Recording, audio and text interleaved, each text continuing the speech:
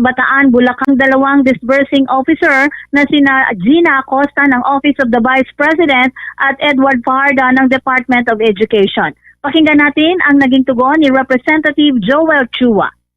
In court. Pero siyempre, kami naman po ay rerespetuhin namin kung ano ang magiging hatol o kung ano magiging desisyon ng ating mga senator judges. Basta't kami dito, gagawin lamang namin kung ano ang aming trabaho at kung ano sa tingin namin ang nararapat. Binalikan naman ni Representative Terry Ridon ang usapin sa paggamit ng confidential funds kabilang ang mga pondong nakalistang ginamit umano noong Christmas party. Ayon kay Ridon, nagkaroon ng misuse dahil ang confidential funds ay napunta sa mga taong hindi organic o hindi regular na kawani ng mga tanggapan ng gobyerno. Anya, hindi kasi maaaring gamitin ang confidential funds para sa mga non-organic personnel kahit pa ito ay inilaan para sa umano'y confidential activities. Sinabi pa ni Ridon na sinusuportahan ng prosecution ang fraud audit ng Commission on Audit upang masuri kung paano ginastos o winaldas ang confidential funds. Pakinggan natin si Representative Terry Ridon. Yung confidential funds sa mga non-organic OVP at DepEd personnel, Mr. Lachica, Mr. Nolasco, doon pa lang po mismo nagkaroon na ng misuse ng confidential funds. No? Kasi nga, hindi po pwedeng gamitin ang confidential funds ng mga tao na hindi naman po tauhan ng mga opisina po na meron pong confidential funds. And very relevant po yung binabanggit na ng COA nitong nagdaan, which is the fraud audit. So ibig sabihin, this is an entirely separate discussion already doon po sa level po ng Commission on Audit. And it is something that we would support. Kasi nga, nakita ho natin, ang sabi ho ni Ms. Del Campo, hindi pa saradong-sarado kahit meron pong credit memorandum pong inilabas. No? So, pagka nagkaroon po ng fraud audit, particularly para silipin pa ho further kung paano nga ho ba winaldas ito pong pera na ito. Ayon naman kay prosecution spokesperson at Lanao del Sur Representative Zia Alonto Adyong, hindi maaaring i-reimburse o i-charge sa confidential funds ang mga gastusing naganap bago pa mailabas ang pondo. Ayon kay Adyong, hindi maaaring gamitin ang confidential fund para sa mga aktibidad ng tanggapan na hindi saklaw ng joint circular. Kabilang dito ang umano'y ginastos na 400,000 pesos para sa seguridad ni Vice President Sara Duterte nang magpunta ito sa Davao City na kalaunan ay iniulat bilang utilization ng confidential fund. Binigyang diin ni Adyong na hindi maaring i-augment din ang pondo ng mga ahensyang mayroon ng sariling confidential funds gaya ng Armed Forces of the Philippines at Philippine National Police. Pakinggan natin si Representative Zia Alonto Adyong. Nalaman po ng taong bayan itong mga activities na ito ay ginawa bago po na in-cash or na-release yung confidential funds. Hindi po pwedeng retroactive yung expenses ng confidential funds at hindi maaari mong i-reimburse doon sa mga activities ng inyong opisina na hindi siya angkop doon sa joint circular. Yung pagsisecure po sa Vice President nung pumunta siya ng Davao na ang ginamit niya ang kanyang mga mismong mga security detailed sa kanya na more than 400,000 tapos gagamitin mo to as your utilization report and accomplishment report using the expenses of the confidential funds to say to the COA na merong pinaggamitan, hindi po ito, according sa ICFAO, hindi po ito saklaw ng joint circular dahil unang-una ang activity na ito naganap bago i-release ang confidential funds. Pangalawa, yung mga under na sa isang ahensya na kumukuha na ng regular funding ay hindi mo po pwedeng augment yung kanilang dapat na mapagkunan ng expenses doon sa confidential funds. Very klaro po yan. Mula dito sa House of Representatives, Bombo Anali Montaño Soberano ng uulat. And this is Bombo Radio Philippines, the #1 radio network in the country. Your trusted source of news and information. Basta Radio, Bombo! Sa usapin pa rin kaugnay ng impeachment, nagpahayag ng pangamba si House Prosecutor at Akbayan Party List Representative Chel Jokno na maaring maling aral sa mga law student ang ilang eksena na nagpapatuloy sa impeachment trial ni Vice President Sara Duterte, partikular sa usapin ng court decorum at respeto sa loob ng korte. Ayon kay Jokno, mahalagang maipakita sa mga law student at batang abogado kung ano ang tama at hindi tamang asal sa isang court proceeding. Git niya ang pinaka-esensya ng court decorum ay respeto sa presiding officer, kabilang panig at mga testigo. Sinabi ni Jokno na hindi kinakailangang taasan ng abogado ang boses upang maging matibay ang argumento. Anya, hindi dapat nakabatay sa kung sino ang mas malakas magsalita sa paglilitis, kundi sa merito ng argumento at ebidensyang inilalahad sa korte. Binigyan din ang mababatas na dapat hintaying matapos ng testigo ang kanyang sagot bago ito putulin o kontrahin. Kung mayroong nakitang hindi tamang sagot niya, ay maaari umanong hintayin muna ng counsel na matapos ng testigo bago humiling sa korte na strike ito sa record. Anya, ang mga ganitong pamantayan ay mahalagang mapanatili sa impeachment trial upang maipakita sa legal community, lalo na sa mga law student, ang wastong pag-uugali at proseso sa isang paglilitis. Sa kaugnay pa rin pong development, nanindigan naman si Attorney Domingo Cayosa na hindi katanggap-tanggap ang misleading questions sa anumang korte sa bansa. Ginawa ng dating Integrated Bar of the Philippines President ang naturang pahayag matapos matanong sa kanya ang reaksyon ukol sa maikling pahayag ni Defense Counsel Attorney Christine Ferrer ukol sa misleading questions sa ika-15 trial day. Ayon kay Attorney Cayosa, may ilang pagkakataon na maaring gumamit ang mga abogado ng leading questions sa cross-examination at sa ilang sensitibong pagkakataon. Gayunpaman, sa lahat ng pagkakataon ay hindi pinapayagang gumamit ang mga abogado ng misleading questions at dapat anyang hindi nakakaligaw ang mga katanungan kapwa sa mga testigo o sa korte. Ikinagulat din umano ni Attorney Cayosa ang biglang pagsasabi ni Attorney Ferrer na pinapayagan ito sa cross-examination hanggang sa nilinaw din kinalaunan ni Lead Defense Counsel Attorney Sheila Sison ang punto ng kasamang abogado. Posible rin anyang ito ang nag-trigger sa post ni Attorney Virgil Ligotan na kinalaunan ay nirereklamo din ng defense team. Gayunpaman, naniniwala ang dating Integrated Bar of the Philippines President na hindi ito paglabag sa subjudicial rule dahil hindi naman tinalakay ni Ligotan ang merito ng gumugulong na kaso. Sa Lunes, mga kabombo, bibigyan ng pagkakataon si Attorney Ligotan na magpaliwanag sa Senate Impeachment Court ukol yan sa kanyang naunang online post. Kuha pa tayo ng karagdagang report, itutukan ng ating news team. Ilang senator judges nagpahayag ng reaksyon sa mga sagutan at side comments ng mga abogado sa impeachment trial ni Vice President Sara Duterte. May report si Bombo Angelo Aganan. Bombo Genesis nagpahayag ng kani-kanilang reaksyon ang ilang senator judge sa mga naging sagutan at side comments ng mga abogado mula sa parehong panig ng prosecution panel at defense team sa mga nakaraang impeachment trial ni Vice President Sara Duterte. Si Senator J.V. Ejercito sinabing inaasahan niya umanong magpapakita ng magandang asal ang mga abogado tuwing impeachment trial. Binigyan diin ng senador na sa huli, pagbabasehan pa rin naman ng korte ang magiging desisyon nito batay sa mga ebidensyang mailalahad sa pagdinig. Siguro, I hope they maintain proper decorum. They have to remember that still an impeachment court, di ba? So we will base everything on evidence and fully maging maayos. We're hoping that everybody will behave properly. Si Senator Panfilo Ping Lacson naman bahagyang pabiro ang naging reaksyon ukol rito. Aniya, nakakatuwa rin umano ang ilang mga sagutan, bangayan at side comments ng mga abogado sa trial para hindi lang aniya ang mga senator judge ang inaabangan ng publiko sa ganitong mga senaryo. Para meron mo tayong konti break, hindi na lang nakakatuwa lagi yung mga senator dyan. Sa nakakatuwa rin naman yung defense at saka yung prosecution. Sa katanungan naman kung may nilalabag bang rules ang House Prosecutor Panel at Defense Team ukol rito, tugon ni Lacson. Na-advise ko sa inyo, you enjoy while in classes. Samantala, wala naman naging komento si Lacson sa estilo ng pagtatanong ng mga kapwa senator judge na napansin ng publiko na tila katawa-tawa at minsan ay walang koneksyon sa pagdinig. Aniya, kanya-kanyang diskarte umano ito ng mga kapwa hukom. Kaya't kung sa tingin aniya nilang nakakapuntos sila rito, ay mabuti. Ngunit kung magiging katatawanan naman ito, dapat umano itong magsilbi bilang isang babala. Well, I can only watch and observe. Mahirap namang mag-re-remark tayo, mag-document tayo sa kapwa natin senator judge. Kasi kanya-kanya diskarte. alam mo, lookout nila yun eh.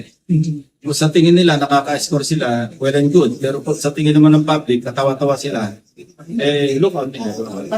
Sa Lunes Bombo Genesis, magpapatuloy ang impeachment trial laban sa Vice Presidente, kung saan inaasahang haharap bilang testigo ang direktor ng House Legislative Information Resources Management Department na si Marivic Pareha. Gayun din ng parehong Special Disbursement Officer o SDO na sina Gina Acosta ng Office of the Vice President at Edward Pajarda naman ng Department of Education. Mula rito sa Senado ng Pilipinas, ako si Bombo Angelo Ganan and this is Bombo Radio Philippines, the #1 radio network in the country. Your trusted source of news and information. Basta Radio, Bombo! 21 minuto makalipas mga kabombo ang alas 12 ng katanghalian.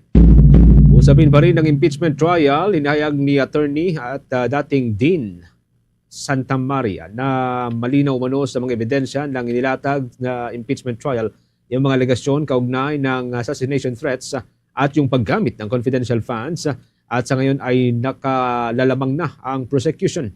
Ngayon pa man sinabi ni Attorney Santa Maria na maaring manaig ang political considerations dahil kailangan pa rin ng 16 na boto sa Senado upang magkaroon ng conviction. Anya maaring mauwi sa travesty of justice yung proseso kung magagamit ang procedural rules at political maneuvering upang baliwalain ang mga ebidensya.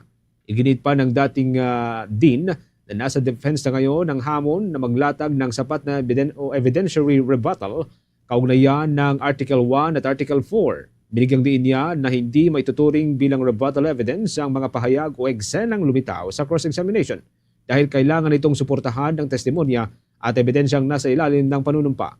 Sinabi rin ni Attorney Mel Santa Maria na kung hindi makakakuha ng 16 na boto ang prosecution, acquittal ang magiging resulta. Ngunit kung walang convincing defense evidence na magiging daan para mapabulaanan yung mga inilatag ng prosecution, hindi dapat otomatikong ituring ang acquittal bilang deklarasyon ng kawalang sala. Dagdag pa niya, magiging malaking dagok sa integridad ng Senado at sa justice at political system ng Pilipinas kung mananaig ang political alignment kaysa sa hindi napabulaan ng ebidensya. Anya maaari itong palalimin ng tinatawag na culture of impunity sa Pilipinas. Sa ibang balita naman mga kabombo at Star Nation, sinusuri na ng Department of Energy ang iba pang lugar na may tuturing bilang potential sites na posibleng pagtatayuan ng nuclear power facilities sa lalong madaling panahon. Ito ay para sa target ng Philippine government na magkaroon ng 1.4 gigawatts ng nuclear capacity pagsapit ng taong 2038, kasabay ng pagnanais ng pamahalaan na maipasok itong nuclear power sa energy mix ng bansa. Ayon kay Energy Undersecretary Giovanni Carlo Bacordo, may ilang lugar nang sinusuri at inaaral ng pamahalaan at isinasa ilalim sa serye na validation ang mga naturang lugar. Kabilang dito ang 2 sites sa Bataan, 2 sites sa Palawan, isa sa Masbate, Pangasinan at Camarines Norte. Ang mga naturang sites anya ay sumasa ilalim na sa initial assessment sa tulong niya ng mga technical assistance mula sa International Atomic Energy Agency para matukoy kung ligtas ba ang mga ito na pagtayuan ng anumang nuclear facilities. Iginiit ni Undersecretary Bacordo na ang nuclear energy ay hindi lamang isang simpleng pagtatayo ng power plant. Sa halip ay kailangan ditoan niya ng maayos na pagtatayo ng mga akmang institusyon, regulatory system, technical capability at financing framework. Kailangan din anya na malawak at matatag na public confidence para suportahan ang naturang programa.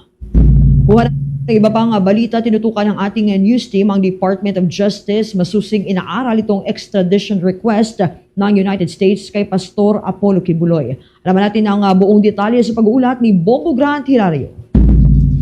Bobo Jai, masusing inaaral ngayon ng Department of Justice ang hiling na extradition ng Estados Unidos para kay Pastor Apollo Kibuloy. Sa pulong balita ng Kagurana, ibinari ni Chief State Counsel Dennis Arbinchan na sinusuri na ng opisina na itong hiling ng dayuhang bansa. Kahapon kasi ay kinumpirma mismo ng opisyal ang pagkakatanggap ng Department of Justice sa formal na extradition request ng Amerika sa naturang pastor. Layon anya mapag-aralan at masusing maigi ang pagiging na ayon ng kahilingan sa kasalukuyang Philippine-United States Extradition Treaty at sinusunod na Philippine Extradition Law. Sa ilalim din ng batas at tratado, ayon sa opisyal ay dapat pang matiyak na ang hinihiling na ma-extradite na individual ay ang siyang nasa kustodiya at pangangalaga ng bansang Pilipinas. Ating pakinggan si Chief State Counsel Dennis Arvin Chan. Under the Philippine extradition law and the extradition treaty with the United States, we have to ensure the presence of several key elements. Number one is the identity of the person or persons to be extradited. We have to confirm that the Apollo Kibuloy they are looking for is the one na nandito nga sa atin. And then we have to also validate and confirm the principle of dual criminality, in which the offense that the United States government is seeking Mr. Kibuloy and the other respondents for have the same underlying act here in the Philippines. So it doesn't have to carry the same nomenclature under our penal system and that of theirs, but so long as the act involved is the same, then it is considered an extraditable offense. Bukod pa dito, kinakailangan aliyaya masiguro at maberipika ang parusang kaharapin ni Pastor Kibuloy sakaling siya'y mahatulang guilty sa Amerika. Ibinahagi ni Chief State Counsel Chan na dapat matiyak na hindi maharap ang pastor sa capital punishment ng dayuhang bansa. Kung saan sa pagsusuring isinasagawa ay sasiguraduhin na hindi mapapatawan ng parusang bitay o death penalty si Pastor Apollo Kibuloy. Muli natin pakinggan si Chief State Counsel Dennis Arvin Chan. Thirdly, we have to also ensure and validate that the imprisonment that these respondents will face if and when convicted in the United States is at least 1 year and up. We also would have to check na hindi pa prescribed yung offense under the US legal system. And lastly, we have to also make sure that that capital punishment or death penalty will not be imposed should they be found guilty for the offenses that they are being prosecuted or sought for. Si Pastor Kibuloy ay kasalukuyang nakakulong sa Pasig City Jail kaugnay sa kasong qualified human trafficking, child abuse at sexual abuse. Habang kinakarap naman niya ang kasong sex trafficking at sex trafficking ng mga menor de edad sa Estados Unidos. Nag-uulat live, ito si Bombo Grantilario and this is Bombo Radio Philippines, the #1 radio network in the country. Your trusted source of news and information. Basta Radio, Bombo! Oras natin, meron na lamang ko tayong 29 minutes bago sumapit ang mga kabumbuang alauna ng hapon. Sa iba pang mga updates tayo, humiling ng hospital arrest ang co-accused ni dating Party List Representative Zaldico sa kasong malversation sa Sandigan Bayan matapos siyang ma-stroke nitong Agosto 5. Si Juliet Calvo, dati pong Maintenance Division Chief ng Department of Public Works and Highways Region 4B, ay umano'y naiwan na paralisado at hindi makapagsalita ayon sa kanyang abogado na si Edwin Labro. Stable ngunit critical naman ang kanyang kondisyon sa ngayon. Hindi tumutol ang mga prosecutor sa motion. Gayunpaman, sinabi na Associate Justice Chair at Chair ng Sandigan Bayan 6th Division na ipatatawag muna ng korte ang doktor ni Calvo upang magtanong ukol sa kanyang kondisyon bago magdesisyon sa kanyang kahilingan. Sina Calvo at Zaldico ay iba pa sa nahaharap at iba pa na kanilang kasama ay naharap po sa non-bailable na kasong malversation of public funds sa pamagitan po yan ng falsification of public documents. Kaugnay yan ng umano'y irregularidad sa 289.4 million pesos na road dike project. Yan po yung nangyari doon sa may nauhan sa may Oriental Mindoro. Iginiit ni Calvo na naunang pagdinig na ministerial lamang ang kanyang paglagda sa dokumentong naging daan sa pagpapalabas ng pondong nagamit dito. Samantala, iniulat naman ng mga state prosecutor na may seryosong structural deficiency ang proyekto. Sa inspection ni Public Works Secretary Vince Dizon, lumitaw na 3 metro lamang ang steel sheet piles sa naturang proyekto kumpara doon sa 12 metro sana o 12-meter requirement. Gayunpaman, isang certificate of inspection na nilagdaan nitong si Calvo ang nagsasabi na compliant daw ang mga ito, kaya po nadawit itong si Calvo. Samantala, muli ring kinwestiyon ng kampo ni dating House Speaker Martin Romualdez ang kredibilidad ng mga tinaguriang Maleta Boys. Kaugnay pa rin po yan ng hiwalay na kaso na sinampal laban sa kanya sa Department of Justice. Ayon kay Attorney Aid Fajardo, umihina na umano ang mga paratang laban kay Romualdez matapos kasuhan ng perjury at libel ng mga Maleta Boys at iginit pa niyang wala pa rin naipepresentang matibay na ebidensya na direktang nag-uugnay sa dating House Leader sa Munoy anomalya sa mga flood control project. Sinabi ni Attorney Fajardo na nananatili at nakabatay sa mga paratang at pahiwatig ang mga alegasyon laban kay Romualdez at sa halip na konkretong ebidensyang maaring magpatibay sana sa mga ito. Samantala, nauna niyang sinabi ni Representative Romualdez na haharapin niya mga paratang sa tamang proseso ng batas. Iginit din niyang wala siyang balak na umalis sa Pilipinas habang hinaharap ang mga isyong ibinabato laban sa kanya. Sa ibang balita naman, mga kabombot Star Nation, na nawagan ng Labor Coalition na nagkaisa na agad ipatupad ang dagdag na 60 pesos arawang minimum wage ng mga manggagawa sa Metro Manila matapos mag-expire ang 20-day na temporary restraining order. Hiniling ng grupo sa mga regional trial court na wag nang maglabas ng panibagong restraining order o preliminary injunction laban sa wage order number 27. Ayon sa kanila, pansamantalang remedyo lamang ang temporary restraining order at wala nang legal na hadlang sa pagpapatupad nito kung walang bagong injunction. Iginiit ng grupong nagkaisa na nananatiling epektibo ang July 25 effectivity date ng wage order, kaya dapat matanggap ng mga manggagawa ang 60 pesos wage differential para yan sa mga araw na nagtrabaho sila mula sa naturang petsa, subject yan sa penal na desisyon ng korte. Binanggit din ng grupong Article 126 ng Labor Code na nagbabawal umano sa mga korte na maglabas ng injunction laban sa wage setting proceedings. Nauna na rin silang naghain ng petisyon sa Supreme Court upang linawin ang jurisdiksyon ng regular courts sa regional wage orders. Kaugnay pa niya, iginiit naman ni Attorney Sonny Matula, Pangulo ng Federation of Free Workers, na patuloy nilang isinusulong ang pagpapatupad ng ipinagpalibang wage hike para sa mga manggagawa sa National Capital Region. Ayon kay Matula, napigilan man ng preliminary injunction ng Pasig Regional Trial Court Branch 152 itong pagpapatupad ng wage increase, umaasa silang makakatulong ang Korte Suprema upang maibigay sa mga manggagawa ang nararapat na dagdag sahod. Sa ilalim ng Wage Order number National Capital Region -27, nakatakda itong 60 pesos na unang tranche noong Hulyo 25, habang karagdagang 25 pesos naman ang itinakdang ipatupad sa Enero taong 2027 para sa kabuuang 85 pesos increase. Itong wage order, mga kabombo, ay magtataas sa minimum wage sa National Capital Region mula 695 pesos hanggang 780 pesos kada araw, at inaasahang makikinabang dito ang mahigit 1.1 million na mga minimum wage earners. Kondisyon naman ng mga labor group ang paghaharang ng Regional Trial Court at iginiit na dapat igalang ang proseso sa ilalim ng Labor Code para sa wage orders. Nauna nang naghain sa Korte Suprema ang grupo at iba pang labor groups ng petisyon para ipawalang bisa ang mga kautusan ng Pasig Court na pumigil sa wage hike. Gate nila kailangang malinaw kung may jurisdiksyon ang regular courts na makialam sa mga wage order ng regional wage boards. Samantala, pinagbigyan nitong Webes ng Pasig Regional Trial Court Branch 152 ang hiling ng dalawang construction companies para sa preliminary injunction laban sa wage increase.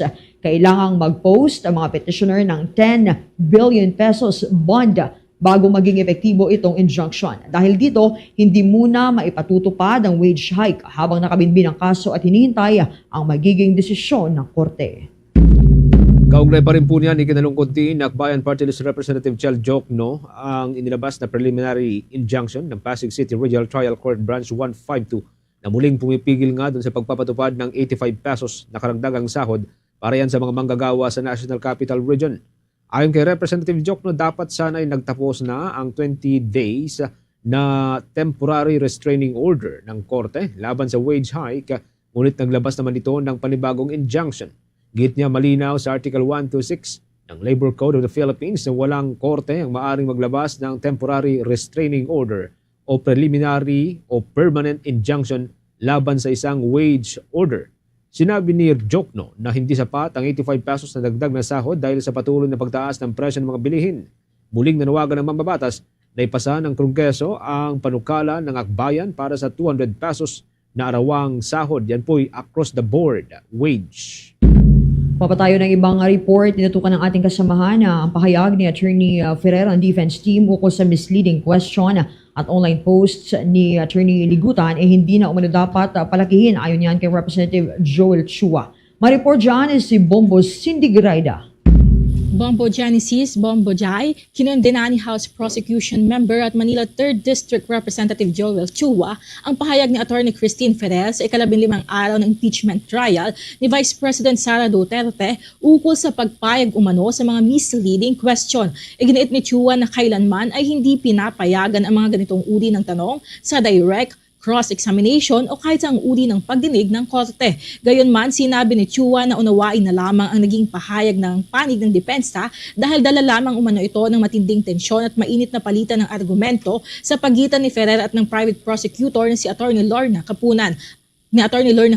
Habang tinatalakay ang Article 1 o ang usapin ng maling paggamit ng confidential funds ng Office of the Vice President at Department of Education. Kaugnay niyan, pakinggan natin ang naging pahayag ni House Prosecution Member at Manila 3rd District Representative Joel Chua. Kasi alam naman natin pare-parehas na yung misleading question ay hindi yan pinapayagan, whether sa direct, whether sa cross o sa kahit na anong stage. Sa aking pananaw, siguro dahil kung bakit nangyari yun, baka nalito lamang yung Defense Counsel, si Attorney Ferrer. Dahil syempre, kailangan minsan unawain din natin na ito'y first time niya na umapir sa ganitong klaseng kalaki na hearing. Siguro bigyan na lang natin siya ng benefit of the doubt at syempre bilang kapwa abogado ko, kasama ko sa profession, ay syempre lahat naman medyo baka mamaya rattled lang siya. At medyo intense kasi yung naging bakbakan nila ni Attorney Capunan, kaya medyo siguro anuhin na lang natin. Tingin ko hindi naman isang malaking bagay yon na dapat na palakihin pa. Samantala, nilinaw din ni Chua na wala siyang nakikitang magiging epekto sa mismong proseso ng impeachment trial ang naging online post ni Attorney Amanda Vergil Ligutan na lumabas ilang minuto matapos ang pahayag ni Ferrer. Kaugnay ito ng apela ni Attorney Sheila Sison na hilingin sa impeachment court na mas maging mahigpit sa mga ganitong sitwasyon. Ipinaliwanag din ito ang ginawang online post ni Ligutan ay mula sa kanyang pananaw bilang isang propesor sa law na naniniwalang hindi pinapayagan ang misleading question sa anumang korte. Ayon pa kay Chua, hindi dapat palakihin pa ang mga ganitong usapin lalo't nalalayo ang paglilitis sa pangunahing layunin nito kundi ang maipalabas ang katotohanan sa likod ng pondo ng bayan na inilaan sa Office of the Vice President at Department of Education. Kaugnay niyan, pakinggan natin muli ang naging pahayag ni House Prosecution Member at Manila 3rd District Representative Joel Chua. Well, kanya-kanya kasi na interpretasyon yan pero sa aking banda, wala naman ako personally, wala naman ako nakikitang masama doon. Sinasabi lamang niya bilang isang profesor ng College of Law sa UP ay sinasabi lang niya siguro na sa lahat ng estado ay hindi po pwede talaga ang misleading question. So wala naman siyang pangalan na binanggit. Kaya tingin ko dapat ito yung mga bagay na hindi naman dapat pinalalaki. Dapat nawawala kasi tayo doon sa focus ng mismong discussion which is yung confidential fund. So yung mga misleading, yan mga bagay na yung mga abogado lamang nakakaunawa. Parang medyo nalilihis na yung usapin. Hindi naman talaga yan ang pinaka main course dito. Ang pinag-uusapan dapat natin dito kung tama ba o hindi yung paggamit ng confidential fund ng Vice President. So sa akin, puro pampagulo lang ito Para sa Bombo Network News, ito si Bombo Cindy Graida. And this is Bombo Radio Philippines, the #1 radio network in the country. Your trusted source of news and information. Basta Radio, Bombo! Bombo Sports News! Sa ating pong sports news, baka po para ho sa mga tennis fans, muli pong nagkampiyon ng 6-time Grand Slam winner na si Iga Swiatek matapos paluhurin ng world number 2 na si Elina Rybakina. Yan po yung naganap sa may finals ng National Bank Open. Tinapos ni Swiatek ang laban sa dominanteng score na 6-2, 6-3. Dalawang version lamang ho ito Yan ay nangyari lamang sa loob ng 75 minuto kaya hindi po gaanong nagtagal ang finals. Dahil sa maagang pagkakamali at double faults nitong si Rybakina, agad na nakakuha ng momentum ang Polish star upang dominahin ang kabuuan ng naturang match. Hindi na nakabawi pa ang world number 2 sa pag-usad ng finals hanggang sa tuluyang itinanghal ang 6-time Grand Slam winner bilang panibagong champion. Ito ang kauna-unahang Women Tennis Association title nitong si Swiatek ngayong taon at ang kanyang ika-12 Women Tennis Association 1,000 crown sa kanyang karera o sa kanyang professional career. Inasang muling haharap ang bagong champion sa nalalapit na US Open kung saan maraming tennis star ang nakatakdang maglaro.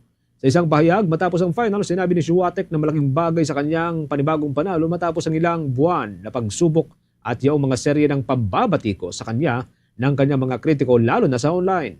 Sa kabilang banda naman, dahil sa panalong ito, inaasahang muling aakyat si Swiatek sa World Top 5 ranking sa ilalim po yan ng Women Tennis Association. Bombo International News. Nagbabala ang Estados Unidos na maaari nitong panatilihin ng walang takdang panahon na naval blockade laban sa Iran habang lalong lumalala itong kakulangan sa supply ng langis at tumitindi ang tensyon sa rehiyon. Ayon kay Defense Secretary Pete Hegseth, kaya ang magpatuloy ng United States Navy sa pagbabantay sa rehiyon sa pamamagitan ng pagpapalit-palit ng mga barko dahil dito lalo umanong napipilayan ang ekonomiya ng Iran habang nanatiling hindi tiyak ang usaping tigil putukan. Nananatiling sentro ng tensyon ang Strait of Hormuz kung saan dumaraan ang malaking bahagi ng supply ng langis at liquefied natural gas sa mundo. Bumagsak na rin ang shipping traffic sa lugar habang ilang barko naman ang naiulat na inatake. Samantala, tinatayang bababa ng 4.3 million barrels kada araw ang pagdaigdigang supply ng langis ngayong taon ayon sa International Energy Agency. Nagbabala naman ang mga ekonomista na maaaring lumala ang epekto sa pandaigdigang ekonomiya at magdudulot pa ng mas mabagal na paglago o resesyon kung hindi agad matatapos ang digmaan. Meron na lamang po tayong 16 na minuto bago sumapit mga kabombo ang launa ng hapon. Ang uli sa ating mga balita bago sa ating mga balita sa probinsya, inatasan ho ng Philippine National Police ang mga tauhan nito na dagdagan ng police presence at magbigay ng assistance sa mga estudyante habang suspendido ang pasok o klase sa paralan dahil yan sa masamang panahon. Ayon kay Philippine National Police Chief General Jose Melencio Nartates Jr., dapat ay makipag-ugnayan ang mga police unit sa mga lokal na pamalaan at mga paralan lalo na sa mga lugar na madaling bahain.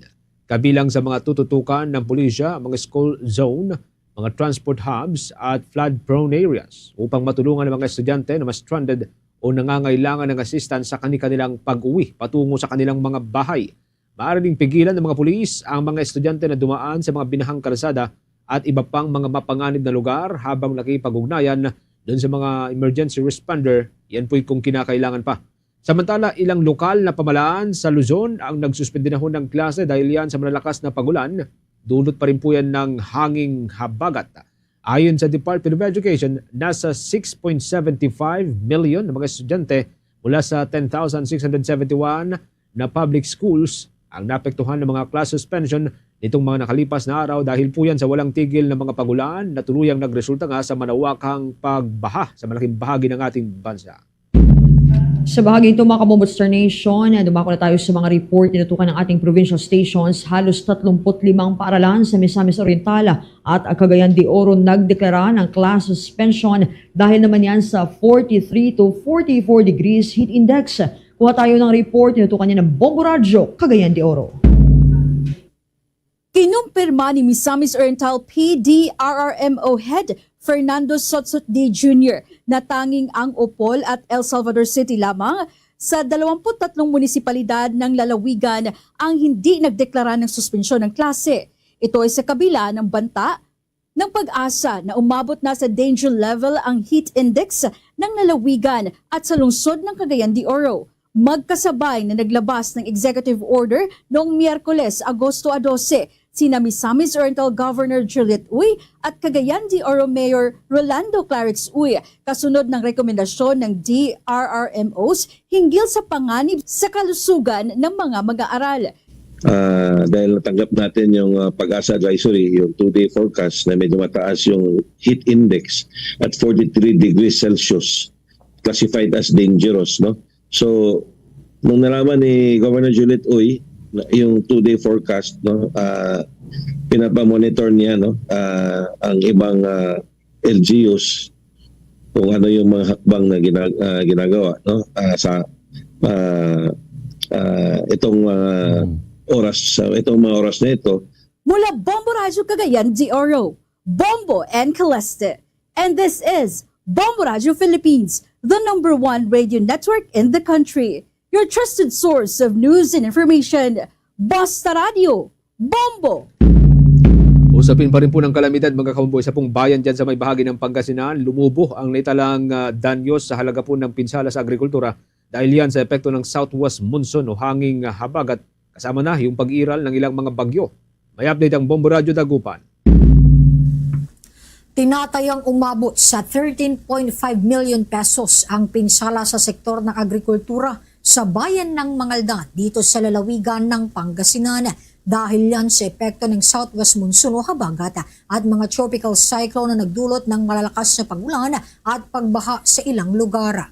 Ayon kay Mangaldan Local Disaster Risk Reduction and Management Officer 4 Rodolfo Corla, bagamat nagsimula ng bumaba ang tubig sa ilang lugar, nananatiling nakabantay ang Municipal Disaster Risk Reduction and Management Office dahil sa posibilidad ng panibagong malakas na pag-ulan. Malaki naman ang naging epekto ng kalamidad sa sektor ng agrikultura sa bayan. Batay sa partial assessment ng Municipal Agriculture Office, tinatayang 12 million pesos ang pinsala sa palay, 483,000 pesos sa mais, 437,000 naman sa high-value crops at 583,000 pesos naman sa fisheries. Sa kabuuan, umabot sa 13,516,300 pesos ang naitalang partial agricultural damage sa bayan. Ang malaking pinsala sa agrikultura ang isa sa mga naging batayan ng lokal na pamahalaan sa pagdedeklara ng state of calamity sa Mangaldan. Patuloy naman ang isinasagawang assessment at monitoring sa mga apektadong magsasaka at mangingisda upang matukoy ang kanilang mga pangangailangan at posibleng tulong mula sa pamahalaan. Maraming mga pananim ang medyo naapektahan ng southwest monsoon na yan. Okay, so ayon sa kanilang report sa amin, ito po umabot ng 12 million ang sa rice, then 483,000 ang sa corn. Yun yung mga high value crops po natin ay 437, sa fishery 583, so 516,300 po ang partial damage dito sa bayan po ng Mangaldan. Para sa Bombo Network News, mula rito sa lalawigan ng Pangasinan, Bombo Mayra Reside nag-uulat. This is Bombo Radio Philippines, the #1 radio network in the country, your trusted source of news and information. Basta Radio, Bombo! Ang impeachment trial naman ni Vice President Sara Duterte naglantad ng mga butas at kahinaan ng sistema ng government audit ayon niya sa former Commission on Audit Legal Officer. May nakapanayam ang Bombo Radio Iloilo. Iginiit ng dating legal officer ng Commission on Audit o COA na si Attorney Noel Palomado na maaring naglantad ang nagpapatuloy na impeachment trial na mga posibleng kahinaan sa sistema ng pagkontrol, pagsusuri at pag-audit sa paggamit ng pondo ng pamahalaan. Sa panayam ng Bombo Radio kay Attorney Palomado na dati ring auditor ng United Nations, sinabi nito na hindi lamang ang mga ahensyang gumagamit ng confidential funds ang dapat suriin, kundi maging ang proseso at pamamaraan ng Commission on Audit o COA sa pag-audit ng mga naturang pondo. Binigyang diin din ng Bombo Abogado na hindi dapat nagtatapos ang audit sa pagtukoy kung ang isang transaksyon ay sumusunod sa mga probisyon ng umiiral na joint circular. Maaari rin umano magsagawa ang mga auditor ng mas malalim na pagsusuri upang matukoy kung ang mga gastusin ay tunay na lehitimo at kinakailangan at kung hindi kabilang sa mga gastusing irregular o unnecessary.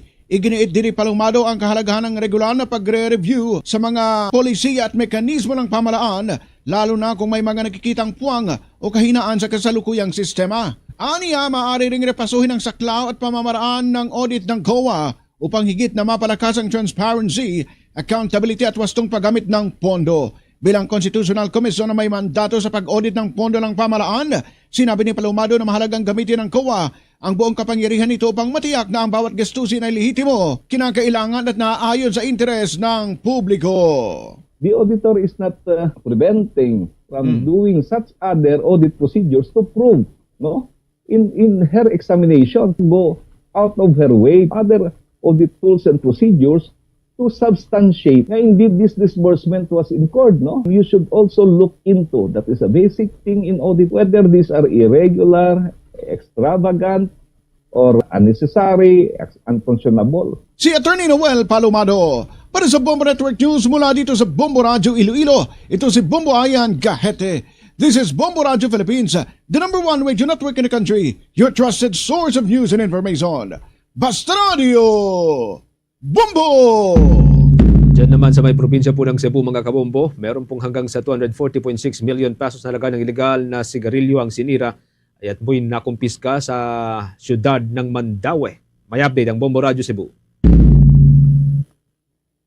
Tinatayang 240.6 milyong pesos na halaga ng iligal na sigarilyo ang nakumpiska ng Bureau of Internal Revenue at ng mga law enforcement unit sa isang bodega sa North Reclamation Area, Mandaue City, Cebu kahapon Agosto 13. Ang pagkumpiska ng mga sigarilyo ay pinangunahan din ng Department of Finance Secretary Frederick Go, BIR Central Visayas Director Douglas Rufino at District Collector ng Bureau of Customs Port of Cebu na si Attorney Zay Cari de Guzman. Sinabi ni Director Rufino na 7 individual na umano'y sangkot sa pagbebenta, paghahatid at paggawa ng mga iligal na sigarilyo ang inaresto at kinasuhan sa ilalim ng Republic Act 10863 o ang Customs Modernization and Tariff Act. Dagdag naman ni Secretary Go na ang mga sigarilyong walang buwis ay maaaring makabawas sa kita ng gobyerno na para sa mga programa at serbisyong pampubliko. Kaya naman binigyang diin ito na bukod sa pangungulekta ng buwis para sa mga serbisyong pampubliko, itinutulak nila ang mga ito dahil ang mga sigarilyo ay nakakapinsala at nagdudulot ng panganib sa buhay ng tao. Agencies, the BIR and the BOC, together with the Department of Finance to collect revenues for the country. These revenues are used for the programs of the country. No? So every peso that is not paid is working against the government. Mula rito sa lungsod ng Cebu, Bombo John Acanyeti, and this is Bombo Radio Philippines, the #1 radio network in the country, your trusted source of news and information. Basta Radio Bombo! Ito naman 2 dekadang batas sa solid waste management bigo sa layuning mabawasan ang basura ayon yan sa Ban Toxics. May report ang Bombo Radio Tugigaraw. Iginiit ng environmental group na Bantoxics na bigo pa rin ang 20 taong Republic Act 9003 o ang Ecological Solid Waste Management Act na makamit ang pangunahing layunin nitong mabawasan ang basura. Ayon kay Tony Dizon ng Bantoxics, may pangangailangan ng amyendahan ng Kongreso ang batas dahil sa patuloy na pagdami ng basura sa mga anyong tubig gaya ng nangyari sa Maynila matapos ang malalakas na pag-ulan nitong mga nakaraang araw. Sinabi ni Dizon, hindi nito natugunan ang kakulangan sa sistema mula sa pangongolekta, segregation hanggang sa pagtatayo ng materials recovery facilities at kakulangan ng kaalaman ng publiko tungkol sa tamang pagtatapon. Sa kasalukuyan, halos kalahati pa lamang ng mga barangay sa buong bansa ang mayroong materials recovery facilities na nangangahulugang kulang pa rin ang infrastruktura para sa maayos na pamamahala ng basura. Dahil dito, nanawagan ang grupo para sa malawakang konsultasyon upang matukoy ang kakulangan sa pagpapatupad at pananagutan ng mga lokal na pamahalaan. 20 years ago pa po itong batas na to. So dapat nga po na-experience na natin na halos wala na tayong nakikitang basura sa kalsada, wala na tayong nakikita ng mga basura katulad dito no sa mga waterways natin dahil nga po may waste diversion na tunguhin itong ating batas.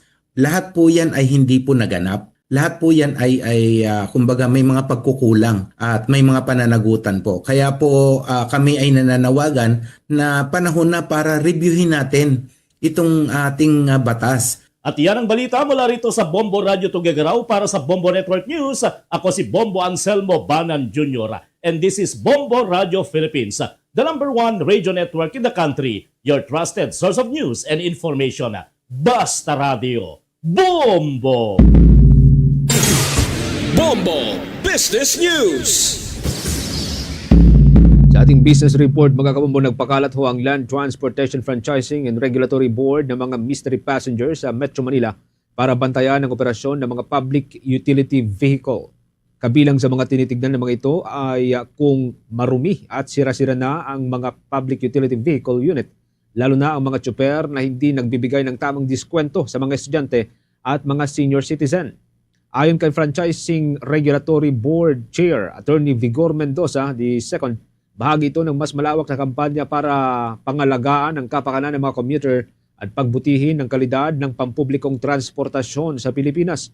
Sa inisyal na pagsasagawa ng operasyon, mga kabombo, 9 na UV Express units ang agad na nabigyan ng show cause order o pinagpapaliwanag matapos makitaan ng sira-sirang mga parte o bahagi ng kanilang mga sasakyan at maging yung paglabag sa umiiral na regulasyon.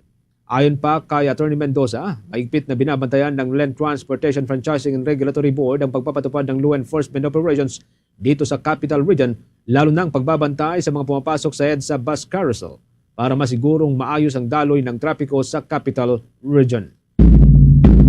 Luzon, Visayas at Mindanao, tuloy-tuloy lamang po sa pagsubaybay sa atin pong 32 fully digitalized AM at FM stations gamit ang ating mga social media pages, mga kabombo Caster Nation. Pagkatapos ng Bombo Network News, pwede po niyong subaybayan ng mga provincial station ho natin, yung kanilang mga programa. Lahat po ng provincial station ng Bombo Radio Philippines at ng Star FM meron sariling social media pages na pwede po ninyong subaybayan. Pwede po ninyong i-follow, pwede kayong mag-like, and of course, pwede rin po kayong mag-subscribe. Sa Facebook man yan, sa YouTube, sa TikTok, sa X, and of course, pwede rin po ninyo kaming i-follow sa www.bomboradio.com para po sa updated na balita, mga kabombo Caster Nation. Sa Mindanao area, sa mga kababayan po natin dyan sa may Region 11 o dyan po sa may Davao Region, nariyan po ang Bombo Radio Davao at ang ating news, music and entertainment station ng Star FM Davao. Sa siyudad ng Cagayan de Oro, nariyan po ang Bombo Radio Cagayan de Oro. Para sa mga Butuanon dyan sa Mindanao, nariyan po ang Bombo Radio Butuan. Sa Sarangani Province at mga katabing probinsya, nariyan po ang Bombo Radio General Santos. At para sa mga Ilonggo na nakabase dyan sa may Mindanao area, pwede po ninyo subaybayan ang mga programa ng Bombo Radio Coronadal. Para naman sa ating mga listeners and viewers sa bahagi ng Bukidnon area, mapapakinggan at mapapanood ang Bombo Radio Malaybalay. Para sa mga Chabacano, nariyan naman ang USA Music and Entertainment Station ng Star FM Zamboanga. Sa Zamboanga del Norte, nariyan ang Star FM Dipolog. At sa Central Mindanao and Bangsamoro Region, nariyan ang Star FM Cotabato. At bago tayo magtapos, mga kabombo Star Nation, narito sama-sama tayong manalangin ng Oratio Imperata for deliverance from calamities. Almighty Father, we raise our hearts to you in gratitude for the wonders of creation of which we are part, for your providence in sustaining us in our needs, and for your wisdom that guides the course of the universe. We acknowledge our sins against you and the rest of creation, nature. We have confused your command to subdue the earth.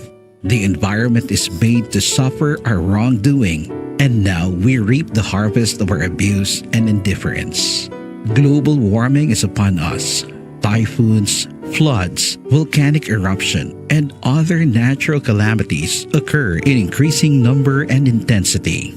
We turn to you, our loving Father, and beg forgiveness for our sins. We ask that we, our loved ones, and our hard-earned possessions be spared from the threat of calamities, natural and man-made. We beseech you to inspire us all to grow into responsible stewards of your creation and generous neighbors to those in need. Amen.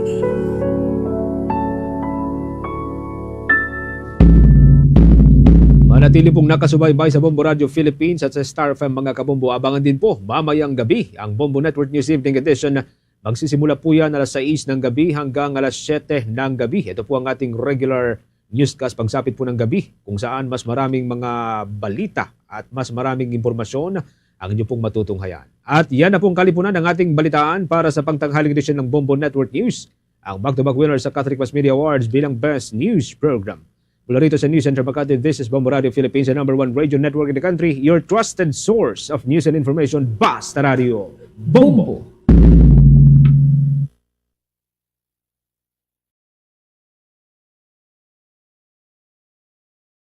Minuto na nakalabay, hito na lang tunigas.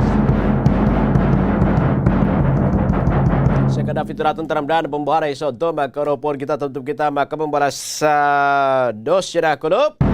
Plus na natin ito natin mga balita lokal, bagi natin mga balita nasyonal aton pag-isgutan ito natin taramdaan na pambuharay so do. Ibombo Venus Banson Viva siya makaupo di dahinin, no?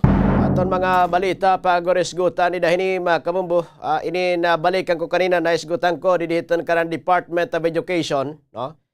Ini ang kanan DepEd, iging pagawas nga report ito na Department of Education. Ini naton mga kabugtuan estudyante. No, nanining kamot sing paniday ni mga kabumbot mga kabataan nga may baro. Apay ko nanining kamot ko na bumuvins. Iba naning kamot pagikatatarhog na ladida mga kabumbo. May mga bam joke. May mga inin panarhog nga may papatayon. Amunot baga na inin nabuan din dahil ni mga kabumbo. May papatayon, may inin amoy ni. Mga suga dito dida nga mga nagawas report. Beses diri liwat ito na amo dida ini mga kabumbo nga. Inin suga na lahat mga hidadarasan dida nga dito raton mga kabataan, no? Nga hapanahon nga suga din nasi nga ni iton information officer iton DepEd sa High Court of Province, iti ba hindi nala dapat tinutuo dida. Pero inin problema na ini kung tuod di may nga magsasastrang didahinin. Kung baga matuod man dida makamo mga may bumuroto ngayon. May dagod magsasarang. So, inin labot pa hini, tamaan siring nga, may nakita inin krisis sa edukasyon. Direct sakto ang gisisiring learning crisis. Pero kay aanhon ta pa man ini nga learning crisis kung hadto pa man ini makabumboy na abat na dida. Nga sugad iton problema dida makabumbo hiton panedukasyon di Pilipinas. Sugad it kabutang dida makabumbo hit panutduan na Pilipinas. Diak maaram kun hanit problema kuno kun didihit kabataan or kun didihit ka maestrahan dida ini. So report dida mas inin mabugat ang mga pamakyana pagkena. Kay ano nga pauro otro naton binabalikan it pareho nga problema it milyon nga mga kabataan nga saring ko pa kanina nasa kahit grade level ambot kun pero waray na hindi siguro pagkena ano na mo iton dadaan mo lang regalo himam hiser bisdi ka maara magbasa inin pasar ka na hito nida. So, mas mabugat ka pabakyan hapag ka na, no? Kung babalikan nato rin pareho nga problema. Nga may ada mga kabataan nga nasa kaha grade level pero diri makabumubaara magbasa, diri maara mintindi. Ang 2026 nga Statistic of Philippine Education Report Naging buruhaton, makabumbo. Hiton Philippine Business for Education. May da 99.53%. Hiton grade 12 student di dahini. An kumuha han 2024 National Achievement Test. Nga diri eksakto iton proficiency score. Hiton competencies. Intalon, ida mga kabumbo, no? Hindi man natbagin mimino sa trato edukasyon na Pilipinas, pero kung di ko kumpara nato na ibang naso, ida mga kabumbo, panutduan, halarangan ito edukasyon, advance gadira kaupay, ida ini mga kabumbo. Din niya Pilipinas, although may da kita makilala din mga kabumbo nga mga inin estudyante nga at nahalangyaw nga labnasan, pero diri matira nga tanan liwat dida makabumbo. Diri matira nga tanan dida makabumbo di matiyanalak rahit kung ano hiya amo gapit pang kabugusan nga mga estudyante Pilipinas. Harayo ito dida. Ibait kinaadman niya, ibait aadi, ibait akon, ibait aadi. So, nagawa sa report nga medyo nagkakamang itat mga estudyante asdangay kinaadman makamambuhiton English, science, math, ngan reading comprehension. Medyo nahibabayaan itat mga estudyante hit mga tagigrani nga mga nasod. Pero katuig na ito nakalabay na sabutan nga may da mga senior high school. Ito na ko Koreano mintindi hit ira gini estudyuhan pero nakakapasar man lagi. Di rin simple makabumbo nga habobo nga marka, grades. Ini makabumbo in wake up call na inihaton. Ngan ko ng mga estudyante mabot iton senior high school nga kulang iton basic skills. Daw magkukurian hiyang dirila exam kundi pag-abot iton college nga niton pag-apply na iton trabaho. May mga reforma hiton Department of Education. Ada kitan tinatawag nga aral program. Aral program, curriculum changes, dugang nga budget ngan classroom construction. So, importante mga ini, pero mahal iton implementation. Ang education, hindi rin pwede permila makabumbuha sunod nga tuig dala. Diri usa ka beses la makabumbu na agi iton bata kada level. Pero dako iton budget makabumbu. Dako ang budget, pero kulang paghihapon. Ito naton mga classroom, pasilidad, tubig, kuryente, internet, learning materials. Klaro, makabumbu nga diri la sa lapit issue, kundi kadagmit ngan kalidad iton pagpatuman ni dahini. Diri eksakto iton curriculum kung ginugutom it bata, huruot it klase, kinakapo it kamaistrahan, kulang it guidance counselor, nurses ngan security. Diri pwede nga iglaom na la ha maestra. Iton tanan nga trabaho iton usa nga bugos nga support system. Kanang gihapon atindiran it mga kamaistrahan kung karuyag naton atindiran it at mga kabataan subaybayan. Ang mga eskulanin diri dapat bugos iton ecosystem of support sakto iton personnel, talwas iton campus, maupa iton liderato. Pero ang sentro in klaro makabumbo, inin foundational learning, kundiri maaram bumasa, magintindi, magsurat, ngan mag-ihap it bata, makabumbo siyahan pala nga grade level, labi na iton kadakot agwat it na itaas, makabumbo. Kaya siyempre kung baga di ka maaram bumasa di dahini, ipapasaron ka nga titon sunod nga inin grade level ano naman la ini makabumot baga masunod siring pa dida inin haing ka naman lahat baga pupuruta dida hini makabumbo inin baagahaw ko no Bumbo Vince masugad ganit baga sitwasyon na pagkaya na nga di tatagan kahin sugad nga grado, no? Pero maka uruang busay kala dida hini makabumboy sugad nga inin panggraduhan dida kay gintagan nimo, ginbaydan nimo, Ini nakapasar dida medyo makarawa na dayton, Mapay kung bispanganit baga puro panubad ka laha klase. Di mat nimo team klase, classmate, makabumbo nimo, pag-abot team kolehiyo, amo laga team classmate din hinin. Mati ko di rin at dida na-apply makabumbo. Di na ito upo dida siguro ko makabumbo. So, amo iton kinakabutangan niya na nga mga panahon. Hain pupurutat aton edukasyon. Diin pupuruta dida makabumbo, ito nato na inin pan-edukasyon dida nga pantag.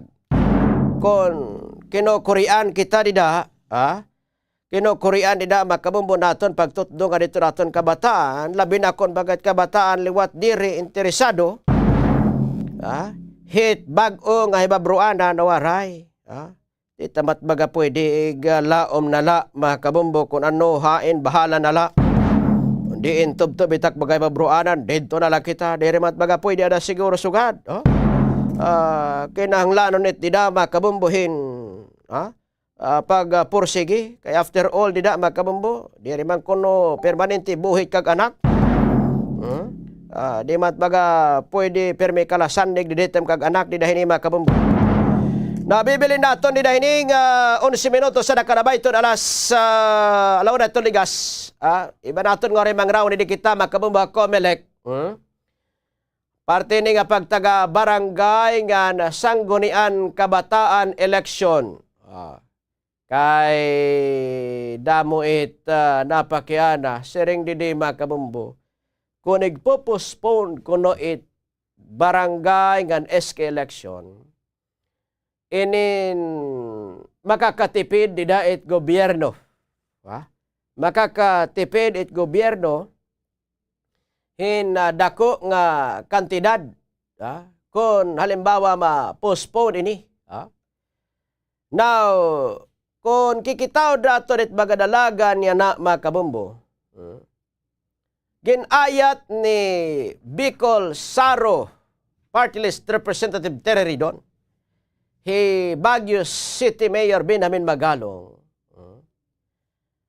hiton inin kabutangan ini pagkaya na may pag-isumpay hinin nga pagtaga pinili ay postponement di dahini makabumbo. Kung halimbawa ma-postpone bakay dabot na siring kaya na ko nga igpo-postpone na it barangay election kaya nang lanak ko no balyuan. Pero siring ito na Comelec Chairman George Erwin Garcia nga nagamit na dira an ira preparasyon para ito November 2026 barangay nga sangguniang kabataan election, may ada nagamit na nira an 8 billion pesos, hamaabot 19 billion nga nakagahin para ito nagtitikaraning nga piniliay hiton barangay. Imagine ka? Siring makabumbo ni Comelec Chairman George Erwin Garcia. Ni kami kuno, daan lang kami nagpapasabot nga amon preparation for barangay na SK election. Nakagamit na kuno kami 8 billion pesos. Nakagamit na kano kami. Siring iton Comelec, nagamit na nira an preparation para ito November 2026 barangay nga SK election, an 8 billion pesos, 19 bilyones ka pesos para iton nagtitikarani nga barangay nga SK election. Kadida palahan voters registration, satellite registration, I don't know kung baga nagpaka-imprinta na inin. Pero kay diri man ini makabumbo inin automated election di dain makabumbo. Diri man inin automated election. Kuan man la ini, surat-surat la ini. An paglilista Juan de la Cruz kahon. Tapos tigda brand out, pag light iba na ang nangunguna. Iba na nangunguna. Dida, amo inin mga sugad hadto nga mga inin eleksyon dida hini makabumbo. Hino-hold up an balota nga nihulog ditan salog. Dida, or hino-hold up ang balota nga pagsuritan. Dida makabumbo or gimbabalyon it balota, itsulod. Hadto iton kay mga eksihido at ang tawo hadto nga mga panahon na nahi ka serbisyo good dida.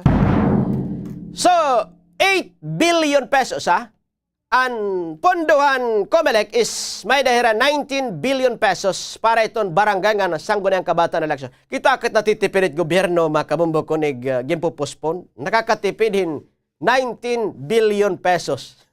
Nakakatipid magalit ungod ini nga natitipid makabumbo, iging kakain man ini.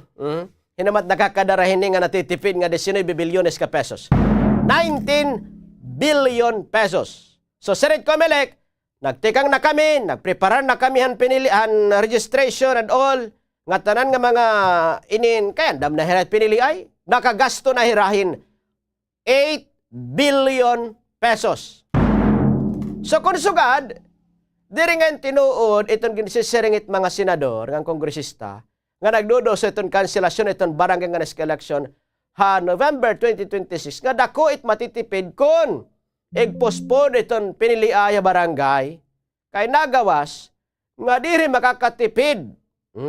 Diri makakatipid, hakaloyo nga lugi pa, maitungod daw, sugad-sugad nga labog la.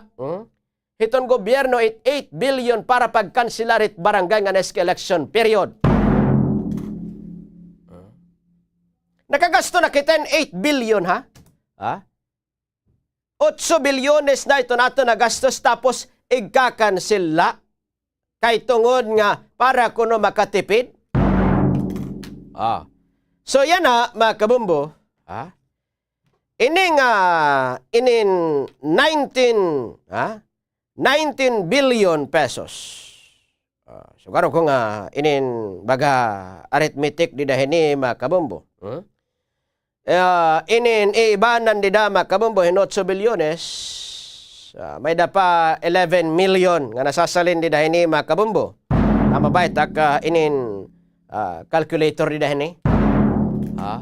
So 19 billion 8 billion na mamay wari pa nga nit magtitikangit election ha, pero nakagasto na it ko malikin 8 billion. Ginano daw lang nga 8 billion lagi di na mga kabumbo. Anyways, niyan pagbalik nato na mga rawon tayo mga kabumbo. Nga di ba pa nga mga balita aton pag-isgutan na bilin nato di na nga 19 minutos sa nakalabay hiton ala una hiton ligastan. Mabalik kita pirari nga mga perumdum. Ito at iba pang mga pangunahing balita. Susunod na! Damo nga mga impormasyon ang mga nagkakagawas sa nga panahon na kundiin ang iba ay napapasaring nga kita nga aman as in, tuod, sanglit importante ang pag-fact check o sa nga pamaagi insuriunin maupay ang impormasyon. Kita ako ba nagbalita ang maubang impormasyon inti kang matatapuran nga source sugod ang mga kilala na mga news organization sugod ang Bombo Radio o di man nga ni mga government agencies. Kita gihapon ang kredibilidad na nagsurat nga hibaroa kung kakano iging pagawas ang impormasyon. Kung may nabay ni bagong updates ka nang papabaguliwat ang kamatuoran. Tutok la din niya Bombo Radio Tacloban para iba pa nga mga pamaagi.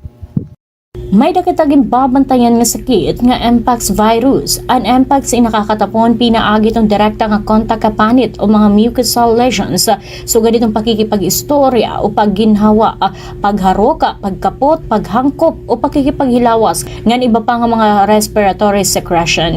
Pwede gihapon itong indirect contact ka mga contaminated beddings, clothings or linens ngan iba pa nga mga gamit. Kalaki pa sintomas itong skin rash o mucosal lesions. Kaupo ditong hiranat, swollen lymph nodes, ngan sore throat, muscle ache, ngan back pain, sugad man itong headache, ngan low energy. Kung makaawat ini indayon nga magpakonsulta ka doktor. Ini nga pahinumdumin hatag iyo itong Bombo Radio Tacloban. Napaka-importantihan pagtitipid hitong tubig, labinayan na nga panahon. Aadi iton pera nga mga tipid tubig tips. Igsaraduhin maupay ang mga gripo kahuman nimo gamiton. Ayuson dayon kung may mga makitan ka nga likay mga gripo ha iyo panimalaya. Gamitin kabungan balde kung nakarigo. Gamitin baso kung ikaw inagtutut brush. Ig-recycle o gamita utro ang mga ginpagbanlawan hinbado nga pwede panlimpyo o panbuhos sa kasilyas. Magsalo din tubig kung nauran. Magtipid kita ang tubig kay para makabulig nga diri magkulang ang supply. Paano ba mag-fact check ka Bombo? O sa diniin ano ba ang motibohan igin balita? Ini ba agud nga maghatagin sakto nga impormasyon o ini ba igin surata para magbuwa, makaguba o magpakalatin propaganda? Damo manggod ang mga peke nga mga impormasyon ang ginbubuhat. Swerte sa palengke ng Bombo Radio at Star FM Drop Boxes ay matatagpuan sa mga sumusunod na lugar. SVS Variety Store, Tacloban City. Joanne Eatery, Gomez Street, Tacloban City. Guri-Guri Store, Sampaguita, Tacloban City. Lady Paper World, Del Pilar, Tacloban City. Hayward Travel Inn and Mini Mart, Paterno Street, Tacloban City. Habot nga ang tensyon na Middle East, ginalauman nga mahitaas ang presyohan lana ngan kuryente. Sanglit, tikangan hapanimalay, paro nga ang suga nga appliances kung diri ginagamit. Gumamit in energy efficient nga bumbilya ngan ibani ang paggamit han aircon. Tigamni, ang simple nga pagtitipid yana, inda ko nga bulig ha masunod nga adlaw. Tipid ha kuryente, bulig ha kabubwason. Aadi naman kabombo, ang pera nga pwede naton buhato na aton mga kusina ngan paglalaba agud nga makaiba na pagkonsumo han enerhiya. Hakada pagluluto, siguraduha nga maupay ang pagkakatakluban mga lutuan para makaiba na cooking time. Paghahatag hinhalawig nga oras ang mga frozen food nga mag-defrost san ulutuon. Ngan paggamit ang mga microwaves kumpara naman ha mga electric ovens. Kung posible, ha mga rural households na gamit iton air dry o iton simple nga pagpapamaragamit iton sirak hagawasan mga panimalaya. Pero laini kabombo ha aton energy saving tips nga pwede buhaton ha aton mga tagsa-tagsa panimalaya. Hausa lang nga klika aton mga screen and pwede na makapagtikang hin live videos, mag-post in photos ng status, kalakip na ang aton lokasyon. Iniin kapartinahan aton panadlaw-adlaw nga buruhaton nga hausa nga sayop in Bombo Hanay sa Udto. Balik kita teraton teramdana bombaray sa oras nato na nato nila nga 22 minutos sa nakarabay ito na lot liga si check ko ara ito linya makabombo iton head iton City Records Office sa Club na pegisyon pa madaya bisita kanina makabombo nga diya may area iton an diya may kawayan makabombo anon baga pano yun nga ni lakip ko na lagi apon ang status makabombohan mga isda nga nagkamate diya may area iton kang Kabato particular diya may Astrodome nga area. Sir Melo na dito head ito City Coast Official at Tacloban. Sir, mapay nga klub. Live kita mong mura di Tacloban di Mombo Venus. Pagkalop, sir. Okay. Hello, sir. Okay. Nautulit linya. Partner, may audio dida. Okay. Hello, sir. Tawagan ko na otro, partner, ha. Inin, nabibili nato ni Dama. Kamong buhining 23 minutos sa nakalabay ito una itong ligas. Mga kabumbogin, tatry ko lang balikan itong linya, itong head, itong City Records Officer of the Cluban. May pag-isong pahini, mga kabumbong inin, ang mga naging bisita inin, mga kabumbong diha norte. Hello, sir. Hello, Bombodons. Yes. Klaro na? Klaro na, sir. Oo. Sir, regarding, sir, regarding, sir, aton mga naging bisita nga diha norte, ano itong panuyo, sir? May nakita bisita, tingnan nakada? Oo. Okay, so yan ang adlaw bububin si kadawang adlawhan conference sa aton Regional Agriculture Fishery Council Eastern Visayas. Baliging ko komponer rin han mga presidente, han mga farmers and fisher folks sa iba-iba nga mga bungto din ni Sinirangan Visayas or din Region 8 from the different provinces of Eastern Visayas, Biliran, Southern Leyte, Samar, Northern Samar, Eastern Samar. Yan kan mga cities like Tacloban and Ormoc City. Okay. Anong panuyo hinira, sir? Okay, so usa kasi ini nga kapartihan ira pagkitaan mga best experience, mga best practices na kundi may adaan Tacloban, labi ng Tacloban Agricultural Resources Hub na kundi na adto igin papakita nato ng magkaiba mga teknolohiya, mga demo trial na to, magkaiba ng mga high value crops, atong mga fruit trees, atong mga native trees. So, kumbaga kakaiba kasi, mas unique kasi ang aton Tacloban Agricultural Crop Resources Hub as compared na niragyapan mga demo ha iba-iba ng mga provinces or iba-iba ng mga cities. Actually, atan ng mga cities kita latedas wala ni bubugis. Kasugad ka ecological paniya project na di rin lang nag-focus sa mga high value crops kundi kaupod yapon na natin mga collection or planting of different native trees in the Philippines. Okay. Inin bagan sinusubad ni Sir konontat klase may ada kita sugad. Bagan sugad ito bumbubins bagan exchange of ideas, exchange of experiences ngan. Kita kasi ang may daya nagyunahin nga demo farm parahan OB or purple yam nga kundiin nakikita niya pagkaya nga dako itong durot global demand din nga klase nga high value crops. So kita kasi nga na establish nga demo purple yam or OB. Kung bubis may kita at least 1/4 hectare yan ang na-establish na. Yan kapartihan to nagdada kita yung demo. Paano pag-propagate, paano padamuhan purple yam. This is basically what niya bumubis sa natin actual practice, aton actual experience.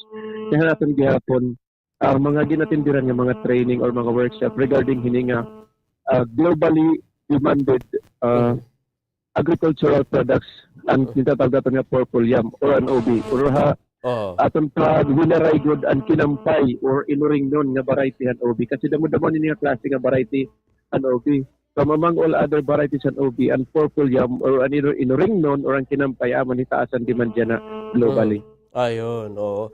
So usa ito para nga pwede naton maging income ito naton mga parag-uma di da sir, no? Kung hataas iton demand inin, pwede amot magaymuon nga mga pananom sir, mga umhanan. Oo, bumubis kasi this is applicable sa open area o applicable sa piniha urban area. Kasi pwede lang yung magtanong mga sako nga may sulod na tuna. Correct. Mga kaproduce ka rin OB. So, cities like Tacloban City as a highly urbanized city or an urban city in Eastern Visayas, kailangan mahi-adapt ini naton, amo tato nig-adapt. Bisan wala kita sugad kay luag or limited lang dura naton agricultural area, at least makaka-produce pa kita diri la mga vegetables, diri la mga fruit crops kundi kaupod gihapon ang globally demanded purple yam or OB. Okay. Anyway, sir, paibado ako, sir, hindi ako, sir, kuan. Status siya na, sir, ini nga isda nga nagkamatay, hindi may kangkabato, be. Ano't baga investigation na ini, sir? Right after nakita ito nini, nga ginpost din sa nga vlogger, nga kilala ko sa nga vlogger, right away, nagbisita kita nga doon site. Pag ihabot natin ito site, nag-coordinate kita dahil ng Bureau of Fisheries and Aquatic Resources laboratory. Tingahan mismo na mumutang nga Tacloban City. So, hadto mismo nga sa kasangtulok 2 days ago, bububins, ginkadto talaga ito namon, ginkita namon ang ini nga report. Tinuod, meron nato nakita nga, nagpatay nga magkaibang klase ng mga isda like danggit, balanak, sapsap, may daliwat tingag, may dagyapon mga butiti, nga iba pa nga mga asin isda nga nakikita natin didakan Cabato Bay. So, ang Bureau of Fisheries and Aquatic Resources supposedly magkukuha ng samples sa mga isda. Pero kay nakita man nga at almost 12 hours na yan nga namatay bumbubins. Kumbaga, na yung state of decomposition, hindi pa pwede makagkuhahan samples na pag-determine kung ano talaga naging cause ni. So instead, nakigsungpayan kita handiin na Artruhan Environmental Management Bureau Regional Office 8 para magkuhahan water sample na kundiin undergo laboratory analysis and water sample para good na kita magkaadahin kasi yan ano naging inungdan or ano naging cause ito maging tatawag nato nga pagkamatay ng isda.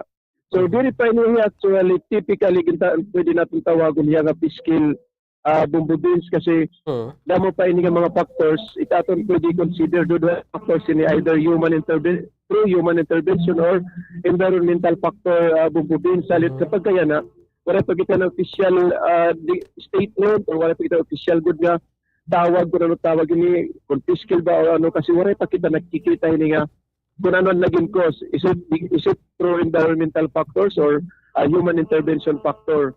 So anytime today, pwede posible kita makakuha ng result. Ikanghan sa Environmental Management Bureau, kailangan kasi niyan masinsinan nga pag-analisa bumbubins para at least may padangat nato na publiko o aton ipaabot ang mga impormasyon na publiko kung safe by i-consume naton mga produkto nga nakukuha didaha or mga coastal products naton na nakukuha kan Cabato Bay kung safe by consume naton household communities within the Cabato Bay. Salit amito yan bumbubins ginabisuhan lanay namon ang tarang nga mga fisher folks naton along Cabato Bay na mag-refrain lang kita pag konsumo kasi wala pa kita a confirmatory result or wala pa kita confirmatory test kung ano naging cause nga pagpatay ng mga isda. Correct. So, based na na kung bumbubins kapag kita diri pa iniya official hato line observation kay kita mas mismo kad kumadto bumbubins gumisit kita kadto kumita kita ini So ito pa din niya official at haton lang personal nga obserbasyon Bumbo Beans or akong personal nga analysis. And coastal protection kasi from Astrodome going na to on the other side have my I think kapilo siya siguro ito na-report na ito yung Bumbo Beans. So an entrance and exit ang tubig from the Cancabato Bay is through ang mga culverts ngayon mga elevated culverts ngayon install ito nga coastal protection. So most hapon pagkita Bumbo Beans was probably pag high tide iningatan mga isda tingnan Cancabato Bay sumunod din niya through ang mga culverts itong nga area nga na-confined or na-report. Pag low tide tungod kay elevated man niya culvert wala niya makagawas Bumbo Beans. So gumuti ang tubig tapos may intrusion ng fresh water kasi may mga drainage sinidida Bumbo Beans. Siguro dumamo ang fresh water naging brackish siya wherein dito dapat taman habitat na natin mga isda, iba pang mga klase mga coastal resources naton nagkadahin shortage in oxygen. Tapos yung sa dalantan sobra ka mapaso Bumbo Beans siguro amin ang naging hinugan ng pagkamatay ni aton mga isda. Pero this is not yet final. Baseline ni aton personal observation ng aton analysis. Based on mga discussion, mga probability na niya Bumbo Beans. Pero later on, anytime magpapagawas kita ng statement as soon as may hata aton ng laboratory result naging buhatan ng Environmental Management Bureau ang DNR. Ayun. Sir, by the way, kung kikitaon naton yung sitwasyon, kasi I don't know, kung may mga isda pa ito nga portion nga may nagkamatay, kung may madakop pa, safe pa ba ito, sir? Or di lang ito tugutan nga magkuwalaan ito nga portion itong isda, sir? Amin natin advice yan na bumubin sa natin mga fishing community within hirani ito di nga be akan kabato di nga mag-refrain lang na kita meantime wala pa kita final result or wala pa laboratory test nga umabutan natin ginkuha nga samples from the Environmental Management Bureau. Diri kasi niya nadadali-dali bumubis kaya damo nga mga aspects damo nga mga factors ang dapat kitaon ni before natin makuha gud niya final result ini nga laboratory test. Ayun. Anyway, so at least baga naklaro. Siguro sir, mensahe mo na lang ito mga kabugtuan, special mga naingis na ito rin nga portion. Go ahead, sir. So para natin mga kabugtuan, yung mga puro pangisda, alam kan kabato din. Pagkaya na, anytime today, magpapagawas kita ng official statement. Yan ginabisuan lanay ka mo nga unta diri lanay kita magkaon o magkonsumo ang mga nadakop natin yung mga isda, mga shells o ano man mga coastal marine resources natin tidak mitinkan kabato day kasi sigurado ang naging cause ang pagkamatay ng isda. Unta diri suga dito itong result maging tama o maging tamang hinalauntan aton observation nga nakita hininga sitwasyon nga naitabo diha kan kabato bay or hirani mismo Astrodome. Actually Bumbo Beans rin nga isolated. Kaya nagyapon suga hininga case nga natabay sa Belgan Park gihapon na Bicol region. So gihapon ito nga klase. Tungod bang Bumbo Beans siguro sobra grabe ka paso itaas induro naton it index. Nagkakada kasi na shortage ng oxygen supply didahan naton mga coastal waters. Mga baga kasusuga din ni sir, no? So, tama ka Bumbo Beans. Ayun. Anyway, sir, sir, damo salamat oras mong radio, mapay nga kulop. Salamat sir Oras, ha? Thank you. Damo salamat Bumbo Beans. God bless you. Salamat, God bless. Makamuhi inin sir inin Romero na dito head ito City Coast Office Syudad itong Tacloban. Nabibili nato ni Dama kamo mga 35 minutos sa nakalabay ito na launa itong ligas. Pagbalik nato, pira pa ito natin mga balita pag-isgutan, pira nga pahinum. Standby. Ito at iba pang mga pangunahing balita. Susunod na! Aadi ka bombong ang pira nga mga vehicle management para makaiban hapag konsumoan fuel ang mga sarakyan. Igmin tinariton pressure hiton kaliding ang sarakyan kada bulan may tuod nga ang mga underinflated nga mga kaliding nagpapahitaas han rolling resistance nga magkukonsumo naman hin 5% ang fuel. Tanggalag hapon ang mga magbugat nga mga gamit sa sarakyan kay kada 25 to 100 kilograms iton extra weight in makakapag increase ito nakukonsumo nga fuel as 0.5% kutob 1%. Ang paggamit ang air conditioning ng mga sarakyan nagkukonsumo hin kuryente kutob 20%. Sanglit batasanig hapon nga i-roll down ang mga bintanahan mga sarakyan. Ha mga ayat ha aton kinabuhi, hakada adlaw, in kinahanglan naton nga maghimo hin mga desisyon, makuri nga nakakagupong, pero aadhain mo nakadepende kung patiunan o makakahimo hin sakto nga mga desisyon. Hibarui ang mga consequences kan risgo ha desisyon nga imo himuon, isipa hin maupay. Ayaw pagpadalos-dalos, igkalma ang kalugaringon, ngan ayaw pagdesisyon kung sobra ang imo emosyon nga inaabat. Maging positibo, ngan mahibaro ha imo mga eksperyensya. Maram ka ba kabombo nga ang sakto nga paggamit hiton speaker ngan video kay in makakabulig para maibanan ang konsumo hiton imo kuryente. Adi iton aton kuryente tipid tips. Likayan ang sobrang kakusog iton volume kay ang sobra kahitaas iton volume mas dako liwat ang konsumo hiton imo kuryente. Gamiton ha eksakto nga oras sugad kun may da okasyon. Likayan ang adlaw-adlaw nga pagkakranta, parunga o iyang plug an video key or sound system. Kung waray naman ini may nakanta, mas malipayon iton kakranta kung nakatipid kita hiton kuryente. Hindi nga pahinumdom intikang ha Bombo Radio Tacloban. Protehere an imo pamilya ngan panimalay kontra hasunog. Sunda ang masunod nga mga iwas sunog tips. Pagbulagon ang mga materyales o gamit nga posible pagtikangan hiton spark. Igpahirayo ha mga kabataan ang mga posporo o kandila. Siguraduhan nga nakaparong na ang kandila o lampara san o kumaturog. Likayan ang overload electrical circuits. Kung ikaw in Malacat, siguraduhan nga naka-unplug tanan ang mga appliances. Siguraduhan gihapon nga may number ka han mga hagrani nga fire station sa iyo lugar. May dakaging papagagian nga kinanglanon mo hin ka istorya, adian pira nga mga tips para hini. Komportable nga pakipag-istorya, piliin tao nga imo gintatapuran komportable ka. Pakiana kon okay la baliwat nga mag-istorya kahan imo maginagian. Planuhin oras ngan panahon. Sigurado liwat nga ang lugar in pribado ngan sakto nga lugar para pakipag-istorya. Maging tinuod gan specific. Waray man problema nga maging vulnerable pero importante nga maging tinuod ang imo feelings ngan igistorya han specific nga simptomas o issue nga imo na eksperyensahan.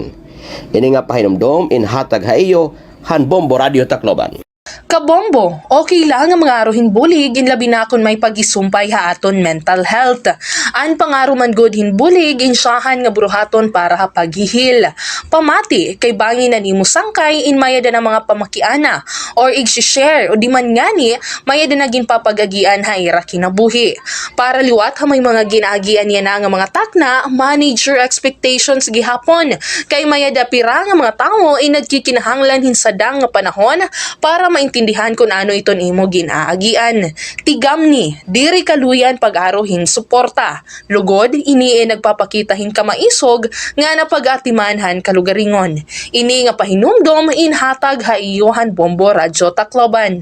Ang household energy saving habits, ha mga urban communities in kakalakipan han behavioral adjustment ngan technological upgrades nga nakadesenyo nga maiban ang konsumo kuryente ngan fuel. Ang mga rason han pag-iiban ang konsumo sugad ang financial savings, environmental concern ngan pag-adapt gihapon ha mga smart technologies. Kalakip dinhi ang pagmamanage san paggamit han appliances, pagpaparong iton mga suga, pag-regulate han mga home temperature ngan iba pa. Paano mag-fact check ta? Hibarui ang gintikangan han balita. Suri kung ang source inatikang haleti mga news organization o usang website nga nagpapakalatin mga peke nga mga impormasyon. Kita ako na nagsurat inusang kilalangan matatapuran nga journalist o usa lang nga anonymous nga individual. Paano ini-check? Bil nga ang ngaran han website o media outlet ngan kita ako inibain mayada maupay nga reputasyon ha pagbabalita. Usalay ni nga pamaagihan pagpa-fact check. Tutok la din ha Bombo Radio Tacloban para haniba pa nga mga pamaagi. Pagkuryentipid kita mga kabombo, igan plug o hulbuta ha mga saksakan ang mga electrical appliances nga diri naging gagamit. May mga electrical appliances sugad itong television nga nakonsumo lagi hapon itong kuryente. Bisan diri na inigin gagamit. Gintatawag ini nga phantom load para sigurado kita nga diri na good makonsumo hiton kuryente. Hatak na nga diri naging gagamit ini nga electrical appliances, igan plug o tanggala ha mga saksakan ini. Ini nga pahinumdom induro tayo han Bombo Radio Tacloban. Mga benepisyo habang inom hiton maligamgam nga tubig, nakakabulig hapag iban hiton timba, nakakabulig ha maupay nga pagginhawa, nakakaiban ang menstrual cramps, nakakabulig nga mapugngan nga malagas dayon, nakakabulig nga maging mahusay itong buhok, nakakabulig gihapon ini ha maupay nga sirkulasyon itong dugo, nga nakakabulig ha pagkakamay-ada hinhimsog nga digestive system. Aadi ka bombong, ang pira nga mga vehicle management para makaiban hapag konsumoan fuel ang mga sarakyan. Igminti na riton pressure hiton kalidingan sarakyan kada bulan, mahituod nga ang mga underinflated nga mga kaliding nagpapahitaas han rolling resistance nga magkukonsumo naman hin 5% ang fuel. Tanggalag hapon ang mga magbugat nga mga gamit sa sarakyan kay kada 25 to 100 kilograms iton extra weight pag-increase ito nakukonsumo nga fuel as 0.5% kutob 1%. Ang paggamit ang air conditioning ng mga sarakyan nagkukonsumo hin kuryente kutob 20%. Sanglit batas sanig hapon nga i-roll down ang mga bintanahan mga sarakyan. Ha mga ayat ha aton kinabuhi, hakada adlaw, in kinahanglan naton nga maghimo hin mga desisyon, makuri, nga nakakagupong, pero aadhain mo nakadepende kung patiunan o makakahimo hin sakto nga mga desisyon. Hibarui ang mga consequences kan risgo ha desisyon nga imo himuon, isipa hin maupay. Ayaw pagpadalos-dalos, igkalma ang kalugaringon, ngan ayaw pagdesisyon kung sobra ang imo emosyon nga inaabat. Maging Bombo Hanay sa Udto. Balik kita turaton taramdana bumari sa oras nato na naton nga 43 minutos sa nakarabay ito na ligas. Sana na partner? No? Sige, i-check natin itong linya mga kabombo, itong University President, itong Biliran Provincial State University o kung tinatawag niya nga BEPSU. BEPSU. May pag-isumpa ini mga kabombo. Bago lang nga mag-graduar di dahil ini mga kabombo. Nagpakapasar di da, so nagawas nga may danira 100% di dahil ini mga kabombo. Nga passing rate di mga kabombo ito na Biliran State University. Para not bagamahi sabtan di dahil ni mga kabombo.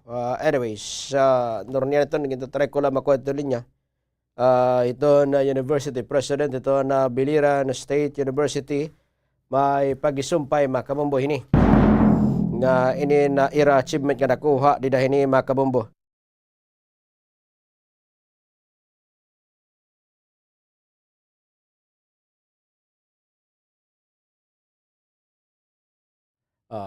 Sige. Anyway, at least maklaro tayo ni. Unahang kuha ni partner, di aring disgrasya di may area ito na Katbalogan. Initial man lamang kabombo nga report anito naton kuhaon. Ini nga disgrasya di may area ito na Katbalogan. Ikakaupod naton makabombo yan ang takda. Ito na Chief of Police ito na Katbalogan City Police Station. Police Lieutenant Colonel Norman Ala. Sir, mapay nga Kulop, live kita Bombo Radio Tacloban mo bubin sa Kulop, sir. Ay nga, Kulop, bumubins. Okay. Sir, regarding ini, sir, nga incidente, disgrasya di damay, eraton Katbalogan, di ni, sir, nga barangay? Kuan ini, di nanabuha may, may barangay Payaw. Okay. So, ano talaga istoryahin ni, sir? Sige daw. Involve ba ng mga sarakyan? Kuan ini, involve nga abansa, nganin motor, ang abansa is, pangadtoy niya Kalbayog nga biyahe. So di kang tapos na yan nakaagan city, kuan, di kang iya diversion. Di pa kuan niya Kalbayog, anaton naman motor is pakadiha. Kuan, Pakatbalugan na niya ruta. So unfortunately, initially naman kuan, nadaradayon niyan biktima nga to kuan, pero kay medyo grabe ang impact. Na kuanan na yung kinabuhi kanina. Namatay. Namatay, oo. So, nato ni suspect, inintikang irat, tikang marawi. Nila kani magngangarang bububinsan kuan. Ani na nga, custody na namon. Ay, wari pa namon makuha na namon mga papilan, kuan kay kinatpursot pa ini namon. Ay, bagan, maatim pagkalagi, mo pa may na nakakita nga mga kuan, nga mga bystanders, kung di nila sumakay, tapos naglilirong pa inira.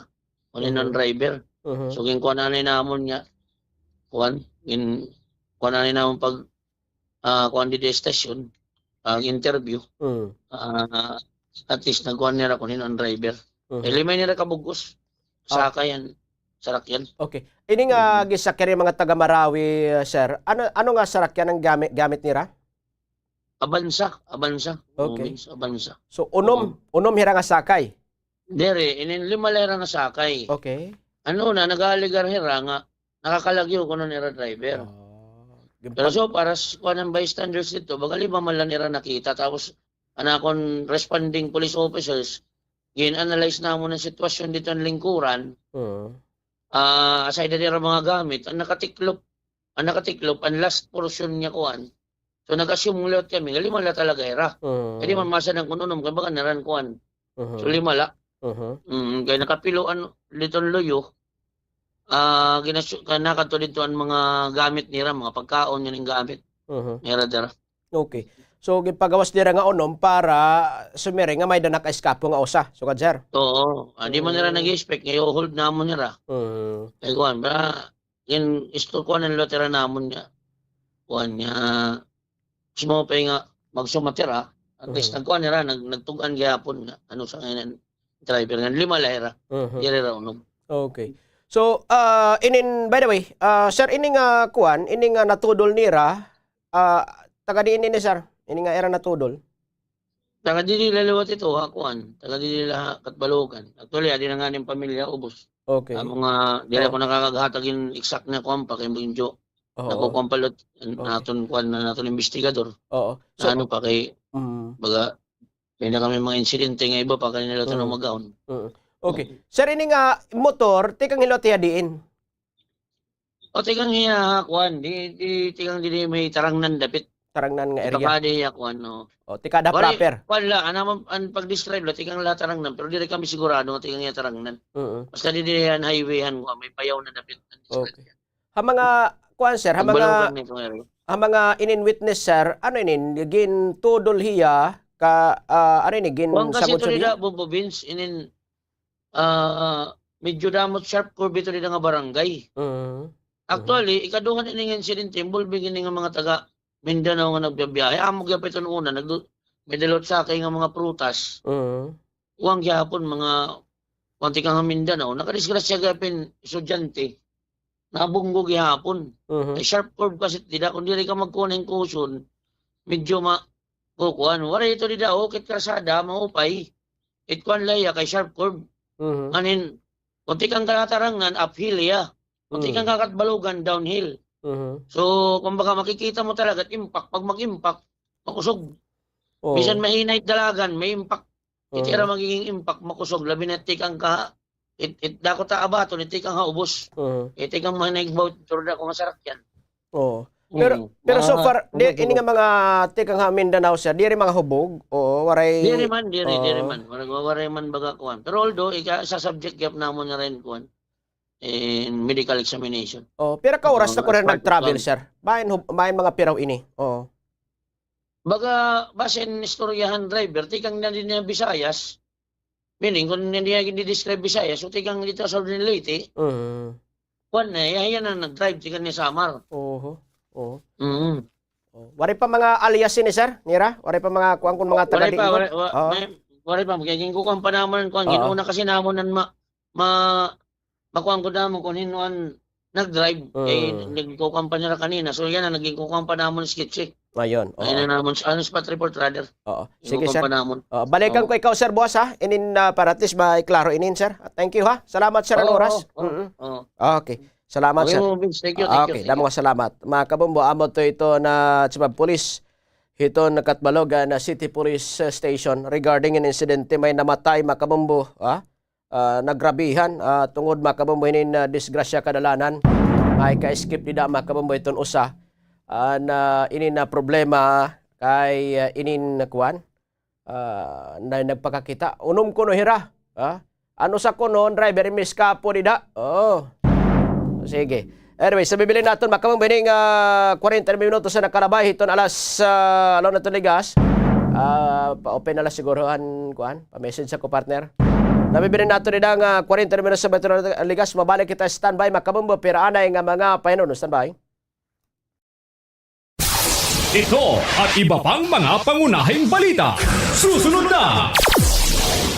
Kuryentipid tips sa mga nagamitin cellphone. Una, i-unplug ang mga charger pagkahuman gamiton. Bisan waray nakasaksak nga cellphone, kung nakasaksak ang charger, inakonsumo lagyap, inihin kuryente kung tawagon vampire power. Ikaduha, likyan ang overnight charging. Bisan pa may da auto cut off itong mga moderno nga smartphone, ang pagbaya inakasaksak, hinmaiha in nagdudurotin trickle charging, nga nakakagpapaso itong gadget nga nakakagkaraghin kuryente. Ini nga pahinumdumin duro tayo itong Bombo Radio Tacloban. May mga nagsisiring nga delikado aton panlawas ang pagkonsumo iton MSG. Ano good man ba ang MSG? Ang MSG o monosodium glutamate o mas kilala tawag nga Vetsin inusa nga flavor enhancer. Sumula mga doktor nga eksperto, ang MSG is safe to consume. Waray conclusive evidence nga nagyayakan nga delikado ini. Ang MSG in common nga ingredient ha mga processed food. Sanglit waray sadang nga ikabaraka pero siguraduha nga diri mo ini aasayon kundi gagamiton mo la ini como flavor enhancer han imo ginluluto. Ang cyberbullying ay natatabo sa social media, online messaging platforms, gaming platforms ng mga mobile phone. Ini mga pamatasan o aksyon nga nagpapanuyong hadlokon o igpahiyaan kita target ini. Sugan ang pagpapasarang sayop ng impormasyon, pagpopost ng mga litrato o video nga ikakaawod ang biktima. Gan pagpapadarahin mga diri mag-upay ng komento o mensahe, pahinano sa katawo. Ang face-to-face bullying and cyberbullying in parehos nga natatabo. Pero ang cyberbullying ay nagbibilin ng digital footprint o record nga pwede nga makapagpamatuod nga makaghatag in ebidensya agud nga makabulig nga pag-report nga maundang na ang panaabuso. Stop cyberbullying! Kung mapakadto kita simbahan ngan ma-attender hin misa, in permi ginyayakan nga magsulot hin best for church. An panulutan man god in nakadepende ha mga iba-iba nga denominations nga pwede mo man liwat kitaon nga guidelines sa kada simbahan. Pwede ka magsulot hin corporate or business attire, uniforms, jeans ngan slacks. An pinaka-importante man god in mamate ha magiging sermon ngan an mga pulong han Ginoo. Ini nga pahinumdom inhatag haiyo han Bombo Radio Tacloban. Ang pagiging maaram hemostatus, insyahan nga step para hiton healthy nga kababuason. Ayaw pagsige nga ang stigma perdihon ka. Kaya ni HIV indiri nagdi-define kung hino ka. Pagpatest, Madalila, libre, ngan confidential. Pagpatest na. #End the stigma. Mga dapat hinumdumon kung ikaw magpiprenda ha pawn shop o ha nagpapautang. Makipagtransaksyon ha mga rehistrado nga pawn shop para makasiguro nga diri madadara ang personal nga propiedad nga diri magugulangan ha rate hiton pagpapautang. Importante nga may kasuratan kundi nakabutang ang rate of interest ngan kung saan o dapat bayaran. Magsangkay man o diri mahugot kagin babawal ang pag-angkon ha mga gamit nga ginprenda kung diri makabayad ang nangutang. Kinahanglan nga igsubat saan gamit o mag-istorya ang mga partido kung igbabaligyan na laini. Aadi pa kabombo, ang pirapahan mga low-cost behaviors naging kakalaki pa na agud nga makaiba na pagkonsumuhan enerhiya, pagpaparungan mga sugangan electrical appliances kung nalakatao sa nga lugar hapanimalay o kung diri iniging gagamit. Gamitahin sakto ang natural light labi na kung haaga nga Bombo hanay sa udto.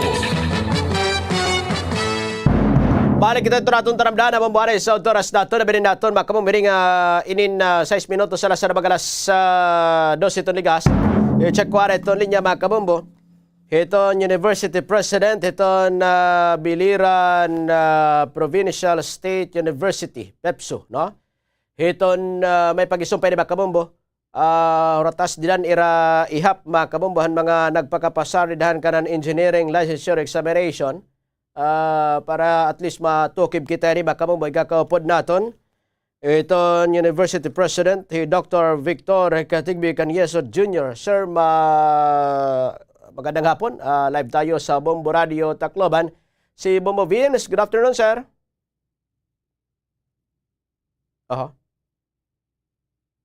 Ayan, okay. Naka-off yung mic mo, sir? Okay. Sige. Kadalila, mga kabombo, no? Okay. Doc, good afternoon, Doc. Ayun, naka-off pa, Doc, yung mic mo. Okay. Sige. Tun ko la makabong mga inin naka-mute yung mic, Doc. Okay. Sige, no? Santang ginulat naton makabombo iton inin linya ni inin Hiton University President makabombo hiton Biliran Provincial State University may pagisumpay makabombo hining inin era kalang pusan nida hini makabombo, no? Dako ini nga dungog para nga dito naton mga kabugtuan labinan mga estudyante diha ini na BEPSU hisgutan tayo ini makabombo yan, no? Sige, sir, pa-unmute lang yung mic mo. Oo. Okay. Sige. Bayan kita't naka-mute partner, no? Okay. Sige. Okay. Okay. Sige. Para makita natin. Sir? Hello, sir? Okay. Bayan naka-mute kita, partner. Liwat. Di rin nabati hidok. Oo. Sige.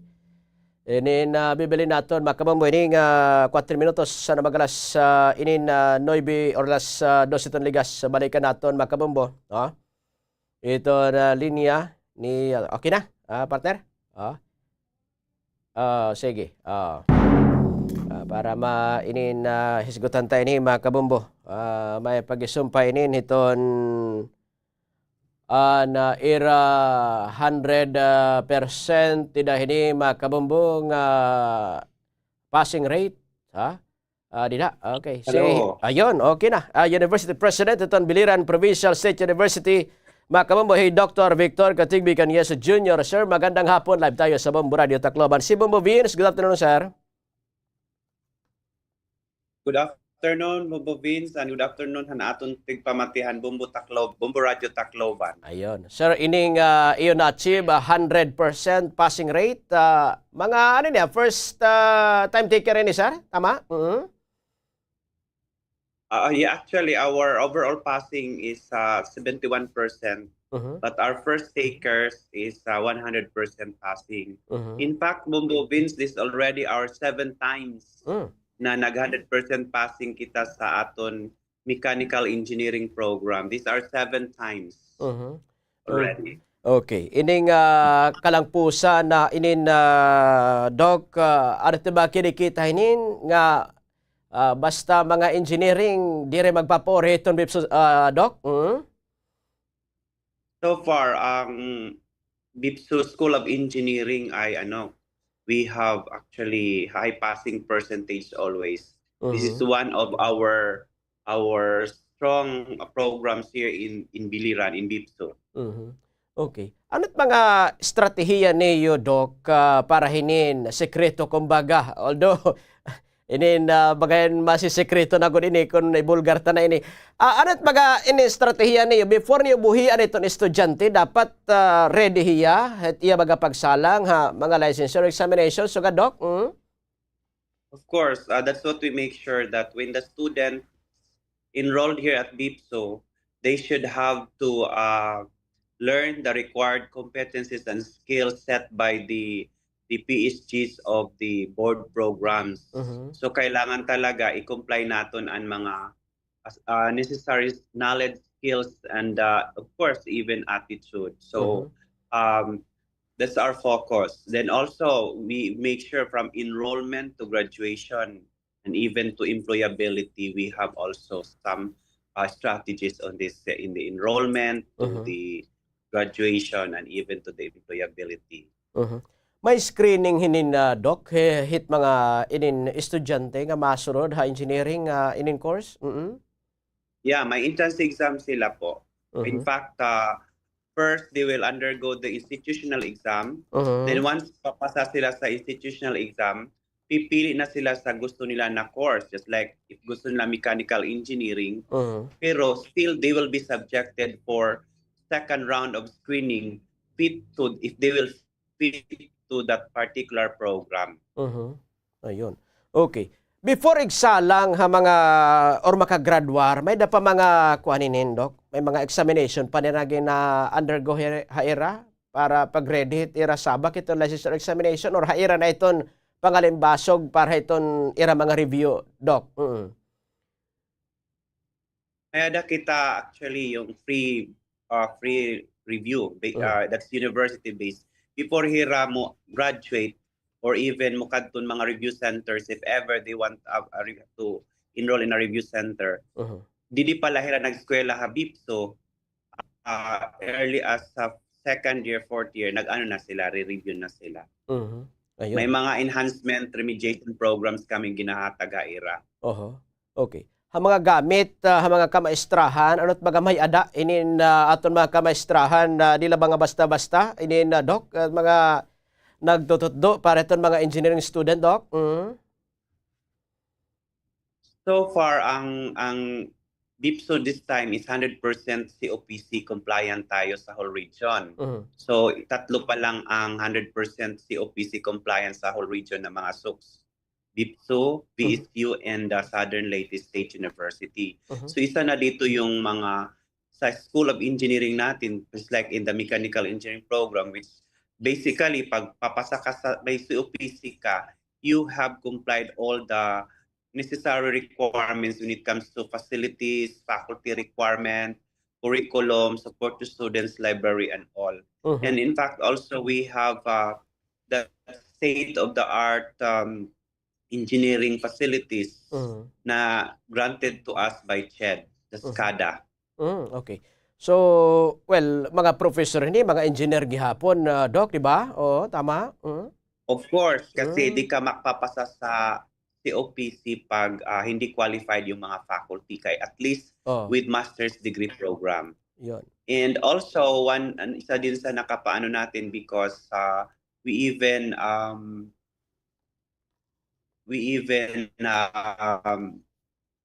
hire adjunct faculty, just like faculty from Adamson University, other universities. We are inviting them also to teach here in BIPSO.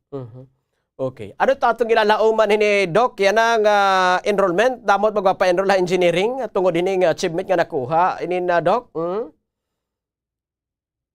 So far, tapos na kita naton enrollment. Nag-start na kita naton classes already since July 20. So far, damo talaga nag-i-enroll in engineering. Only that we also stick on our absorptive capacity. Okay. So, limitado lang mga karan engineer. Pero let enrollees hit karan engineer kinakarawat niyo, Doc. So far, just like sa civil engineering, we limit only up to 2 to 3 sections. Electrical, 2 to 3 sections. But sa mechanical, since yung facilities nila kailangan talaga 1:1, we just limit to 1 to 2 sections only.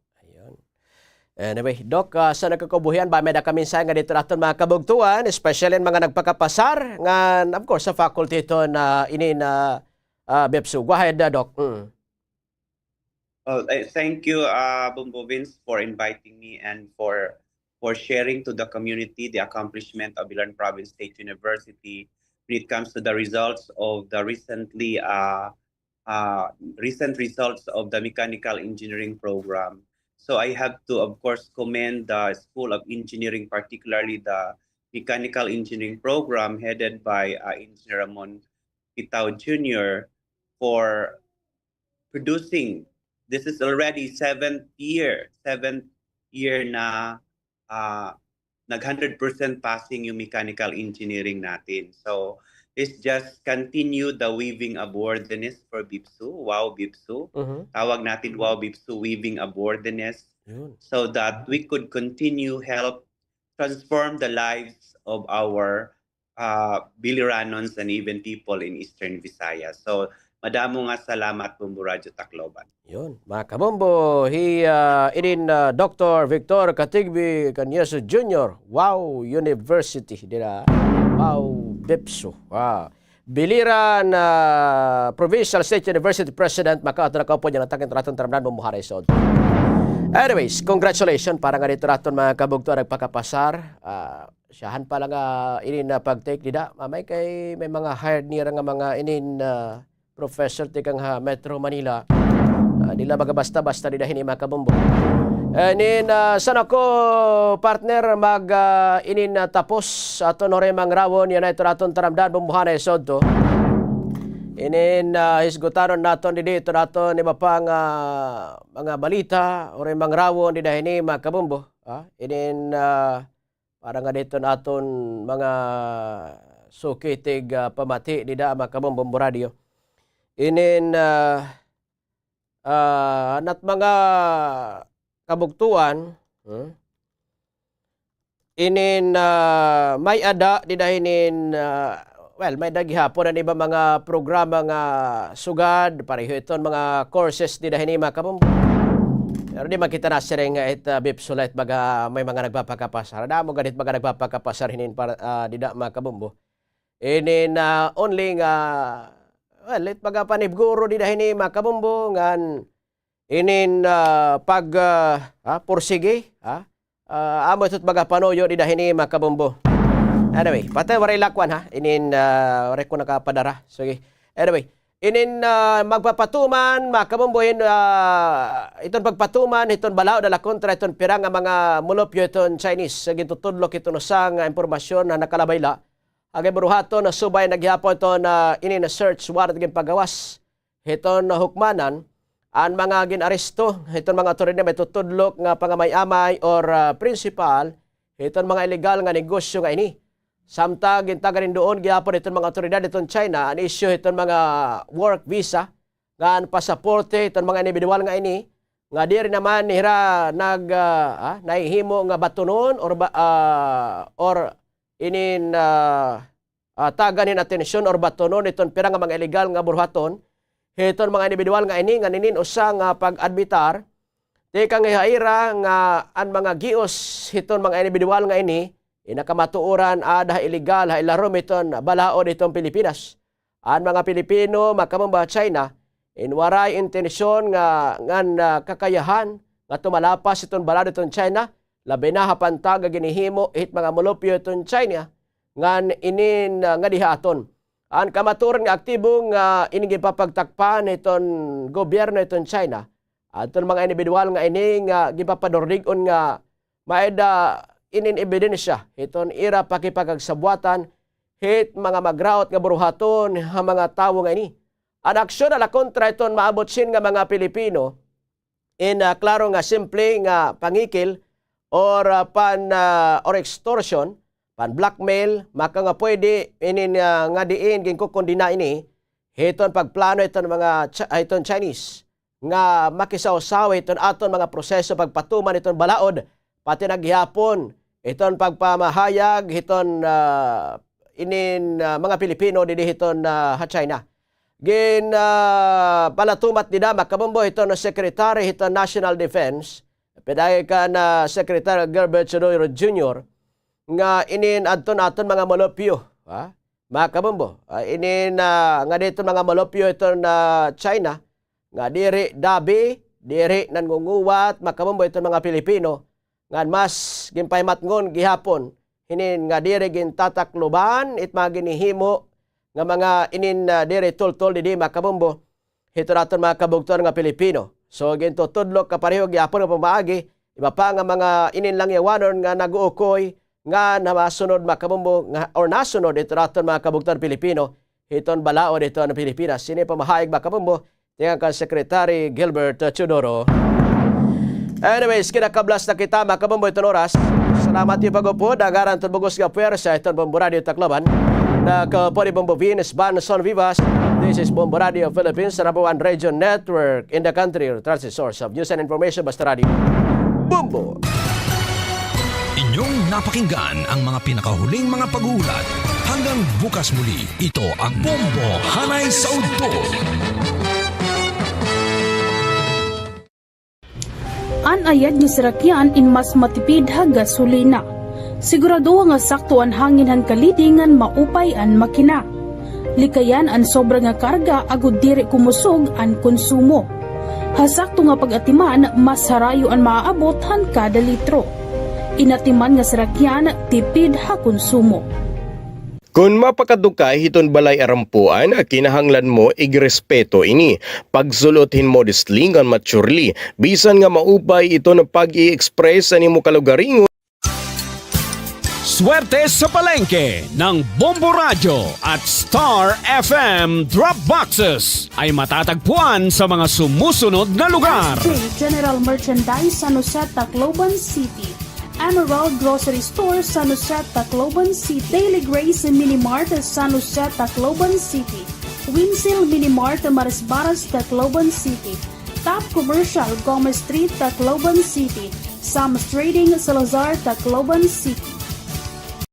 Damo nga mga impormasyon ang mga nagkakagawas sa nga panahon na kundiin ang iba ay napapasaring nga kita nga aman as in tuod sang late importante ang pag-fact check o sa nga pamaagi insuriunin maupay ang impormasyon kita ako ninuba nagbalita ang maubang impormasyon inti kang matatapuran nga source sugod mga kilala mga news organization sugod ang Bombo Radio o di man nga ni mga government agencies kita gihapon ang kredibilidad na nagsurat nga hibaroa kung kakano iging pagawas ang impormasyon kung may nabay ni bagong updates kanang papabaguliwat ang kamatuoran tutok din niya Bombo Radio Tacloban para iba pa nga mga pamaagi. May dakitaging babantayan nga sakit nga Mpox virus. Ang Mpox ay nakakatapon pinaagi itong direkta nga kontak kapanit o mga mucosal lesions. Sugad itong pakikipag-istorya o pagginhawa, pagharoka, pagkapot, paghangkop o pakikipaghilawas ngan iba pa nga mga respiratory secretion. Pwede gihapon itong indirect contact ka mga contaminated beddings, clothings or linens ngan iba pa nga mga gamit. Kalaki pa sintomas itong skin rash o mucosal lesions. Kaupo nitong hiranat, swollen lymph nodes, ngan sore throat, muscle ache, ngan back pain, sugad man itong headache, ngan low energy. Kung makaapat ini indayon nga magpakonsulta ka doktor. Ini nga pahinumdumin hatag iyo itong Bombo Radio Tacloban. Napaka-importantihan pagtitipid hiton tubig, labinayan na nga panahon. Aadi iton pera nga mga tipid tubig tips. Igsaraduhin maupay ang mga gripo kahuman nimo gamiton. Ayuson dayon kung may mga makitan ka nga likay mga gripo ha iyo panimalaya. Gamitin kabungan balde kung nakarigo. Gamitin baso kung ikaw inagtutut brush. Ig-recycle o gamita utro ang mga ginpagbanlawan hinbado nga pwede panlimpyo o panbuhos sa kasilyas. Magsalod hin tubig kung nauran. Magtipid tahan tubig kay para makabulig nga diri magkulang ang supply. Paano ba mag-fact check ka Bombo? O sa diniin ano ba ang motibohan igin balita? Ini ba agud nga maghatagin sakto nga impormasyon o ini ba igin surata para magbuwa, makaguba o magpakalatin propaganda? Damo manggod ang mga peke nga mga impormasyon ang ginbubuhat agud nga makagaghatin emosyonal nga reaksyon sugadhan kahadlok o kangalas. Paano i-check ka basaha ang kabugusan nga artikulo diri lan headline ngan iwasi gihapon ang mga post nga may ada mga exaggerated nga mga claims. Usala iniha mga pamaagihan pag fact check. Tutukla iniha Bombo Radio Tacloban aparahan iba pa nga mga pamaagi. Ang household energy saving habits ha mga urban communities ingin kakalakipan han behavioral adjustment ngan technological upgrades nga nakadesenyo nga maiban ang konsumo kuryente ngan fuel. Ang mga rason han pag-iiban ang konsumo sugad ang financial savings, environmental concern ngan pag-adapt gihapon ha mga smart technologies. Kalakip din ni ang pagmamanage sa paggamit ng appliances, pagpaparong itong mga suga, pag-regulate ang mga home temperature ngan iba pa. Hapadayon niya pagitaas sa presyon lana kada turo importante. Planuha ang mga lakat ngan dudrungana ang mga karadtuana. Magkipag-carpool o gumamitin pampubliko nga sarakyan kung posible. Kung hara nila ang kakadtuan pagbaktas, makakatipid ka na, makakabulig ka pa. Baltok nga pagbiyahe tipid ha gasolina.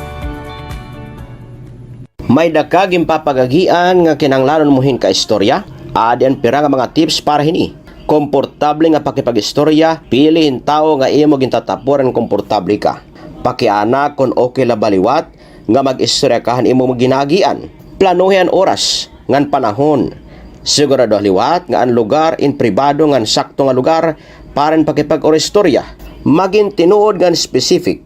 Waray man problema nga maging vulnerable pero importante nga maging tinuod ang imo feelings ngan igistorya han specific nga simptomas o issue nga imo na eksperyensahan. Ini nga pahinumdom in hatag ha iyo han Bombo Radio Tacloban. Pahinumdom ha aton nga tanan, ayaw pagtuod ha fake news. Likayan nga tumuod yan magpauwat ha mga nagsasara nga impormasyon, labi na gud sa social media nga nagdudurot lahing kasamok kan kahadlok ha katawhan. Hibaruingan igberipika anay tikang halihiti mga sources ngan pages and mga nababasahan nakikita nga nakukuha nga impormasyon agod nya makasigurado. Maaram ka ba nga may balaod nga nagahatagin zero tahin uman nga nagpapasarangin sayop nga balita o impormasyon? Maging responsable nga maghinay mga ginpopost o gin-share nga impormasyon ha social media. Pagkuryentipid kita mga kabombo, igan plug o hulbuta ha mga saksakan ang mga electrical appliances nga diri naging gagamit. May mga electrical appliances sugad itong television nga nakonsumo lagi hapon itong kuryente. Bisan diri na inigin gagamit. Gintatawag ini nga phantom load para sigurado kita nga diri na good makonsumo itong kuryente. Hatak na nga diri naging gagamit ini nga electrical appliances, igan plug o tanggala ha mga saksakan ini.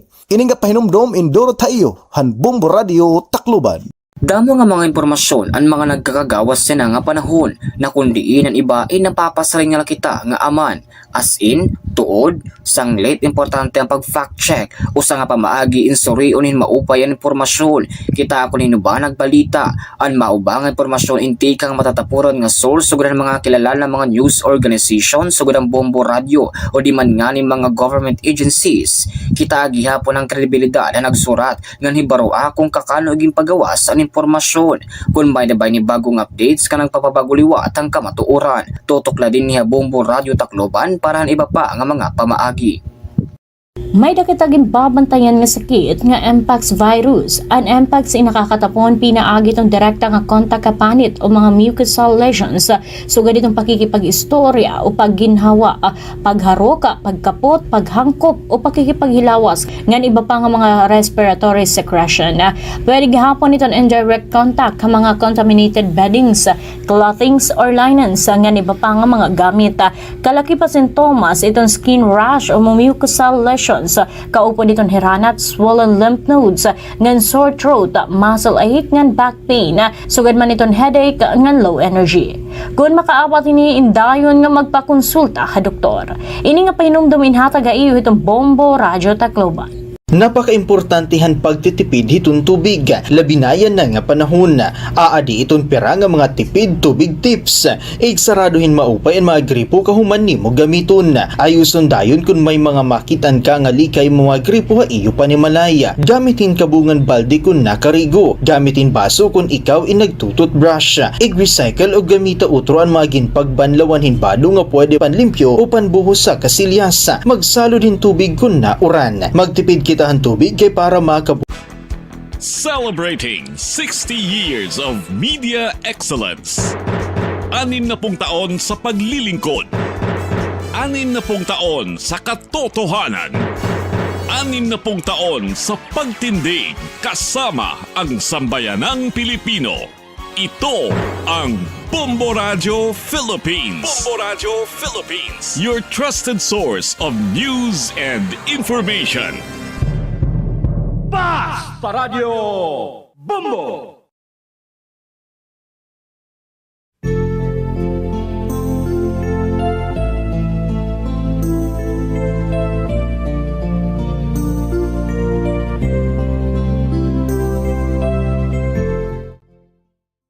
Oras na natin na mga kabombay, may 20 minutos na. Ito na nakalabay, ito na alas 2, ito na Kulopa. Welcome back mga kabombo, mga Kulopa, sinirangan, Visayas, latest sa marbiliran nga na Metro Tacloban na aton mga tigpamaratia bugos nga riyon, kundi na naabot itong para sa ito na Bombo Radio Tacloban, na maupay, nga Kulopa iyo nga tanan mga kabombo. Dahil mga kabombo, di na kita mga kabombo, ito na Petsa 14. Ito na bulan, ito na Agosto, tuig 2026. Sa mapaso nga Biyernes, ito na Kulopa ng mga kabombo. Yan na nga mga takna ngan hiha syudad. Ito na Tacloban. Nga kundiin, ano mga kabombo, na pag-aasya ngayon. Ito na rason kung kay ano mapping it. Ito na sirak, diba nga ito na ginaabat yan na ng mga takna. Asya ngayon, nga maulol hapanit iton sirak ano mga kabombo nga aton na aabat yan na. Diba mahitungod man ko mga kabombo nga di kita yan na nga mga takta ng mga kabombo ha 40 degrees Celsius. So asya ito na rason ng mga kabombo kung kay ano nga baga mapasupaso, diba? Pag above normal na ining aton kapaso nga ginaaba, tabisan nga ni kagabi-gabi na nga ni, ini na mapaso lagi hapon. Nasay pabayan na nga adlaw, may ada sirak nga nakikita, no? Bisan pa man kung baga madalumdum iton kalangitan, diba? Ini na amo lagi hapon. Ada lagi hapon kita ng mga kabombo ito na 40 degrees Celsius. Nga kundiin, iton aton actual air ano nga temperatura yan nga mga tak na naabot ng mga kabombo 33 degrees Celsius. Ito niya humidity ito nga mga kabombo in 63%. So itong rason kung kay ano, diba? Nga baga diri kita gud nakakaabat hinin hangin. Yan nga mga tak na, diba? 63% la po kasi iton humidity level. Yan nga mga oras, diba? So, iton kuampay nito, dalagan pa hini nga hangin, inin napa south wind blowing at 8 km per hour. Iton iya kuan liwat. Iton iya liwat, ano, tawag hini, dalagan, iton hangin yan na. So, medyo, ayun na nga mga kabombo, nakakag-cause nito na kalipong iton ulo, diba? Kuan hiya nakakag-cause hiya hiton sarang pa man nato na mga kabombo katubod. Diba katubod dito naton mga kuan, katubod dito naton mga panit. But then again na mga kabombo yung hinauton ta diba nga ada kami ton iyo maupay kay tangan. Yan na nga mga tag na hinauton ta nga bisan pang mana mga kabombo ini na mapaso iton panahon. Diba hindi reliwat mapaso iton iyo mga ulo. Diba? Kay makuri na ako na pag duduruhon niya, pag dudungangon, ano, duduga basta mo na tiya. Basta amo na tiya ng mga kabombo. So, ayun na. Dudunganon. Oo. Ayun, nahayakan gihap. Dudunganon. Basta bagan na makuri ko na maparehas iton na mapaso na nga niton panahon, mapaso pa iton iyo ulo, ada kay waray. Kita lagi hapon iton perde. Diba? Kita lagi hapon iton tawag hinir mga kabombo magkukuan. Mamrumroblema. Diba? Kay sarang pa man ilabi na ito naton mga kuan, ilabi na ito naton mga nanay, tatay, diba? Nga madali man nervyos or saring pa man na madali nga makaabat, diba? Prone hiton ira kalawasan hinin mga sakit, diba? Labi na iton heat stroke yan na, diba? Makarimadima. So, kung may da ka mo nga da mga ice, mga tumbler, hinin na panudli iton niyo, hinin kuan, hinin na tubig. Kaya para, ano ini na makaiwas kita, ito na sakit, diba? Kaya makuri ko na nagkakamay ada hinin sakit, labi na ako na stroke, ito na naigo, diba? Kaya yan ang mga tak na asya ko dito taton na dapat likayan. Asya dapat ito naton diri dapat kuanon at entertainon. Diba itong pagkakamay ada hinin sakit. So as much as possible, inin kuanan naton, hirutan naton ito naton mga kalugaringon. Ngayon, kung naman lalakat man kita ito naton mga panimalay, diba? Magdara kita hinin mga payong, mga jackets, or visa na ano pa man ito nga dahil mga kabombo nga pwede niyo maging panangga hiton kuan, hiton sirak. Diba? Kay masakit na panit, masakit na ulo. Hiton sirak yan na ang mga tat na. Kay saring pa man mga kabombo 40 degrees Celsius is not a joke. Para hiton panahon naton yan na. Diba? So, ayun na, mga kabombo, paghirot nga na pangag-ikmat kita nga tanan. So, kung kamugi hapon inin mayada matatambayan nga mahangin-hangin, diba? Inin pwede ka mo kumadto. Diba? Pwede ka mo sumirong laanay dito. Diba? Kung kamo manin mamahuway, labi na kung na dito mga umhanan, diba? Kay ayan nga mga tak na nun, baga nagtitikang-tikang na ito na pira nga mga kumadto ito na umhanan, na pangag-ani, diba ito na mga pananom. So pag kuan kita, pangaghirot kita, ito na aton mga kalugaringon. So, oras natin mga kapapin, may nagka 25 minutos na. Ito na nakalabay. Ito na alas 2, ito na kulo. Pag yan ako ngayon ito iyo, makakaupod. Yan ang atak na Bombo Ninya Magpilingan. Yan ang atak na mga kabombilinari ka muna mamati ito ato na taramdan nga kahapon na lamang. So, pag i-restorya kita mga kabombo, ito na istorya ito kinabuhi ito natin letter sander. Kung ano ba ito twist yan na.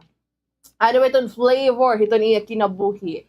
Yan na ang mga tag na, diba? So, naroon yan, kakadaon tayo. Ug sakit magtikang liwat, itong drama. Diba, ganilani ka mapamati ito na ata na taramdan. Ngayon, pang-enjoy.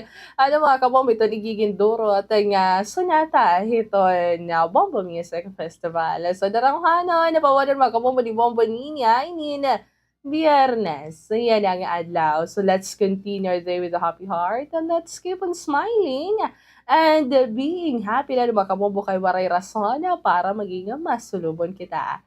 Chill-chill ba, bisan man kung bagadanay, ininamay na kita mga problema ginakatubang haton mga kinabuhi. Smile lagi hapon kita. Iton ayat, iton kinabuhi. So, I welcome you na mga kabombo to officially start ito na aton na taramdanan nga kahapon lamang adin makabombin pipira nga masunatang igahatag aton hiton Bombo Music Festival.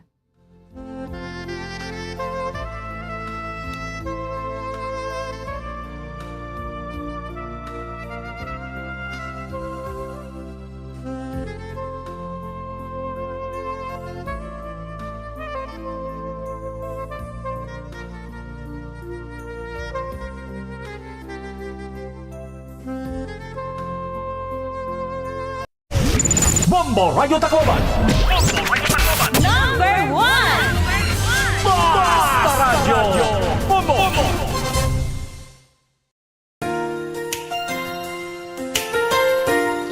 So yung inspiration namin for this song is yung moments in life natin na malapit na mawala yung loved ones natin.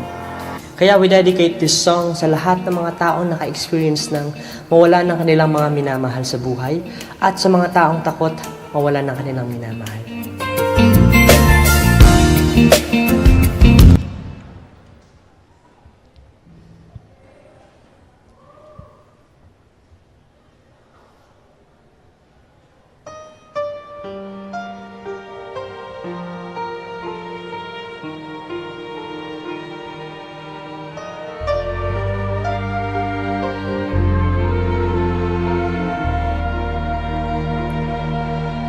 I was hurt and I was fooled by love made by rules. I wanna break free from the past that's still, but here you are to remove that pain. How lucky am I to have you, baby? Please stay with me, stay with me.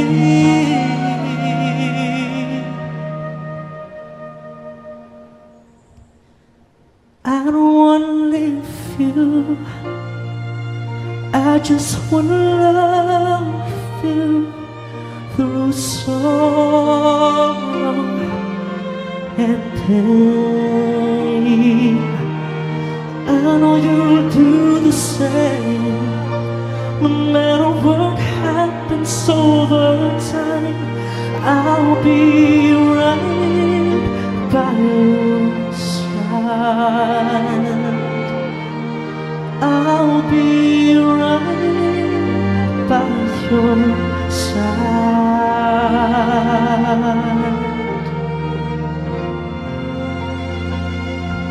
And now you're here, I won't let go. Don't worry, I'll be forever yours. Even though the day I die,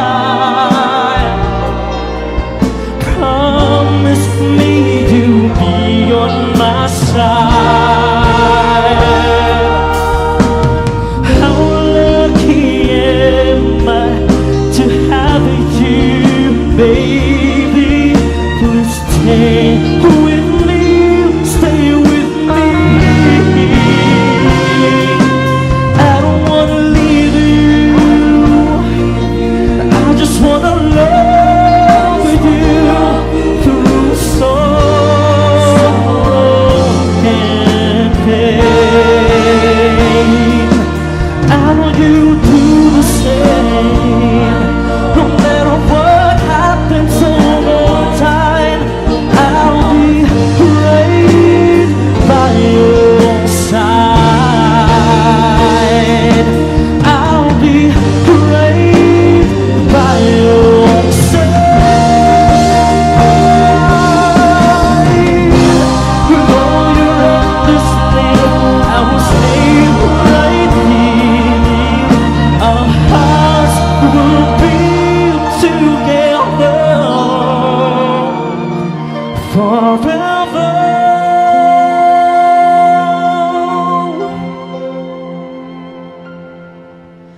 I don't wanna leave you, I just wanna love you through sorrow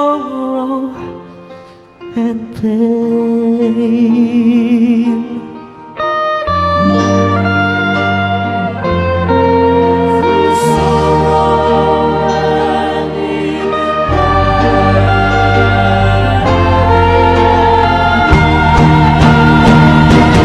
I know you'll do the same, no matter what happens over time. I'll be right by your side. I'll be right by your side.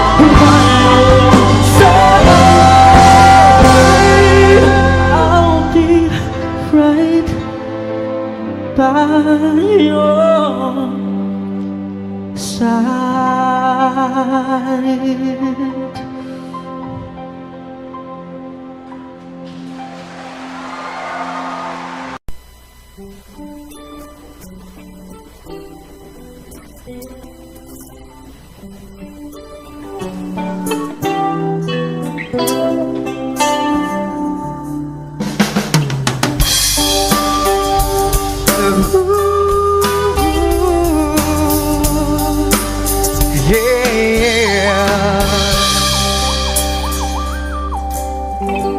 Pag pinagmamasdan ang iyong kagandahan, tuwang nararamdaman di mapantayan. Sa daming naliligaw sa'yo, kung siyang napili mo, sadyang pinagpalang magkaroon ng tulad mo. Oo, nasa'yo na ang lahat. Sa totoo lang, higit pa sa sapat. Sige na, sige na, sige na, oo na, wala nang iba pang papatibok ng puso ko, katulad na ginagawa mo. Hindi na dapat pang mangamba, puso ko ay nabihag mo na, walang ibang mahal kundi ikaw, o aking prinsesa.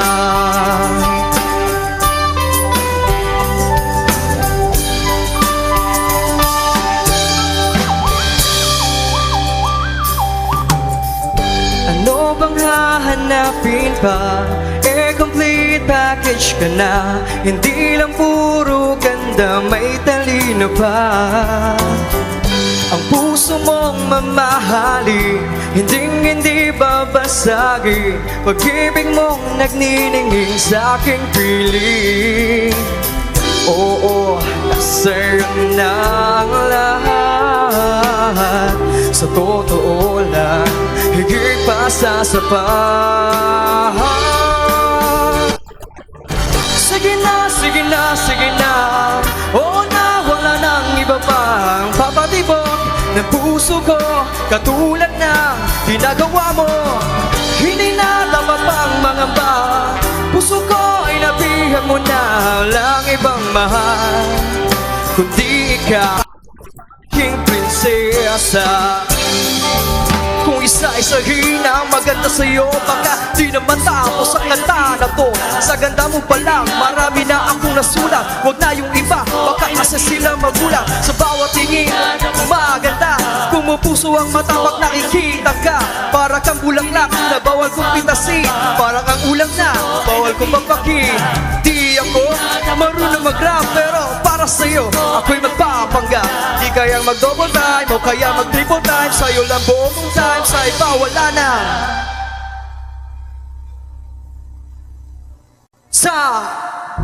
Sige na, sige na, sige na. Oh, na wala nang iba pang papatibok ng puso ko, katulad ng ginagawa mo. Hindi na dapat pang mga ba, puso ko ay nabihag mo na.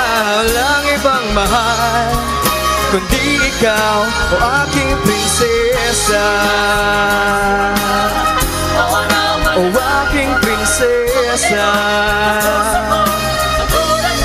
O aking prinsesa. O aking prinsesa. O aking prinsesa.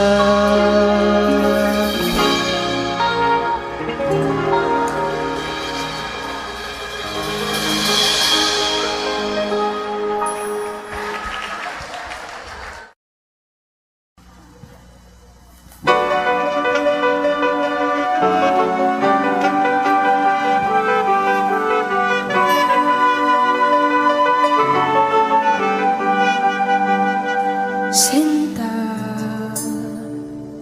kumusta ka na? Matagal na rin tayong pinagkikita. Sinta, Sinta, ba't ka nawala? Nawala bigla na parang wala. Balang araw tayo makikita muli, tatandaan ng bawat sandali. Alaala'y hirap limutin, mga salitang binitawan mo sa'kin sa iyong bagong minamahal.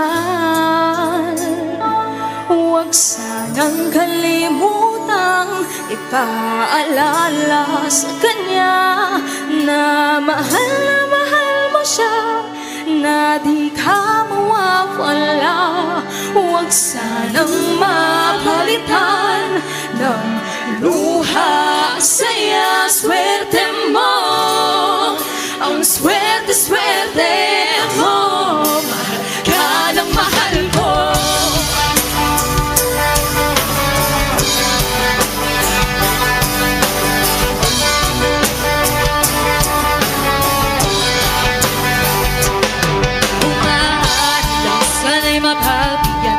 Isa pang pagkakataon, isang segundo, isang minuto, isang segundo, isang minuto. Pwede bang itigil ang panahon na di balik ang ating kahapon? Alaala'y hirap limutin, mga salitang binitawan mo sa'kin sa iyong bagong minamahal. Huwag sanang kalimutang ipaalala sa kanya na mahal mo siya, na di ka mawawala. Huwag sanang mapalitan ng luha, saya, swerte mo. Ang swerte mo, mahal ka ng mahal ko.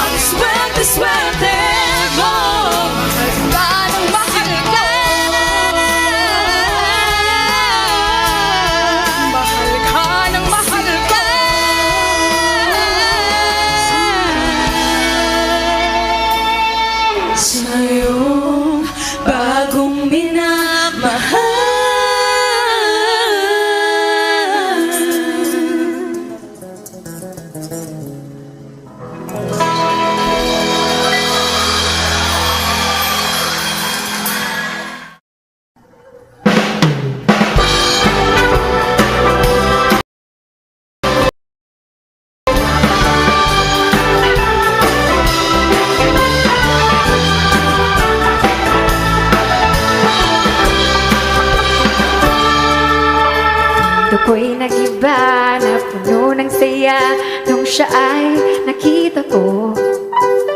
Nakapulong pula siya'y astig pumorma, parang ang bango-bango. Nagkatinginan at bigla na lang akong nag-smile, ngunit na-conscious nung lumapit sa'kin at nag-hi. Di ko malaman kung ano ang mararamdaman. Taken as a crush, taken as a crush, taken as a crush,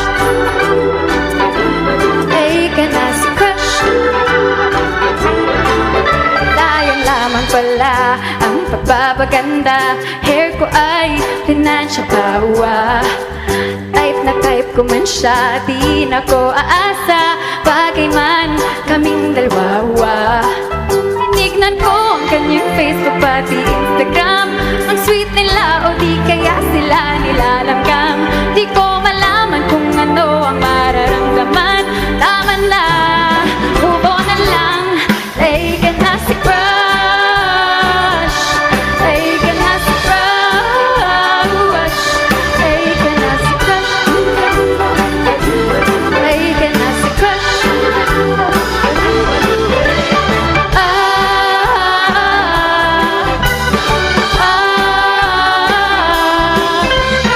Nonood na lang ako ng K-drama, sasali sa mga fun run at Zumba, kakain ng fries, ice cream at pasta. Gagawin lahat para di siya maalala, magsisipline at mag-e-enjoy sa bura, sasayaw at kakanta, gagawa pa ng tula.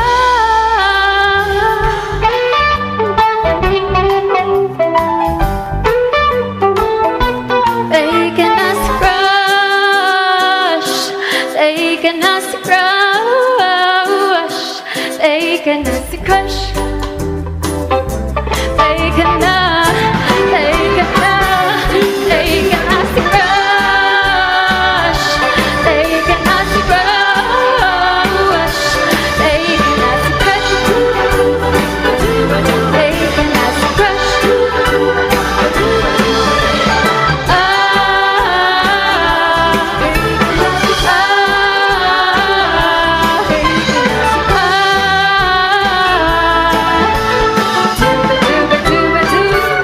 Taken as a crush.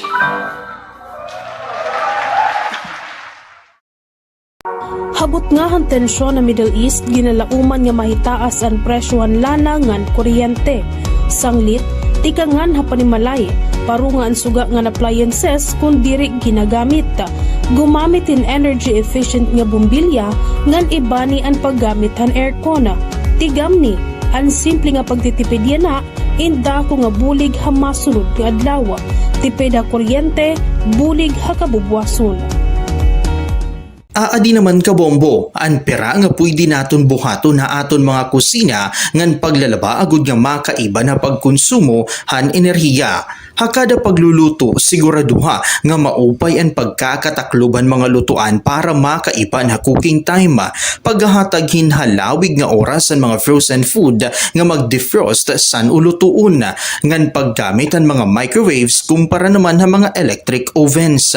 Kung posible, ha mga rural households na gamit iton air dry o iton Swerte sa palengke ng Bombo Radio at Star FM Drop Boxes ay matatagpuan sa mga sumusunod na lugar.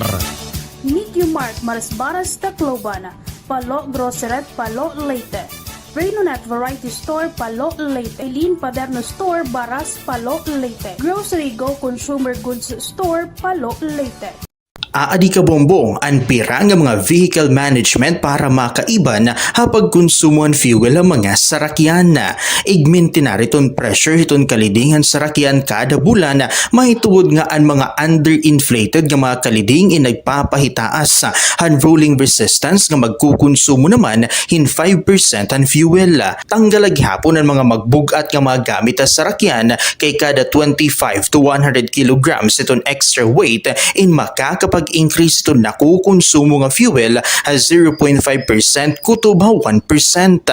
Ang paggamit ang air conditioning nga mga sarakyan nagkukonsumo hin kuryente kutob 20%. Sanglit batas sanig hapon nga i-roll down ang mga bintanahan mga sarakyan. Ha mga ayat ha aton kinabuhi, hakada adlaw, in kinahanglan naton nga maghimo hin mga desisyon, makuri, nga nakakagupong, pero aadhain mo nakadepende kung patiunan o makakahimo hin sakto nga mga desisyon. Hibaroi ang mga consequences kan risgo ha desisyon nga imo himuon, isipa hin maupay. Ayaw pagpadalos-dalos, igkalma ang kalugaringon, ngan ayaw pagdesisyon kung sobra ang imo emosyon nga inaabat. Maging positibo, ngan mahibaro ha imo mga eksperyensya. Maram ka ba kabombo nga ang sakto nga paggamit hiton speaker ngan video kay in makakabulig para maibanan ang konsumo hiton imo kuryente. Adi iton aton kuryente tipid tips. Likayan ang sobrang kakusog iton volume kay ang sobra kahitaas iton volume mas dako liwat ang konsumo hiton imo kuryente. Gamiton ha eksakto nga oras sugad kun may da okasyon.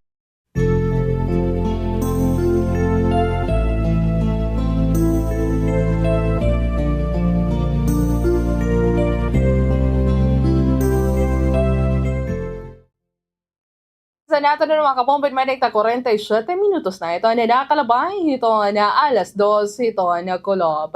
Ngayon na nga tayo na mga kapompit, kadiyon taliwat anay ito aton announcement. Mahitungod, man ganoon mga kabombo nga magpapadayon na ito ni imo swerte kay nagpapadayon na gihapon. Ito ato na kinada simana nga pa-promo nga swerte sa palengke 2026. Baldebal pa premyo, may cash pa. Kundi mga kabombo, maabot 9 million pesos total prizes nationwide. Ito na naghuhulat nga mga papremyo para ha iyo. Yes, mga kabombo, 9 million pesos total prizes nationwide. Yunugot-yugot ka kasi yan. Nga na gift packs, ito iyo madadaugan. Ito na ato na weekly prizes. Nga syempre, mas dako nga kasya prizes ha ato naman na grand draw. Hinina nga ato na pa-promo. Mas marisyo. Nga na mas exciting yan mga kabombo. Yan nga tuwig ito na ato na swerte sa palengke promo. Mahitungod nga may nakamo 3 ways to win. Or tulong ang mga pamaagi para makadaog. Giniman ganoon mga kabombo nga ato pa-promo para ha iyo. Waray halo nga fake news. Waray halo nga hocus pocus. At talaga naman mga kabombo nga ang mga papremyo igapapanhatag ha iyo ha kada semana hiton ato the weekly studio nga na palengke draws. So adin makabom iton mga pamaagi para kamo inin makadaog iton ato naman na 3 ways to win. Sahan nga pamaagan mga kabombo para makadaog kamo hiton aton pa promo amo iton weekly studio draw. Kundiin napakasaynlan mga kabombo iton iyo bubuhaton na para makabuligan nga na makadaog hiton aton pa promo. So igbutang nga sulod ito na white envelope or iton sobre mga kabombo iton iyo proof of purchase or sponsors product nga lakip iton aton na pa promo. Igsurat haluyo iton white envelope iton imong edad, ngaran, address, contact number, pirma, weekend number nga na ngaran ito na proof of purchase nga imo ginagamit. Igsurat gapon rin makabombo ito na promo title nga ig-address sa Bombo Radio Tacloban. Pwede ito niyo nga yung mga entries sa mga kabombo ighulog. Ito na ato naman na designated drop boxes. So ito na ato mga designated drop boxes sa mga kabombo. Aad to, niyo makikita ng mga kabombo nga dahamay San Jose area, aad po hamay SJ General Merchandise. So may nagyapan na ng mga kabombo nga daham Emerald Grocery Store. Sugad man hamay Daily Grace Minimart.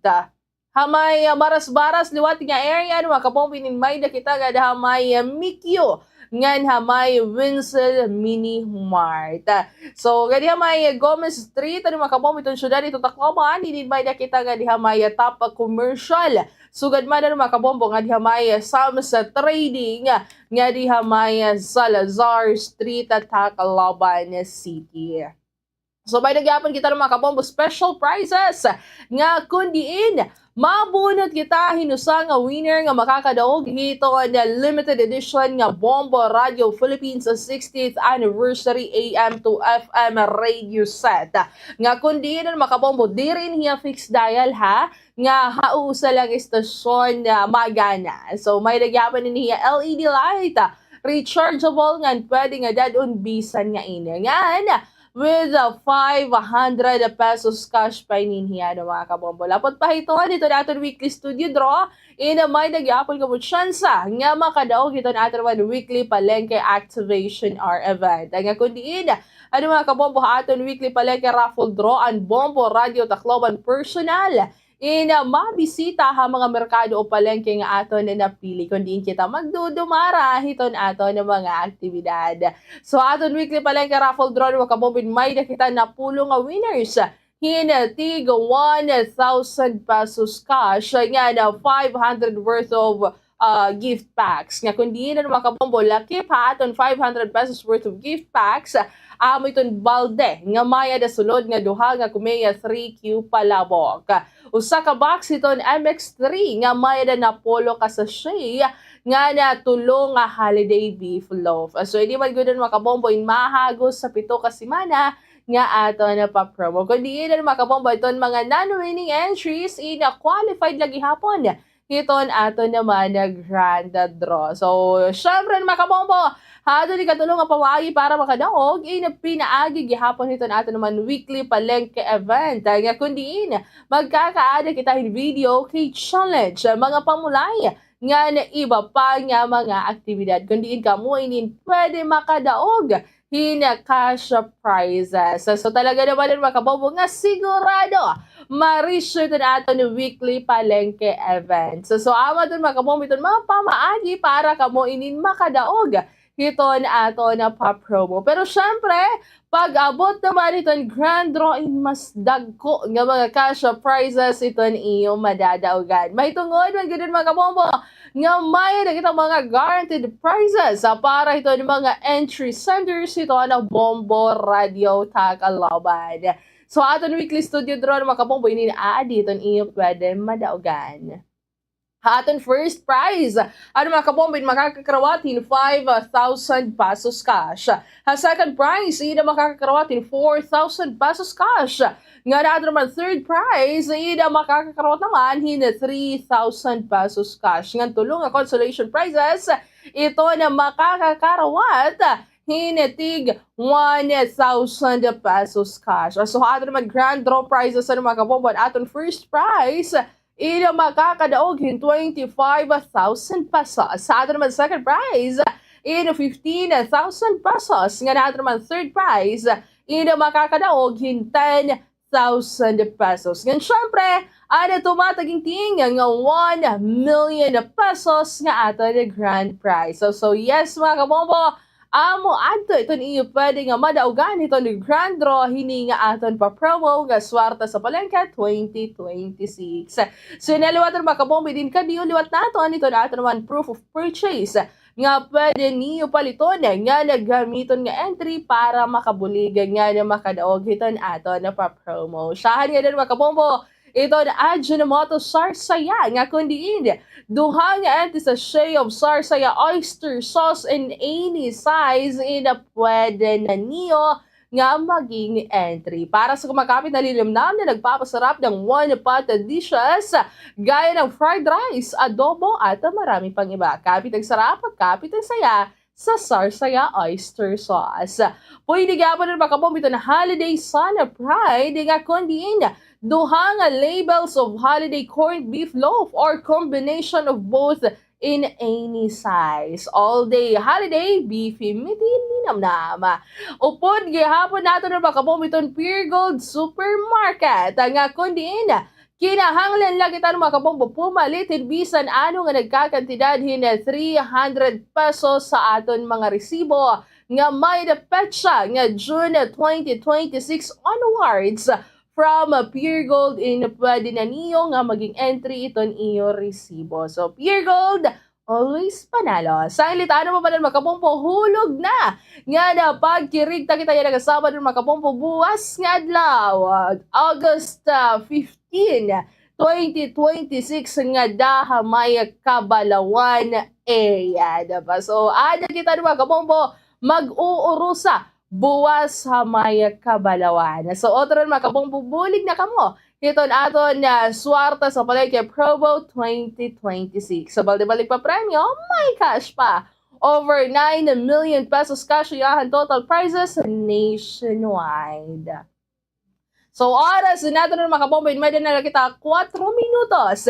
Nala ito nasasalin og sa mag-alas 3 ito niya kulap. Ngayon, damo salamat na makapompo ito iyo pag-upod.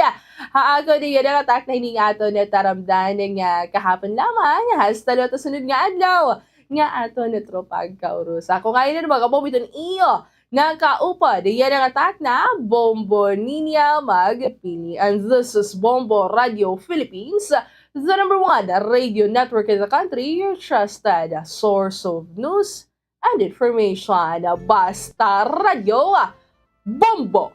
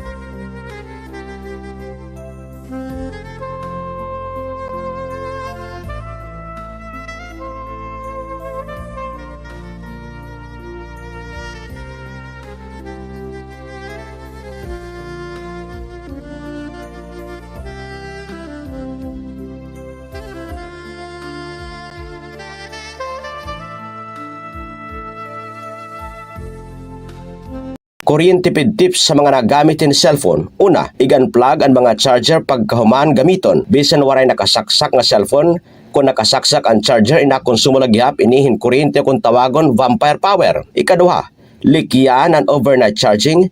Bisan pa may da auto cut off itong mga moderno nga smartphone. Ang pagbaya, hinakasaksak, hinmaiha, nagdudurot in trickle charging, nga nakakapapaso itong gadget nga nakakagkarag hin kuryente. Ini nga pahinumdumin durot tayo itong Bombo Radio Tacloban. May mga nagsisiring nga delikado aton panlawas ang pagkonsumo iton MSG. Ano gud man ba ang MSG? Ang MSG o monosodium glutamate o mas kilala tawag nga Vetsin inusa nga flavor enhancer. Sumula mga doktor nga eksperto, ang MSG is safe to consume. Waray conclusive evidence nga nagyayakan nga delikado ini. Ang MSG in common nga ingredient ha mga processed food. Sanglit waray sadang nga ikabaraka, pero siguraduha nga diri mo ini aasayon kundi gagamiton mo la ini como flavor enhancer han imo ginluluto. Ang cyberbullying ay natatabo sa social media, online messaging platforms, gaming platforms ng mga mobile phone. Ini mga pamatasan o aksyon nga nagpapanuyong hadlokon o igpahiyaan kita target ini. Sugan ang pagpapasarang sayop nga impormasyon, pagpopost ng mga litrato o video nga igkakaawod ang biktima. Gan pagpapadarahin mga diri mag-upay ng komento o mensahe pahinano sa katawo. Ang face-to-face bullying and cyberbullying in parehos nga natatabo. Pero ang cyberbullying ay nagbibilin ng digital footprint o record nga pwede nga makapagpamatuod nga makaghatag in ebidensya agud nga makabuli nga pag-report nga maundang na ang panaabuso. Stop cyberbullying! Kung mapakadto kita simbahan ngan ma-attender hin misa, in permi ginyayakan nga magsulot hin best for church. An panulutan man god in nakadepende ha mga iba-iba nga denominations nga pwede mo man liwat kitaon nga guidelines sa kada simbahan. Pwede ka magsulot hin corporate or business attire, uniforms, jeans ngan slacks. An pinaka-importante man god in mamate ha magiging sermon ngan an mga pulong han Ginoo. Ini nga pahinumdom inhatag haiyo han Bombo Radyo Tacloban. Ang pagiging maaram hemostatus, insyahan nga step para hiton healthy nga kababuason. Ayaw pagsige nga ang stigma perdihon ka.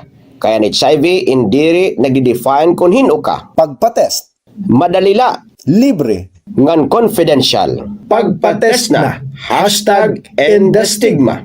Mga dapat hinumdumon kung ikaw magpiprenda ha pawn shop o ha nagpapautang. Makipagtransaksyon ha mga rehistrado nga pawn shop para makasiguro nga diri madadara ang personal nga propiedad nga diri magugulangan ha rate hiton pagpapautang. Importante nga may kasuratan kung di nakabutang ang rate of interest ngan kung saan o dapat bayaran. Magsangkay man o diri mahugot nga ginbabawal ang pag-angkon ha mga gamit nga ginprenda kung diri makabayad ang nangutang. Kinahanglan nga igsubat saan gamit o mag-istorya ang mga partido kung igbabaligyan na laini. Aadi pa ka bombo, ang pirapahan mga low-cost behaviors naging kakalakipan na agud nga makaiba na pagkonsumuhan enerhiya, pagpaparungan mga sugangan electrical appliances kung nalakatao sa nga lugar hapanimalay o kung diri iniging gagamit. Gamitahin sakto ang natural light labi na kun haaga nga abrihan ang mga kurtina agud nga makasulod iton lamraga. Pero laini ka bombo, haaton energy saving tips nga pwede buhaton haaton mga tagsa-tagsa panimalaya. Yan ang nga digital na ang mga transaksyon ngan instant na ang pag-shopping online, pagpapadarahin kwarta, ngan maginitong pagbibiling in love life. Diri gihapon mawawara ang mga parupanguwat ngan kawatan online. Ano ang mga red flags o senyales nga scammer ang imo ka-chat o ka-storya online? Red flag nga may kukonsidera kung mga karawat kahin mensahe nga nagdaog ka hinda ko nga kwarta raffle. Bisan kung waray ka naman may ginapihan nga promo. Celebrating 60 years of media excellence. 60 taon sa paglilingkod. 60 taon sa katotohanan. 60 taon sa pagtindig kasama ang sambayanang Pilipino. Ito ang Bombo Radyo Philippines. Bombo Radyo Philippines. Your trusted source of news and information. Basta Radio Bombo! Basta Radio Bombo!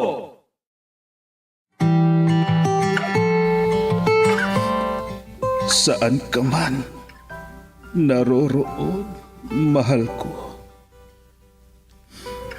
mananatili kang buhay sa aking puso. Ramdam kita sa bawat sandali. Dahil buhay na buhay ka sa himig ng pag-ibig. Himig ng pag-ibig. I need your love, you brighten up my day. Isang himig na maging gabay sa mga taong wagas na nagmamahalan. Duyan ng malabahagharing pag-ibig na hihili sa puso at pakiramdam. Himig ng pag-ibig. Isang dula na kung saan iikot ang iba't ibang kwento na inyong mapapakinggan mula Lunes hanggang Sabado. Sa pluma at direksyon ni Lovimin Aquino, dito sa Lovelet Artist and Talent Center Drama Productions, handog sa inyo ng #1 and most trusted radio network in the country, Bombo Radio Philippines. Basta Radio Bombo.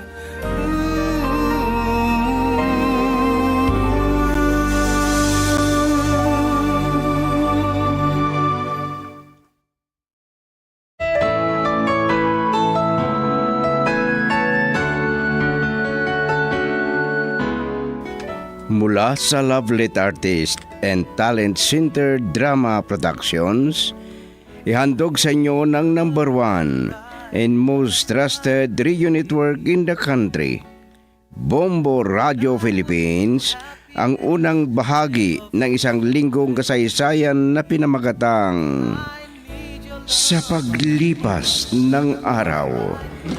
Dito sa ating dula, Himig ng Pag-ibig. Kept that love alive. I can't forget you, and it won't be easy. May itatanong ako sa inyo, Mami. Ano yan, Iha? Gaano ninyo ako kamahal, Mami? Walang kapantayang pagmamahal ko sa iyo, Iha. Kahit magkaroon kayo ng anak ni Tito Vernie? Paano kami magkakaanak na sinasabi mo? Mami, kahit 17 na ako, gusto ko pang magkaroon ng kapatid. Magkakaanak pa kayo kung makikipag-asawa kayo kay Tito Bernie. Sorry, Anali, Iha. Talaga bang ayaw ninyo si Tito Bernie? Minsan lang ako magmahal. Si Daddy ba ang sinasabi ninyo? Wala kang klase. Wala din akong pasok sa opisina. Ang akala ko may pupuntahan kayo ni Marites na kaibigan mo. Bakit, Mami? Pag pinag-uusapan natin si Daddy, ay ibinabaling ninyo sa ibang usapan. Kung may lakad kayo ni Tessie, baka pati ang Bruce na yun ay kasama ninyo. Problema ang Bruce na yan, Mami. Makulit. Kaya mag-ingat ka, ha? Iwasan mo. Binigo ko na nga, pero hindi pa niya ako tinitigilan. Pinagbabantaan pa ako. Yun nag-aiha.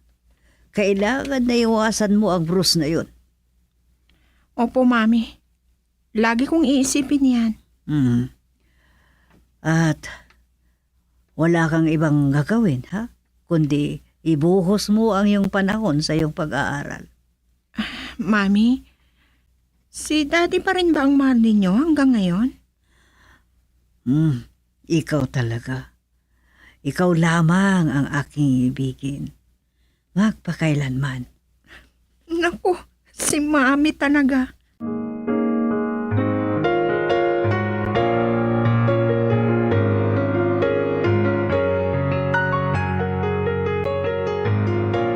Anyayahan ko sana kayong mag-ina na mananghalian dito sa bahay.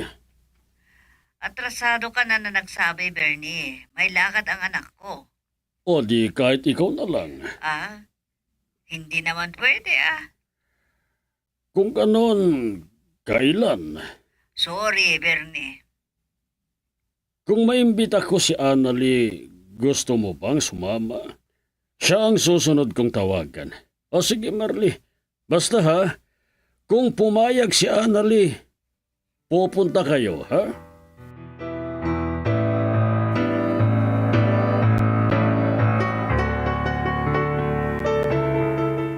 Ang gusto ko ay karne ng kambing.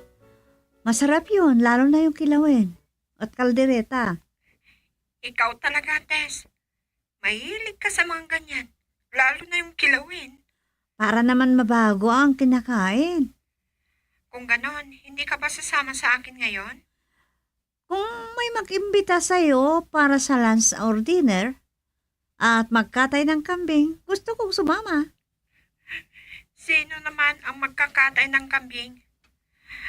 Punta na lang tayo sa karinderya at magpareserba tayo ng karne ng kambing. Doon sa kambingan, marami doon.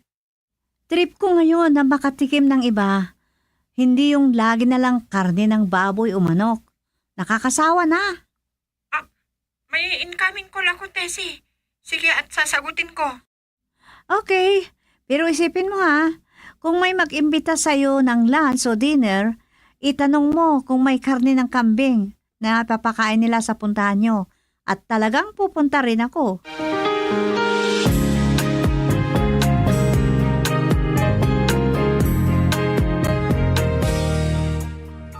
Bakit? Marami ba kayong kambing? Ako pa. Lahat ng kambing na makita ko ay akin. Ninakaw mo? Ay, huwag na lang. Siyempre bayaran ko. Magkano lang naman ng bayad nun? Ano? Ngayon din, magpapahanap ako ng makakatay. At kukuha rin ako ng magaling na magluto. Ano? Ano, punta ka? Sundon kita dyan kung malapit nang maluto ang kambing. Hindi ibig sabihin nun, kung magluluto kayo ay pupunta kami. Huwag ka na sanang magpakipot pa. Mahuhulog ka rin sa aking kamay, Annalie. Mamamatay muna ako bago mo magawa ang masamang balak mo sa akin.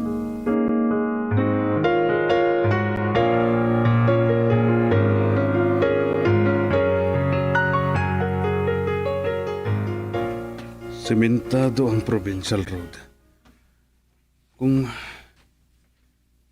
pumasok ka na, pupunta ng San Nicolas, maalikabok na rin. Marami nag-tricycle. Ay ang ibig sabihin ay dumami na ang tao sa lugar namin at sa mga sulok na barangay. Isa pa daw ang kulang.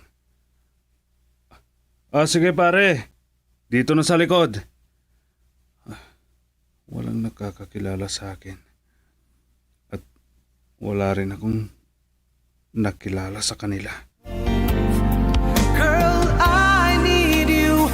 I need your love.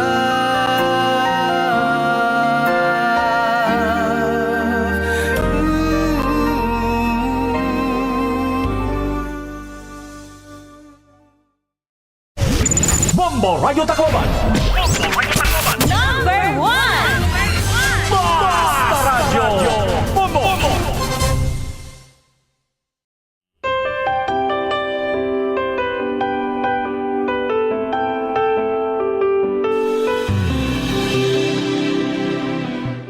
Mga 5 araw pa, pwede nang maibenta ang alaga kong manok.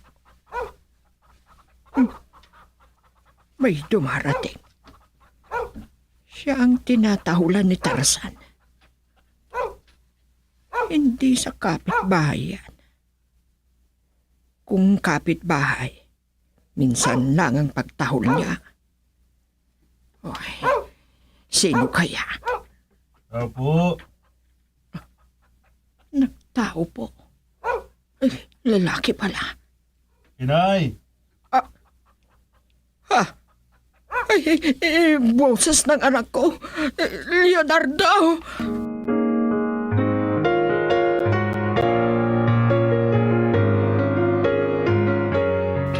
Oh, ang anak ko. Dumating din ang anak ko. Oh, Inay, kumusta na kayo?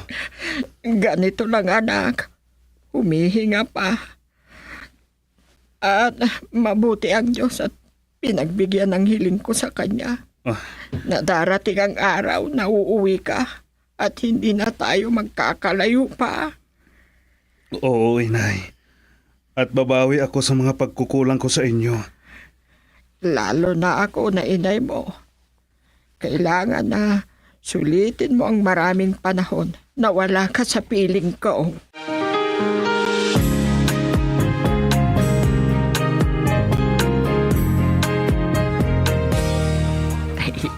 Gaya pa rin ng dati. Ang galing mong magkatay ng manok. Lalo na Inay. At ang tagal na hindi ko natikman ang tinola na native na manok. At dapat na may dahon ng malunggay at dahon ng sili. Naku anak, marami akong tanim na sili dyan sa likod ng bahay. Marami na ring bunga. At siyang pinagkukunan ni Mang Adormo na ginagamit niya sa pagluluto. Marami ba kayong mga alagang manok, Inay? Marami naman. Pero mas marami ang 45 days. Kayo lang ang nag-aalaga, Inay? Hindi. Kung minsan ay pumupunta at tinutulungan ako ni Boboy na anak ng pinsan mong si Julie. Talagang malakas pa rin kayo ah. Yan ang pinagpapasalamat ko sa Diyos, anak. Lalo na at nag-iisa ako. Oo, at mga masustansya ang mga kinakain nyo, inay. Oo. Una, ang mga tanim kong gulay. At tuwing umaga, ay umiinom ako ng itlog na sariwa na native na manok. Kahit ikaw, anak, parang hindi ka galing sa hirap. Ang lakas mo at bata pa ang itsura mo. Ay, teka, ilang taon ka na ba? Ang tagal na panahon na naghintay ako, anak. At alam ko, hindi na tayo magkikita.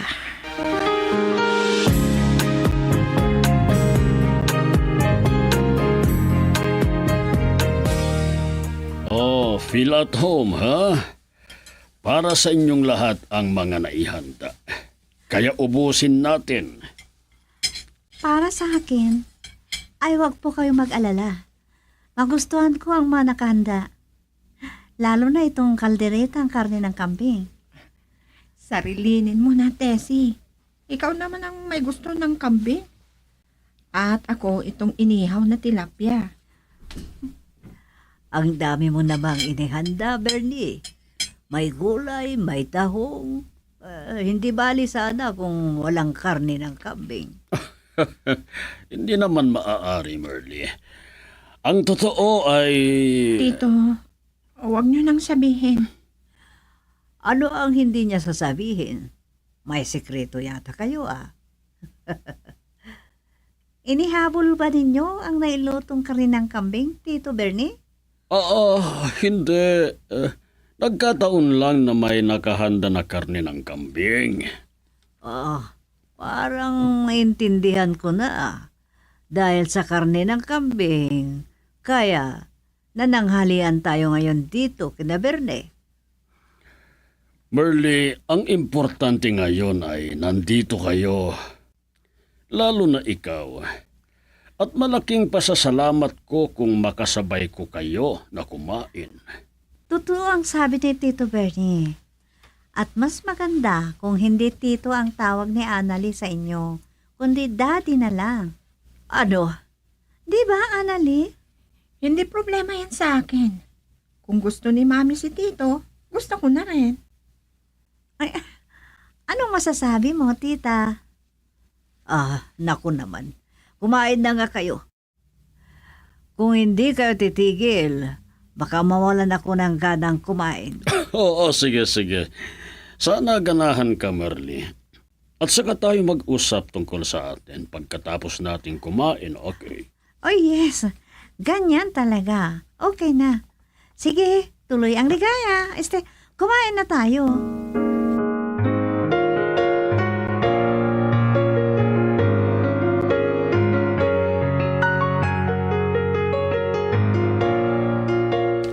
Ang ibig mong sabihin, bro, sila Annalie at Tessie ang nasa bahay ni Mang Bernie? Oo, bro. Doon sila mananghalian. Sana dito na lang sila pumunta sa akin mananghalian. Bakit sila pumunta roon? Oo nga, no? Insulto sa akin yun, ah. Mas pinagbigyan pa nila ang paanyaya ng matandang biyodo kaysa sa akin. Baka naman gusto nilang biyodo kesa ikaw, bro. Talagang pinapainit ang ulo ko ng Annalie na yun, ah. Maganda sa akin at maganda kayo. Oh, bakit? Bakit? Kung paano ay ngayon ko na isa katuparan ng plano natin kay Annalie. Ano? Wala pang hindi natupad na kagustuhan ni Bros. Kung sinabi ko na mahulog sa akin si Annalie, mangyayari kahit anong paraan. Sige, bros. Nandito lang kami. Nalalay mo. Ganyan ang gusto ko, Mando. Maganda si Annalie, bros. Mukhang artistahin. Sabi nga nila. Girl, I need you. I need your love.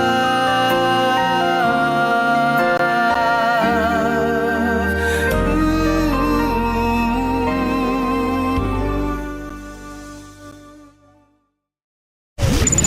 Bombo Radyo Tacloban.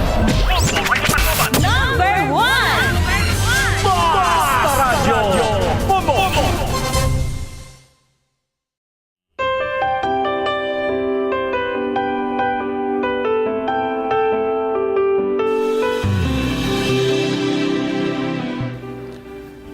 Hanggang kailan ako maghantay para tanggapin mo ako, Merly? Bernie, hindi ko matatanggap ang pag-ibig mo dahil wala na akong planong umibig ulit. May hinihintay ka ba? Wala. Ano ba talaga ang nangyari? Nangyari na ano? Bakit hindi kayo nagkatuluyan ng ama ni Annalie? Bernie, please. Huwag mo nang idamay ang hindi dapat na idamay sa usapang ito. Pwede ba? Ang ama ba ni Annalie ang dahilan kung bakit hindi ka naiibig? Ang mabuti pa, umuwi na kami. Wala namang silbi ang sinasabi mo, Bernie. Hindi ako mawalan ng pag-asa, Merly. Ikaw ang bahala. Pero ulitin ko, wala kang mahintay sa akin dahil minsan lang ako magmahal.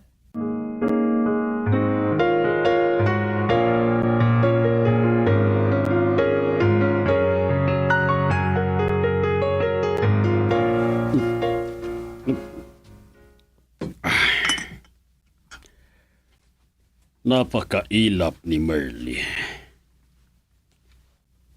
Pero ano ang gagawin ko para makamit ko ang pag-ibig niya?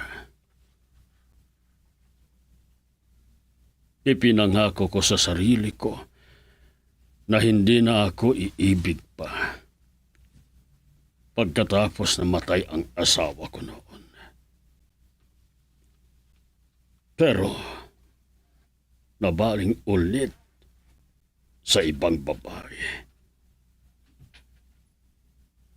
Yan ay si Merly. Sinabi ko na sa sarili ko, nakalimutan ko na si Merly. Pero bakit hindi ko magawa? May edad na ako. Pero bakit nakakadama pa ako ng ganito?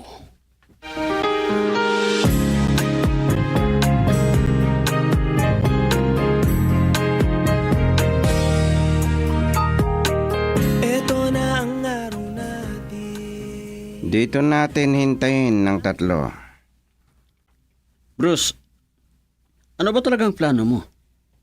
Kidnapin natin si Annalie. Pero may kasama siya. Kahit may kasama siya. Bakit?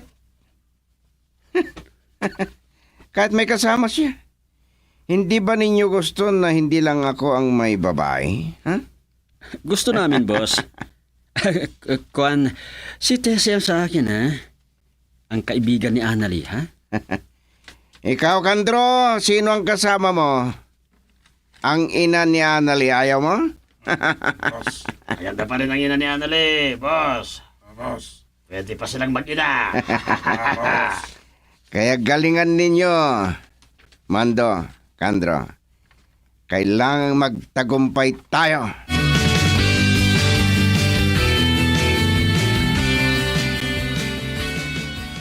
Ang ibig mong sabihin, iiwanan mo na naman ako, anak.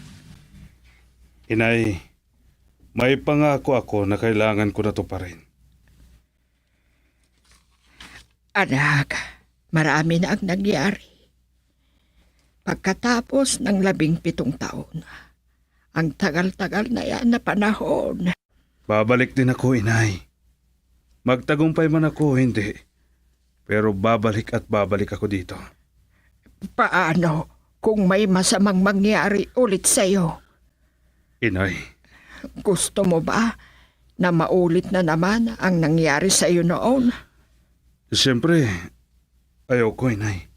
Kung ganon, huwag mo nang ituloy ang plano mo. Dito ka na lang sa lugar natin. At kung babae ang hahanapin mo doon sa malayo, marami ring babae dito sa ating lugar. Ikinalulungkot ko, inay. Pero hindi niyo ako mapipigilan. Dahil may pangako ako na dapat kong tuparin.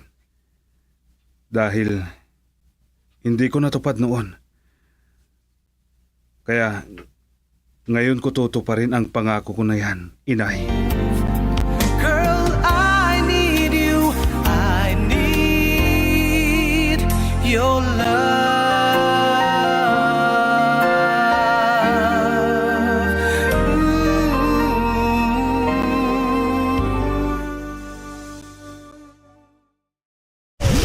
Bombo Radio Tacloban.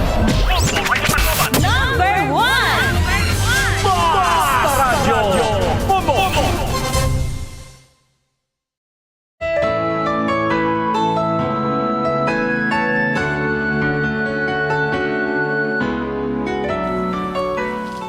Ano ang mga susunod na mangyayari?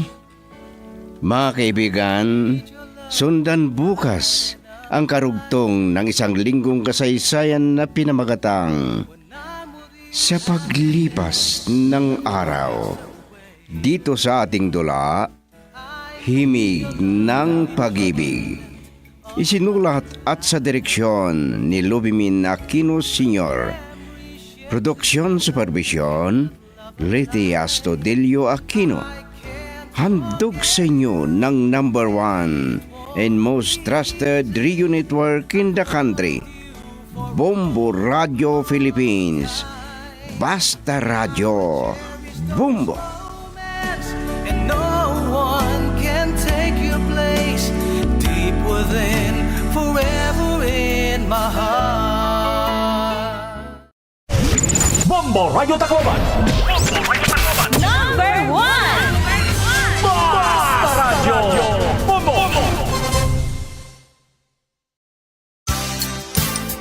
Ang swerte sa palengke ng Ang Bombo ayat Radio ni Serakyan in mas matipid ha gasolina.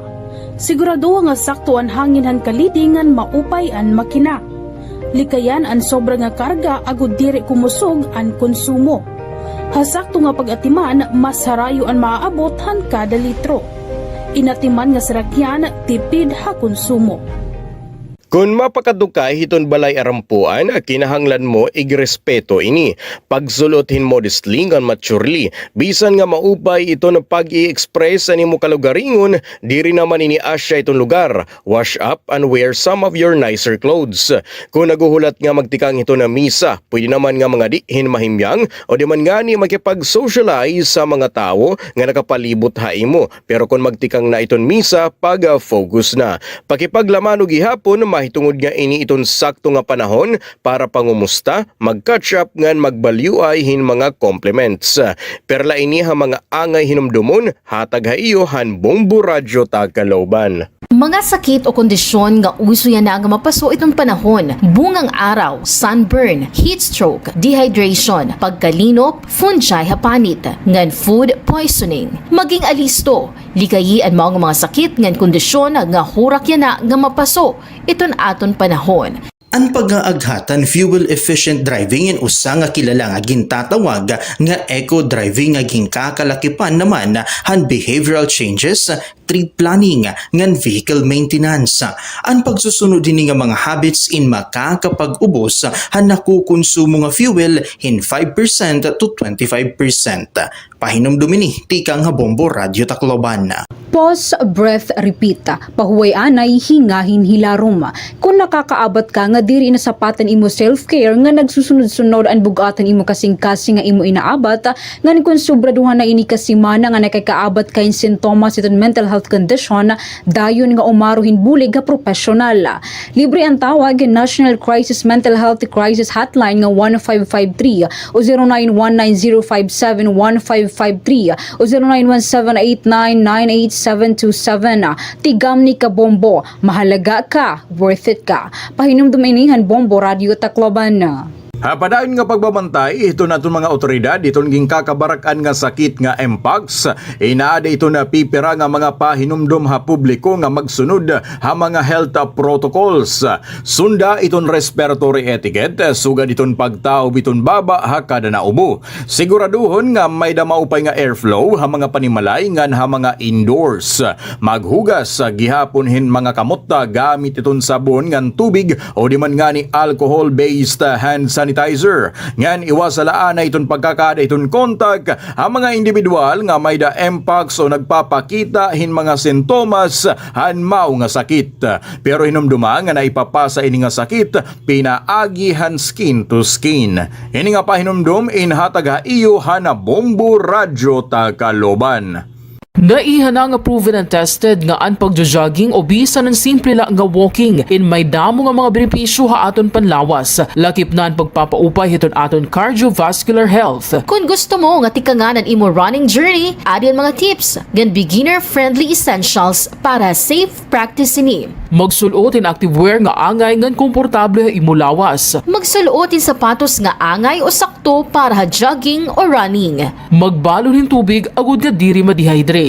Siguraduha gihapon ngan imo running time indiri malapos ha 2 ka oras. Happy running ka Bombo! Maaram ka ba kabombo nga eksakto nga pagpili nga paggamit in aircon ni nakabulig para makagtipid din kuryente? Siyahan, piliya an inverter type in aircon nga kitaan energy guide label. Kung mabilingan mo na, kitaan energy efficiency ratio o kung EER. Mas itaas nga energy efficiency ratio, mas tipid hin konsumo. Labot lahini. Igpabilin nga limpyuhan ang filter han aircon para mas matugnaw ang ginbubuga nga hangin. Ini nga pahinumdom indurot hayaton Bombo Radio Tacloban. Importante ang koneksyon han mental health ha trabaho. Oo, importante ang trabaho. Pero may aday ni dako nga papel ha kabugusan nga panlawas han usa nga empleyado. Kumusta ka? Himua nga parte ini nga kultura ha opisina. Hingaanay. Importante nga magkamay-ada kahin mental health break para liwat magkaada kahin panahon para imo kalugaringon. At imani ang mental health ang mga magtatrabaho in labi na nga ang stigma,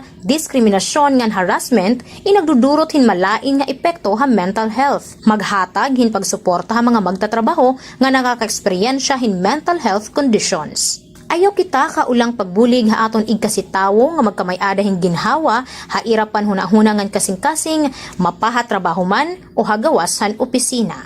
Ini nga pahinumdom inhatag ha iyohan Bombo Radyo Tacloban. Anayad ni Sirakyan in mas matipid ha gasolina. Sigurado nga sakto ang hangin han kalidingan maupay an makina. Likayan an sobra nga karga agud diri kumusog an konsumo. Hasakto nga pag-atiman, mas harayo ang maaabot han kada litro. Inatiman nga Sirakyan, tipid ha konsumo. Kung mapakadukay hiton balay arampuan, kinahanglan mo igrespeto ini. Pagsulothin modestly ngan maturely, bisan nga maupay ito na pag-i-express ani mo kalugaringon, diri naman ini asya itong lugar. Wash up and wear some of your nicer clothes. Kung naguhulat nga magtikang ito na misa, pwede naman nga mga dihin mahimyang o di man nga ni makipag-socialize sa mga tao nga nakapalibot ha imo. Pero kung magtikang na iton misa, pag-focus na. Pakipaglamano gihapon, mahitungod nga ini iton sakto nga panahon para pangumusta, mag-catch up ngan magbalyuay hin mga compliments. Perla ini ha mga angay hinumdumon, hatag ha iyo han Bombo Radyo Tacloban. Mga sakit o kondisyon nga uso yan na nga mapaso itong panahon, bungang araw, sunburn, heat stroke, dehydration, pagkalinop, fungi hapanit, ngan food poisoning. Maging alisto, likayi ang mga sakit ngan kondisyon nga hurak yan na nga mapaso iton aton panahon. Ang pag-aaghatan fuel-efficient driving in usa nga kilala nga gintatawag nga eco-driving nga ginkakalakipan naman han behavioral changes, trip planning, ngan vehicle maintenance. Ang pagsusunod din nga mga habits in makakapag-ubos han nakukonsumo nga fuel in 5% to 25%. Pahinumdum ini tikang ha Bombo Radyo Tacloban. Pause, breath, repeat. Pahuway anay, hingahin hilarom. Kung nakakaabat ka nga diri na sapatan imo self-care nga nagsusunod-sunod ang bugatan imo kasing-kasing nga imo inaabat, nga kung sobraduhan na ini kasimana nga nakakaabat kain sintomas iton mental health condition. Mahal ko. Hindi. Huwag mo akong iwan, mahal. Ikaw ang buhay ko. Oras na. Ang hiling ko lang. Alagaan mo sana ang alak-alak ng pag-ibig ko.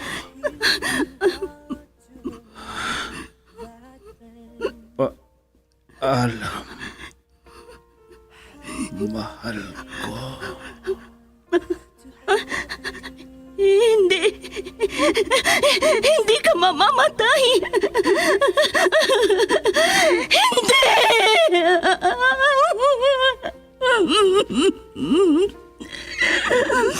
Wala na siya.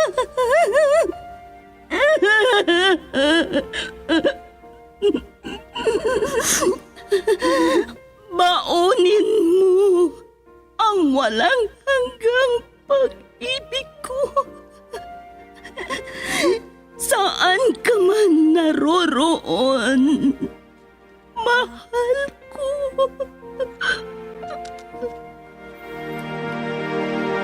I was hurt. Recuerdos de la Vida. I thought you will forever. Drama na kung saan inyong mapakinggan ang mga pangyayari sa nakalipas na panahon sa buhay ng isang tao. Mga kaganapan at mga bagay na nanatiling alaala na lamang na nagkaroon na ng pugad sa dibdib. Alaala na hindi kayang burahin ng panahon kailanman. Recuerdos de la Vida. Mula sa pluma nila Lubimin Aquino Sr., Letty Astudillo Aquino, Direksyon at Produksyon Supervision, Letty Astudillo Aquino. Recuerdos de la Vida. Mula sa Lovelet Artist and Talent Center Drama Productions, handog sa inyo ng #1 and most trusted radio network in the country, Bombo Radio Philippines. Basta Radio, Bombo!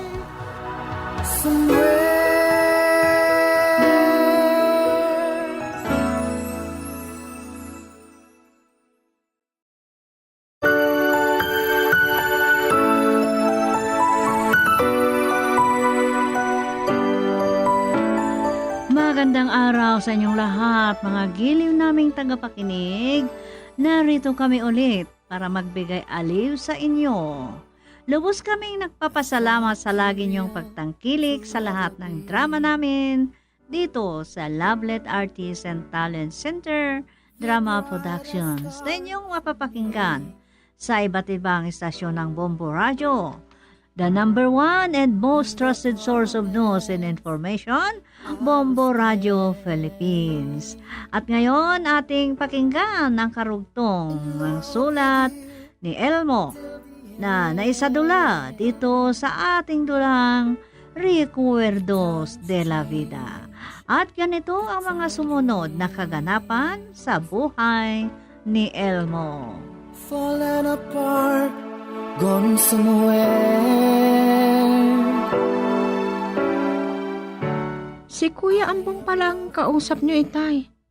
Hindi ko sana siya mamumukaan kung hindi siya kumaway.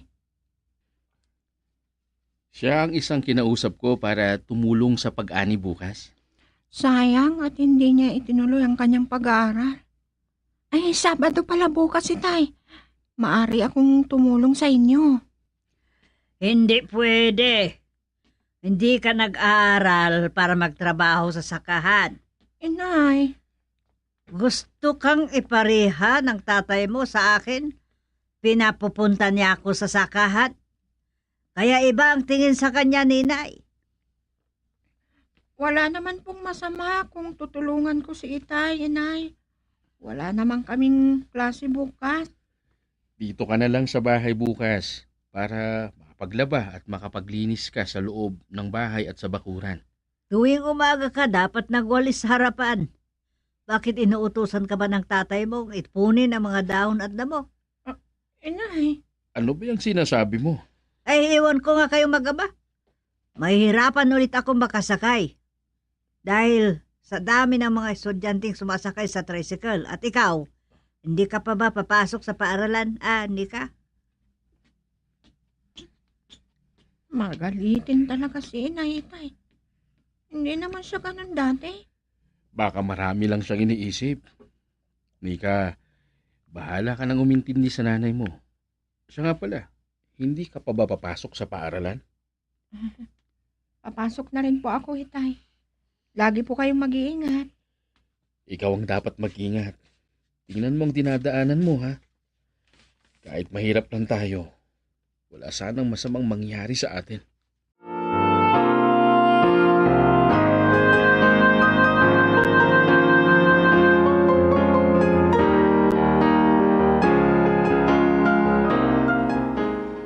Nakita ko si Nikang naglalakad. Ilmaw, may pupuntan ba siya bago pumasok sa paaralan? Iyan ang iniisip ko kanina eh. Baka wala lang siyang masakyang tricycle sa tapat, itay. Hindi ka ba pupunta sa sakahan? Mamayang hapon, itay. Pupunta muna kami kina Berting para manghiram ng karagdagang tali na magagamit sa mga palay. Ilan ang nakausap mong tutulong sayaw sa pag-aanay? Si Ambo ang isa, itay, at 2 matatandang babae. Kasi kailangan natin ng mga babae magtatali, itay. Kung 5 tayo, baka matatapos natin lahat bukas. Hindi pa naman masyadong malawak ang anihin natin. Oh, maganda ang pag-uusap ninyong mag-ama. Ikaw pala, Tinang. Saan ka pupunta? Pupunta ako kina Berteng. Sabay na po tayo, inay. Doon din ako pupunta. Mahihiramin kasi ako sa kanya.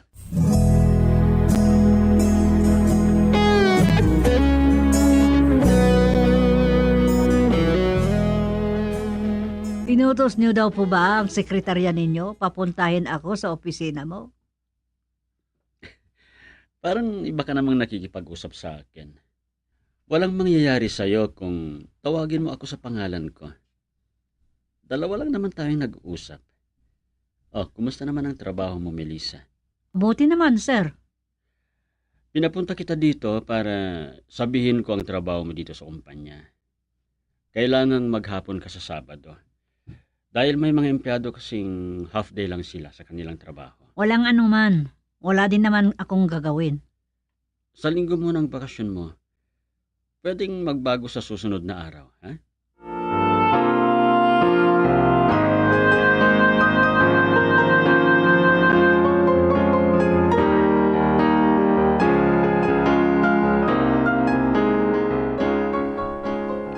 Napadaan ka dito sa bahay, Melissa.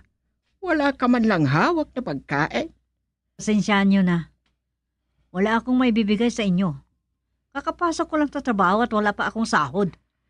Huwag mo akong kakalimutan kapag sumahod ka na. Nakita ko ang mag-amang nag-uusap. Maalay ko kung ano ang pinag-uusapan nila. Ano pang pag-uusapan nila kung hindi tungkol sa sakahan? Sigurado ka bang yan ang pinag-uusapan nila? Lalo kay Panong. Alam kong marami siyang hinala sa akin. Ano? Baka kung anong iniisip nila sa akin. Inay, huwag kayong mag-isip ng masama. Ang asawa ko kasi walang kapangapangarap. Makakaipon lang ako ng gagastusin ko, talagang mag-a-abroad ako.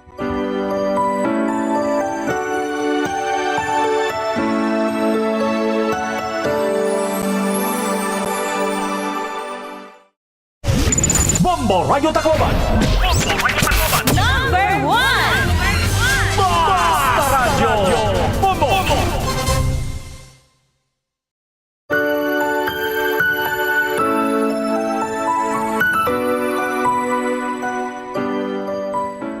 Nakarating ka na pala, Melissa.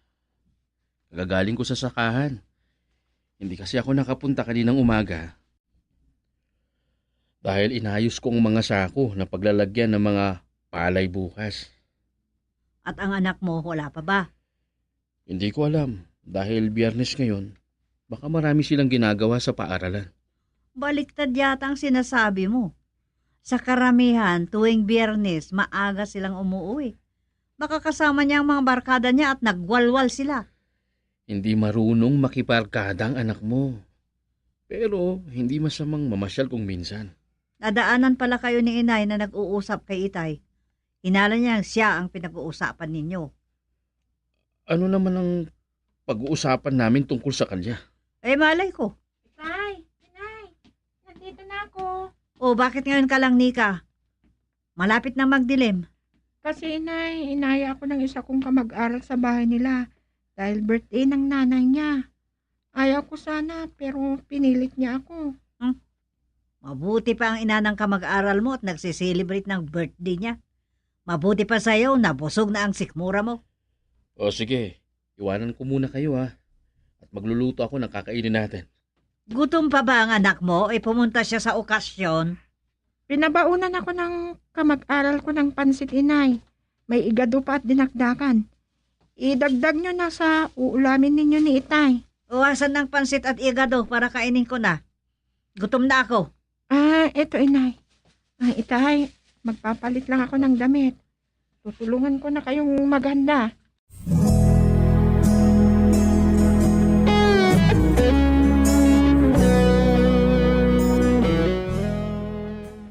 Kaya pala wala ka sa kwarto mo nang tinignan kita. Ang aga mo namang naglaba, Nika. May pupuntahan ka pa ba at ang aga mong maglaba? Wala po inay. Pagkatapos kong maglaba, magwawalis ako sa harapan at maglilinis ako sa bahay. Marami din kasi akong gagawing assignment. Akala ko tuloy maglalakwatsa ka dahil wala kayong klase. Huwag kang gumaya sa mga kamag-aral mo. Nakwento sa akin ng isang katrabaho kung nabuntis daw ng dalaga niya na nag-aaral sa high school. Hindi ko magagawa iyan, inay. Ayaw kong ipahiya kayo. Ay, nay, may trabaho ba kayo ngayong araw? Oo, may pasok ako. Kahit Sabado. Maghapon ako sa opisina. Linggo ang binigay sa akin ni Rafael na rest day. Sabay-sabay na tayong magsamba, inay. Hindi ko alam. Baka late ako magising. Pwede naman po sa hapon para makapasyal din tayo. Papasok na ako.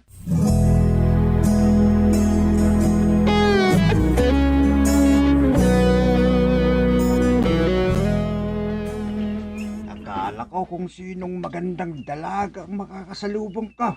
Ikaw pala, Pao. Si Lolo paanong nagbibiro? Talagang dalaga ka na. At maganda ka gaya ng nanay mo. Talagang pumunta ka dito sa bukid. Di ba sinita ka na ng nanay mo kahapon? Tutulong po ako sa inyo, Itay. Hayaan niyo si inay. Iyon lang kung nakita ako ni Lola Tinang at baka isumbong ako kay inay. Nadaanan ko siyang nakikipag-usap sa kapwa niya matatanda. Kahit hindi ka sana pumunta dito, nagluto ka lang sana ng kakain natin. Nasa kubo ang lulutuin para sa pananghalian natin. Tutulungan ko na kayo magluto, Itay. Masarap sigurong kumain dito sa bukid.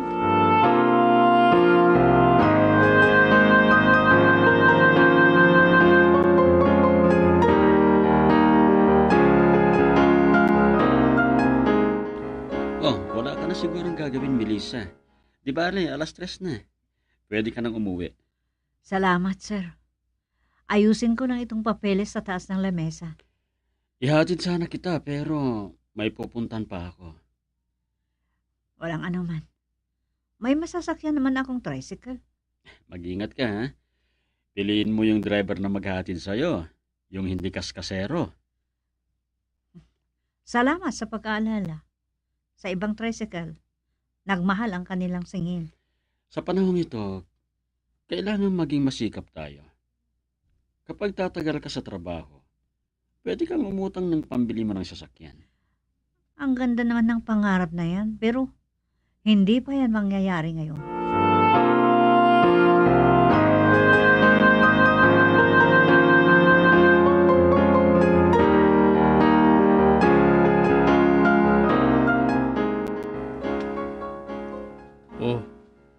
ka pa nakahiga sa kwarto mo, Nika. Pagod ka yata. Oo nga po, Itay. Ngayon lang ako nakaramdam ng ganitong pagod. Masakit ang buo kong katawan. Ang katipan ng katawan ko, kaya naligo ako kaagad. Dapat, nagpahinga ka muna bago ka naligo. Itay, baka malaman ni inay na tumulong ako sa inyo. Di bale, ako nang bahala sa inay mo. Alam mo anak, yan nga nakakalungkot eh.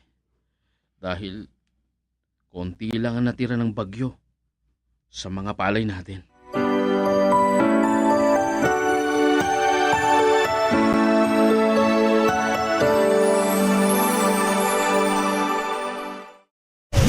Bombo Radio Tacloban! Number 1! Basta Radio! Bombo!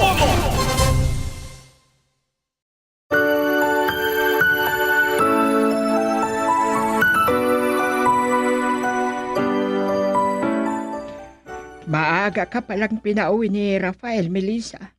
Bakit hindi ka dumaan dito sa bahay? Hindi ako nakauwi kaagad. Magkagabi na nung dumating ako. Mamasyal kasi ako saglit kahit wala akong kapera-pera. Iniinggit mo lang ang sarili mo. Oh, natapos na bang nag-ani si Elma? Oo, sa dinami namin ng tanim niya, 9 na sako lang ang naani. Mas lalong liliit pa yan kung mabibilad. Bakit pumunta pa si Panong? Dagdag lang yan napapakainin niya. At kung ilan ang magagawa niya. Hayaan nyo na siya. Kawawa naman. Dapat tumulong din kayo. Kahit nakisama kayo lang. Para may mabigay din sa inyong bigas. Mas lalong walang matitira. At tinatamad ako. Mahirap ang mag-ani. Mainit.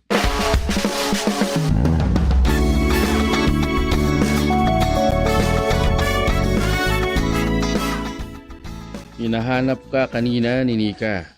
Saan ka ba nagpunta? Ano daw ang sasabihin sa akin?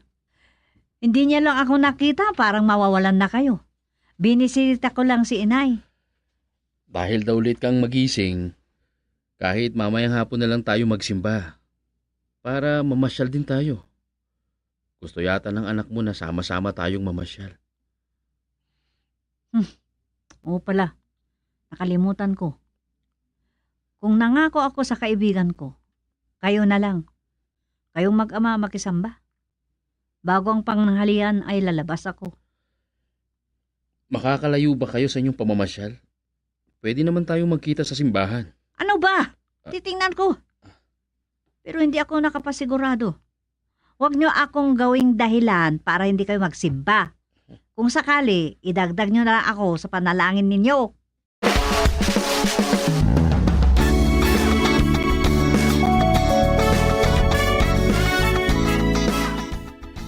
Ano ba naman si inay, Tay? Ngayon sana tayo magkakasamang mamamasyal. Sunday ngayon. Family Day. Pagod siguro ang nanay mo sa trabaho. Kaya kailangan niyang mamasyal. Namamasyal naman tayo Mas mahalaga sa kanyang kaibigan niya. Anak, huwag ka nang magtampo. Baka makikita rin tayo sa simbahan. Sana nga, Itay. Sige, pupunta na ako sa kwarto ko. Gisingin na lang ninyo ako, Itay.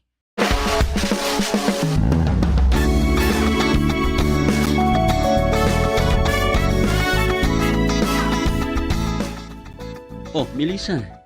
Hindi ko akalaing magkikita tayo rito Nag-iisa ka? Hindi mo ba kasama ang pamilya mo? Ang isang kaibigan ko ang katatagpo ko sana dito pero wala siya. Gutom pa naman ako. O sige, teka't mag-order ako ng pagkain natin. Dito rin ang pinag-usapan naming lugar kay engineer. Plano ko kasing pupunta ng Maynila, kaya kailangang mag-usap kami ng mabuti. Andito na pala si Celeste. Nahintay ko rin. 3 siguro ang kasama ng engineer. Malapit na siguro sila. Mag-order na ako para sa kanila.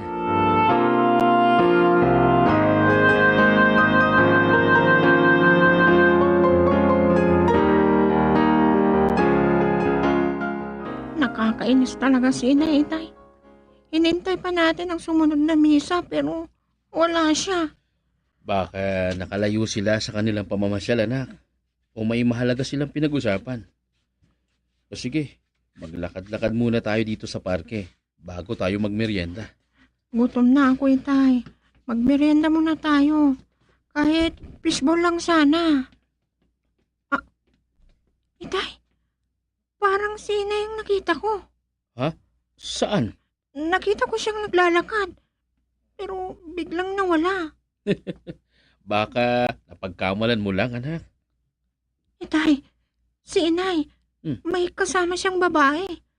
At may kasama pa silang lalaki. Baka asawa ng kaibigan niya. Teka lang. Parang si Rafael ang isa sa mga kasama nila.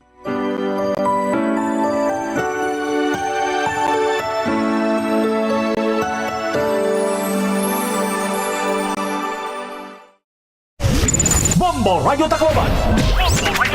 Number 1. Basta Radio Bombo.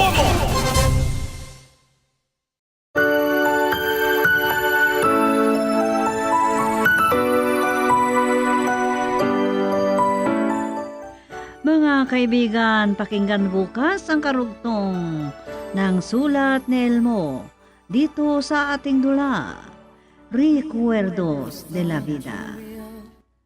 Ang sulat ni Elmo ay sinaayos sa script ni Delphine Dumayas at sa direksyon Leti Astudillo Aquino.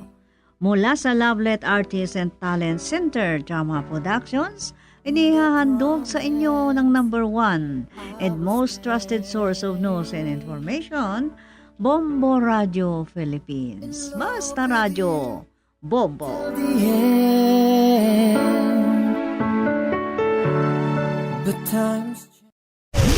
Bombo Radio Tacloban. Number 1. Basta Radio Bombo. Damo nga mga impormasyon ang mga nagkakagawas sa nga panahon na kundiin ang iba ay napapasaring nga kita nga aman as in, tuod, sanglit importante ang pag-fact check o sa nga pamaagi insuriunin maupay ang impormasyon. Kita ako ba nagbalita ang maubang impormasyon inti kang matatapuran nga source sugod ang mga kilala na mga news organization sugod ang Bombo Radio o di man nga ni mga government agencies. Kita gihapon ang kredibilidad na nagsurat nga hibaro akong kakano iging pagawas ang impormasyon. Kung may nabay ni bagong updates ka ng papabaguliwat ang kamatuoran. Tutok din niya Bombo Radio Tacloban para ang iba pa nga mga pamaagi. May dakitaging babantayan nga sakit nga Mpox virus. Ang Mpox ay nakakatapon pinaagi itong direkta nga kontak kapanit o mga mucosal lesions. Sugad itong pakikipag-istorya o pagginhawa, pagharoka, pagkapot, paghangkop o pakikipaghilawas. Ngan iba pa nga mga respiratory secretion. Pwede gihapon itong indirect contact ka mga contaminated beddings, clothings or linens. Ngan iba pa nga mga gamit. Kalaki pa sintomas itong skin rash o mucosal lesions. Kaupo ditong hiranat, swollen lymph nodes, ngan sore throat, muscle ache, ngan back pain, sugad man itong headache, ngan low energy. Kung makaawat ini indayon nga magpakonsulta ka doktor. Ini nga pahinumdumin hatag iyo itong Bombo Radio Tacloban. Napaka-importantihan pagtitipid hiton tubig, labinayan na nga panahon. Aadi iton pera nga mga tipid tubig tips. Igsaraduhin maupay ang mga gripo kahuman nimo gamiton. Ayuson dayon kung may mga makitan ka nga likay mga gripo ha iyo pa ni malaya. Gamitin kabungan balde kung nakarigo. Gamitin baso kung ikaw inagtutot brush. I-recycle o gamita utro ang mga ginpagbanlawan hinbado nga pwede panlimpyo o panbuhos sa kasilyas. Magsalo din tubig kung nauran. Magtipid kita ang tubig kay para makabulig nga diri magkulang ang supply. Paano ba mag-fact check ka Bombo? O sa diniin ano ba ang motibohan igin balita? Ini ba in agud nga maghatag insakto nga impormasyon o ini ba igin surata para magbuwa? Swerte sa palengke ng Bombo Radio at Star FM Drop Boxes ay matatagpuan sa mga sumusunod na lugar. General Merchandise San Jose, Tacloban City. Emerald Grocery Store, San Jose, Tacloban City. Daily Grace Mini Mart, San Jose, Tacloban City. Winsil Mini Mart, Marisbaras, Tacloban City. Top Commercial, Gomez Street, Tacloban City. Sam's Trading, Salazar, Tacloban City. Habot nga ang tensyon na Middle East, ginalauman nga mahitaas ang presyohan lana ngan kuryente. Sanglit, tikangan hapanimalay, parungan suga nga appliances kung diri ginagamit. Gumamit in energy efficient nga bumbilya ngan ibani ang paggamit han aircon. Tigam ni, ang simple nga pagtitipid yana, inda ko nga bulig ha masunod nga adlaw. Tipid ha kuryente, bulig ha kabubwason. Aadi naman kabombo, ang pera nga pwede naton buhaton na aton mga kusina ngan paglalaba agud nga makaiba na pagkonsumo han enerhiya. Hakada pagluluto, siguraduha nga maupay ang pagkakatakluban mga lutuan para makaiba na cooking time. Paghahatag hinhalawig nga oras ang mga frozen food nga mag-defrost san ulutuon. Ngan paggamit ang mga microwaves kumpara naman ha mga electric ovens. Kung posible, ha mga rural households na gamit iton air dry o iton simple nga pagpapamaragamit iton sirak hagawasan mga panimalaya. Pero laini kabombo ha aton energy saving tips nga pwede buhaton ha aton mga tagsa-tagsa panimalaya. Hausa lang nga-click ka aton mga screen in pwede na makapagtikang hin live videos, mag-post in photos ng status, kalakip na ang aton lokasyon. Iniin kapartinahan aton panadlaw-adlaw nga buruhaton nga hausa nga sayop, in pwede na maipagawas an imo personal nga impormasyon. Ngan dako naman ang posibilidad nga magamit ini, han may ada maraot nga mga intensyon. Magin mabinantayon ha pag-a-accept o pagdi-decline han mga friend request. Pwede mo gihapon nag-customize an imo privacy settings. Magin mindful ha imo mga ginpapan-share sugod gihapon ang imo lokasyon o address. Ayaw nga ayaw gihapon ig-post ang litratohan imo passport o credit card information. Huna-huna ang imo ig-post online in magpapabilin nga ada online hasta hiton kahasta. Iniin pahinumdom at tikang Habombo Radio Tacloban na. Beat the heat sa tag-inita. Aadyan mga dapat buhaton yan ang mapasuan aton panahon. Likayan sirak labi na tikang alas 10 iton agang nga alas 4 iton kulup. Magsulutin manipis ngang komportable nga mga panapton. Magbalon permanentehin tubig agud nga malikayan ang dehydration. Gamitin sun protection o sunblock sugad man kalungan payong. Beat the heat mga kabombo. Ini nga pahinumdumin ha taga-iyuhan Bombo Radio Tacloban. Hapadayon nga pagtikadamo ahan mga nahihipatik nga mga kaso han dengue ha sinirangan Visayas, inutro na naman nga iginduduso ha publiko ang pagbubuhat han 4 o'clock habit. Stop han nga tanan nga ginbubuhat pag-abot han alas 4 han kulop ngan bumalhin ang pagpokus sa pagkontrol han mga lamok. Look para han posible nga gintataguan han mga lamok sugad han nakatirok nga tubig ha mga balde ngan iba pa. Listen ha mga pinakauri nga bulletins o mga instructions sa tikang naman ha local government units agud mabaruan ng mga ginbubuhat agud pangontrahan dengue. Burubligay kita para maatuhan ang pagdamo o ang paghurak han mga nagpupositibo ha sakit nga dengue. Ini nga pahinumdom inhatag ha iyo han Bombo Radio Tacloban. Yan na nga nauuso ang mga termino nga may pagisumpay han mga fake news in maaramba kamo nga may da pagkakaiba-iba, misinformation, sayop, diri tuod nga impormasyon o pagkuha han mga detalye nga diri asya.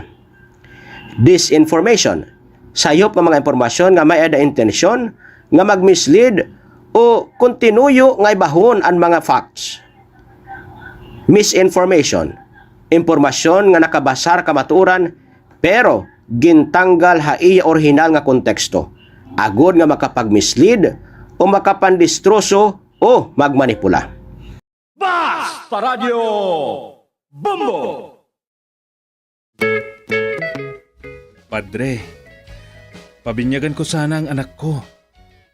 Ano ang ipangalan mo sa kanya? Tigre po. Ano? Hindi pwede, Doming. Pangalan ng mabagsik na hayop yan. Pwede, Padre. Kung pwede ang leon, edi pwede rin ang tigre. Pwede! Doming pwede lahat. Doming pwede lahat. Doming pwede lahat. Pwede lahat. Doming, pwede lahat! Isang manunulat, matalino, malalim ang pag-iisip. pero laging naiidlip. Walang pinagkaiba sa kwago. Iba't iba ang pagkatao. Bida, kontrabida, at mapagmasid. Mga kaibigan, huwag kaligtaang pakinggan ang araw-araw na pakikipagsapalaran ni Doming sa kailaliman ng panaginip. Doming, pwede lahat. Isinulat at sa direksyon ni Letty Astudillo Aquino mula sa Lovelet Artists and Talent Center Drama Productions, handog sa inyo ng number 1 and most trusted radio network in the country, Bombo Radio Philippines. Basta Radio, Bombo!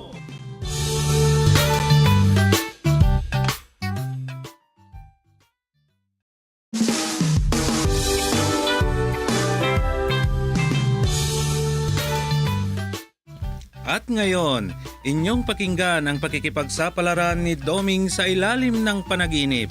Narito ang kwento na ating pinamagatang Prinsipe Dominico versus Pulgas. Dito sa ating dula, Doming, pwede lahat.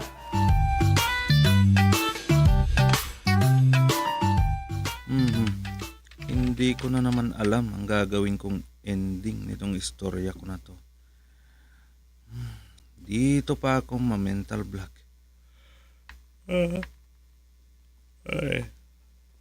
Kaya naman pala. Andito na naman kasi yung antok ko. Itigil ko muna kaya.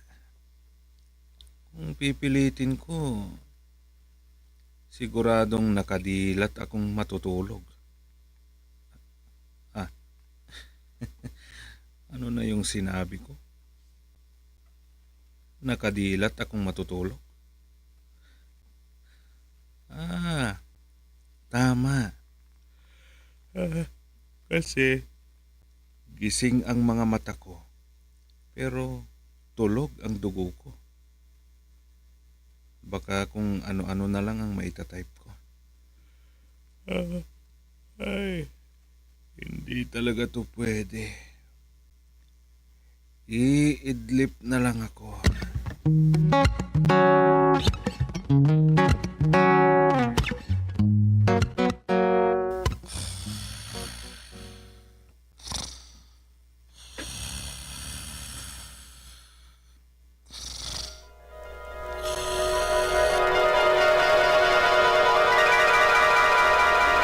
Andiyan na naman si Prinsipe Dominico na nanliligaw sa anak nating prinsesa. Oo. Meron na naman siyang regalong ginto sa prinsesa nating anak. Hindi ko alam. At kahit na meron, wala akong pakialam. Marami tayong ginto sa kaharian ng Gustisov. Oo nga. Hindi na natin kailangan ng regalo ng mayabang na kahit pa prinsipe ng pinakamayamang kaharian. Talagang hindi ko gusto ang Prinsipe Dominico na yun. Akala mo, ihip niya lahat ng hangin kung magsalita. Napakayabang. Pero sabi ni Prinsesa Rosita, hindi naman daw talaga siya mayabang. Mapagpakumbaba daw nakausap. Iniisip ko nga kung ano ang gagawin ko para umamo at maging katulad natin na kahit na mahirap lang ang kaharian natin kumpara sa kaharian nila ng Porto Yabang. Oh, iba naman na ang sinabi mong pangalan ng kaharian nila. Gustilo. Yun ang bagay na pangalan ng kaharian nilang Portugal. Ano yun? Sabi mo, Porto Yabangan? Sa bagay, tama na yan. Baka biglang dumating dito ang anak natin, baka magalit pa sa atin yon. Basta, may naisip ako. Aamo din niyang mayabang na prinsipe na yan. Magiging parang karniro na tahimik at mahiyain. Kabaliktaran ng pagiging mayabang niya ang mangyayari sa kanya pagkatapos ng gagawin ko sa kanya. May naisip na ako. Ano na naman yung naisip mo? Sabihin mo naman sa akin. Hindi ko muna sasabihin. Mahirap na. At baka may kismis mo na naman sa mga dama. At masabi pa nila kay Rosita. Ano? Ikaw naman. Pagdudahan mo pa ako ng masama. Sige na. Para wala kang masabi, bibigyan kita ng pag-iisipan mo. Pahirapan mo pa akong mag-isip. Para magising yung utak mo at gumana ng hindi ka madaling maulyanin. Sige na nga. Ano yon? Hindi ba may kasabihan tungkol sa mga karnero? Oo. Dati daw na mayabang ang karnero noong unang panahon. Pero tinalo ng isang palaka. Ganon nga ang mangyayari kay Prinsipe Domenico. Magiging parang karnero pagkatapos ng gagawin ko sa kanya. Baka sakaling magustuhan ko na siya para sa ating anak. Ano? Kung hindi na siya mayabang, pwede ko na siyang utos-utusan. Kahit ano pa ang gusto kong ipagawa sa kanya, walang problema. Baka pwede pang sigaw-sigawan ni Pulgas. Ano? Si Pulgas, yung ang liit-liit na janitor? Oo. Magiging tagasunod siya ng lahat na kahit pa si Pulgas na tagawalis lang dito sa palasyo.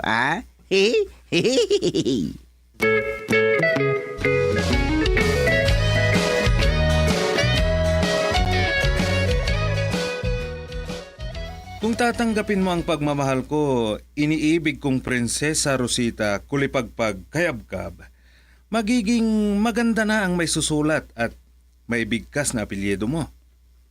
Ha? Anong ibig mong sabihin, Prinsipe Domenico? Ang pangit ng ipinamana na apelyido sa'yo ng tatay mong hari.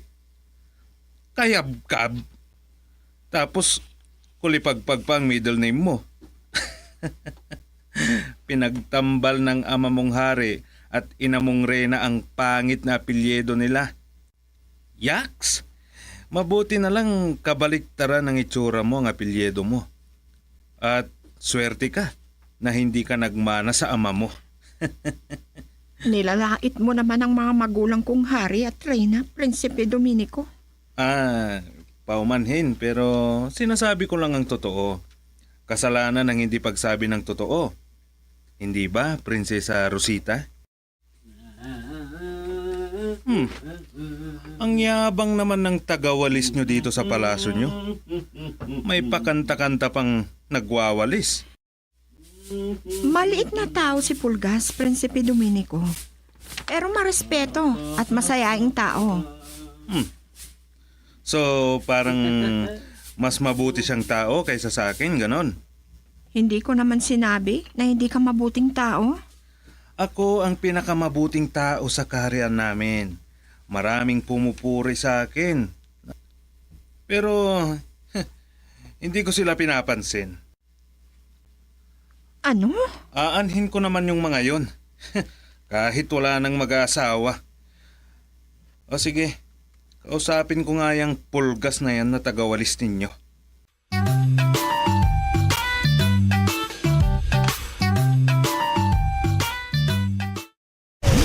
Bombo Radio Tacloban. Number 1! Basta Radio Bombo.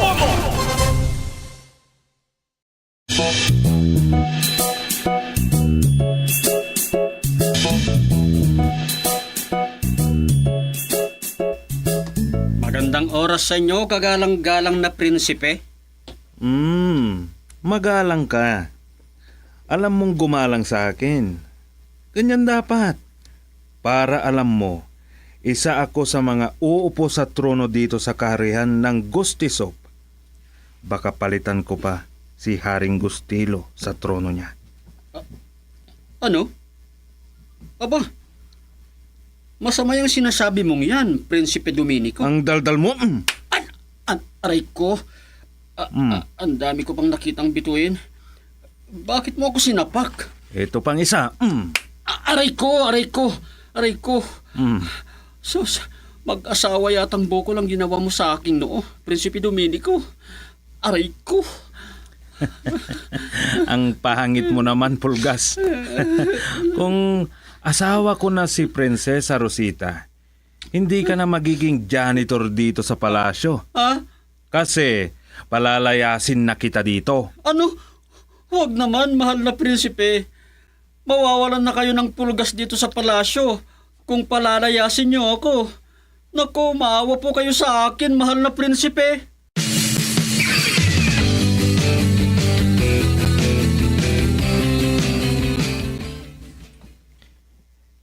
Masyadong mayabang ang prinsipe na yon. Anak kong prinsesa. Hindi naman po masyado, Amang Hari. Huwag mo na siyang ipagtanggol. Nakita ko ang pananapak niya kay Pulgas na janitor. Ha? Ngayon, sabihin mo na hindi mayabang? Ha! Nanliligaw pa lang. Sa iyo, hindi ko na siya gusto. Ha! Hindi ko gustong mapapangasawa mo. Ha? Maliwanag ang sinabi ko. Kung gusto niyang magustuhan ko pa rin siya, sabihin mong hinahamon ko siya sa laban. Kaakalabanin niyo si Prinsipe Dominico? Oo. Pero hindi ako ang makikipaglaban sa kanya, kundi si Pulgas. Ano? Oo. Bibigyan ko si Pulgas ng pagkakataon na makapaghiganti sa ginawa sa kanya ng mayabang na yun. Ano po? Si Pulgas? Makikipaglaban kay Prinsipe Dominico? Nagbibiro yata kayo, Amang Hari. Hindi ako nagbibiro. Sabihin mo sa kanya.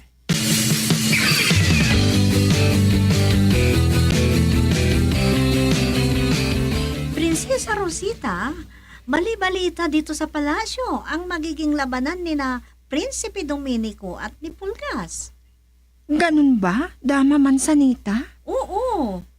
Nakakatawa. Malakas ang loob ni Pulgas na harapin si Prinsipe Dominico. May karanasan si Pulgas sa labanan.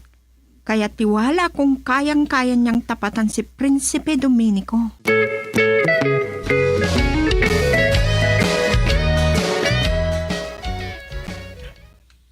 Paano, mahal na hari? Natatakot yata ako. Huwag kang mag-alala. Ituturo ko sa iyo ang gagawin mo, Pulgas. Sige po, mahal na hari. Papayag na ako. Basta turuan niyo ako kung anong dapat kong gawin. Para siguradong matatalo ko ang mayabang na prinsipe na yun. Oo, matatalo mo siya. Sa liit mong yan, malaking kahihiyan niya kung matalo mo siya. May pupuntahan tayo.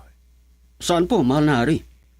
Pupunta tayo sa lugar ng paglalabanan niyo ng mayabang na yon.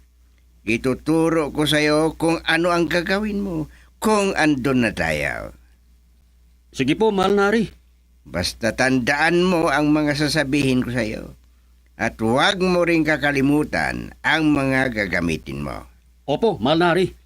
Kung matatalo mo yon at matutunan niya ang magiging mapagpakumbaba at mahiya, may matatanggap ka mula sa akin.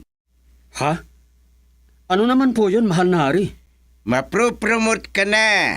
Hindi ka na janitor. Ha? Talaga po, mahal na hari? Oo. Ako na siguro ang magiging pinakamasaya dito sa palasyo kung mangyari ang gusto kong mangyari. Kaya, galingan mo, Pulgas!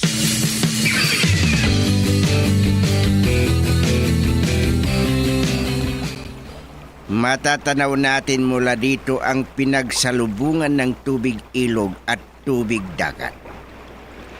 Medyo malalim yan na tatalunin mo kung tatalon ka mula rito.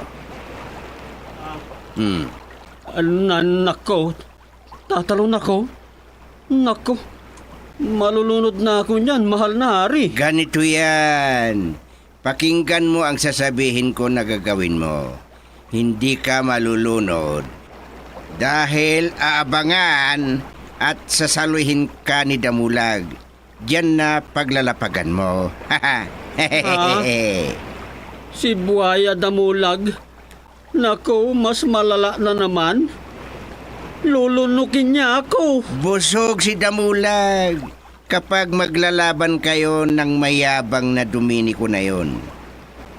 Mapapakain siya ng 20 kilo bago ang labanan yon ni Dominiko. Ganun po ba? Sige po. Pero ano bang magiging klase ng labanan namin? Simple lang. Palakasan. Maghihilaan lang naman kayo gamit ang tali. Naku. Malayong mas malaki ang katawan niya kaysa sa akin. Ano naman po ang laban ko sa kanya, mahal na hari? Yan ang magiging malaking kahiyan niya. Sige na. Malapit na tayo sa bukana ng bangin. Doon tayo banda umupo at baka mahulog tayo dyan. Gutom ngayon si Damulag dahil hindi pa pinakain nung tagapakain sa kanya. Delikado tayo.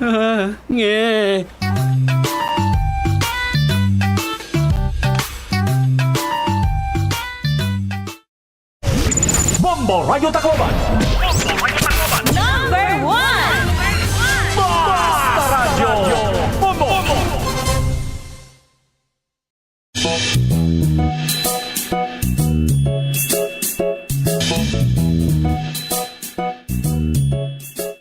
Nag-aalala ako, Dama Mansanita. Huwag kang mag-alala, Prinsesa Rosita. Ang liit-liit yung janitor na si Pulgas. Sigurado matatalo siya. Mananalo si Loves mo. Huwag mong lakasan ang boses mo. Baka marinig ka ng Inang Reyna o ng Amang Hari. Hindi pa nila alam na nagmamahalan kami ni Prinsipe Dominico. Uy, ganun pa? Oh, sige, huwag ka nang mag-alala, Prinsesa Rosita. Si Pulgas ang kinakaawaan ko dahil baka matalo. Baka maparusahan pa siya kung hindi niya magawa ang gustong mangyari ng Amang Hari. Yun lang. Oo nga, no? Kawawa naman si Pulgas. Kung bakit gusto din niyang makilaban kay Prinsipe Dominico, samantalang sa hitsura lang niya, matatalo na siya. Iyan din ang pinagtataka ko. Sumang-ayon na lang siya na hindi nag-iisip. Sa bagay, baka naman may kagalingan din siyang hindi natin nalalaman. Abangan na lang natin kung anong mangyayari, Prinsesa Rosita. Sa bagay nga. Pero kung ganun, baka naman matalo si Prinsipe Dominico. Yun lang din. Kaya sabihan mo si Prinsipe Dominico na galingan niya para siya ang manalo.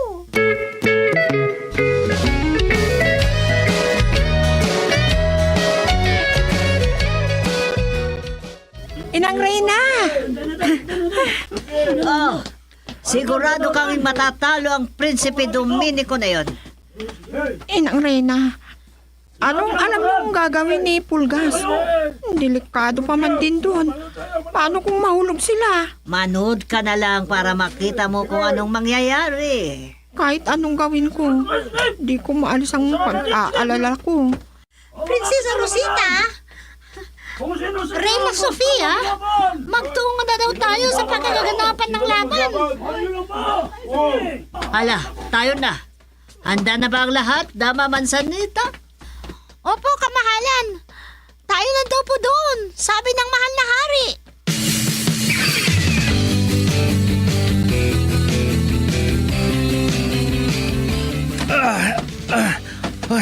Pambihira. Ang lakas naman ng Pulgas na to. Mahihila na ako. Sa bagay, kahit mahila niya ako, ayos lang. Malapit siya sa bukana ng bangin. Mahuhulog siya dyan. Matatalo pa yata ako. Nakapagtataka. Hindi yata siya natatakot sa lakas ko.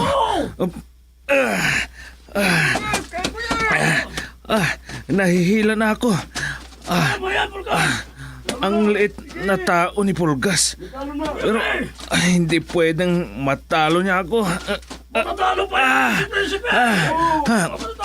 Nahihila na talaga ako. Paluluwagan ko itong tali para hindi ako masasama na mahulog sa bangin. Yan, maluwag na. Hindi niya na ako mahihila.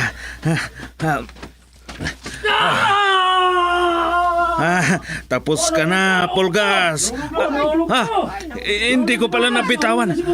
Masasama na akong mahuhulog.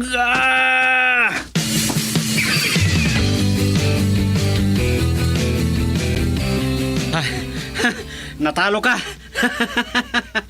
Mas magaling ako kesa sa'yo. Dahil nakayanan ko pang sinakyan ang buhaya. Madaya ka. Yung buhaya ang humila sa akin, hindi ikaw. Madaya ka.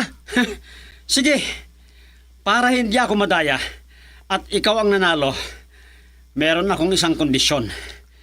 Di bale, at walang nakakita na ikaw ang natalo. Dahil ikaw ang nahila. Ano yon? Kargahin mo ako pagbalik sa palasyo. Sasakay ako dyan sa leeg mo. Ano? Oo, promise. Isisigaw ko sa kanila na ikaw ang nanalo habang papasok tayo sa palasyo. Ano, papayag ka? Sige. Makikita pa lang nilang malakas ako dahil buhat-buhat kita. Sige, lumuhod ka na at sasakay na ako.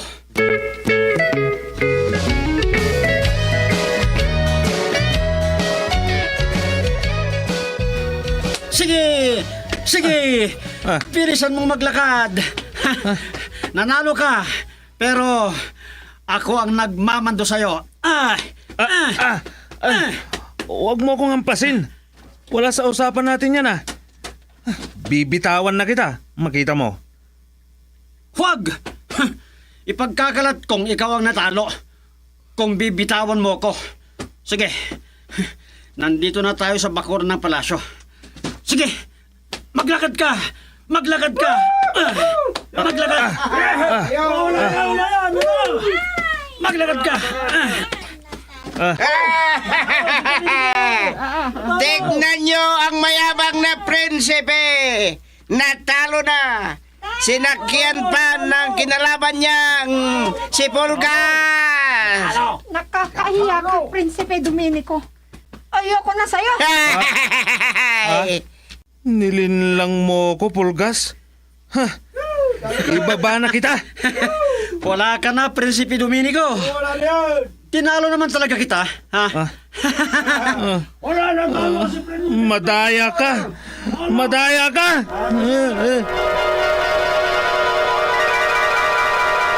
Madaya ka.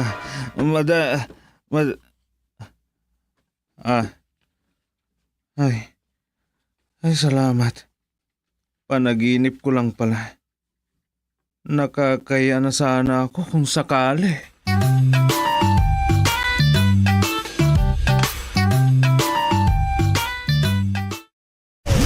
Bombo Radio Tacloban. Number 1. Basta Radio Bombo.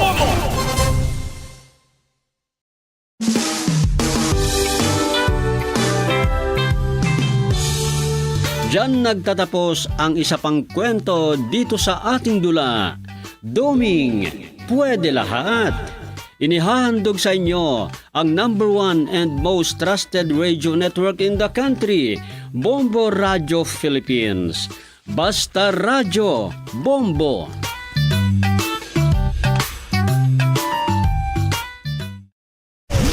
Bombo Radio Tacloban. Number 1. Basta Radio Bombo.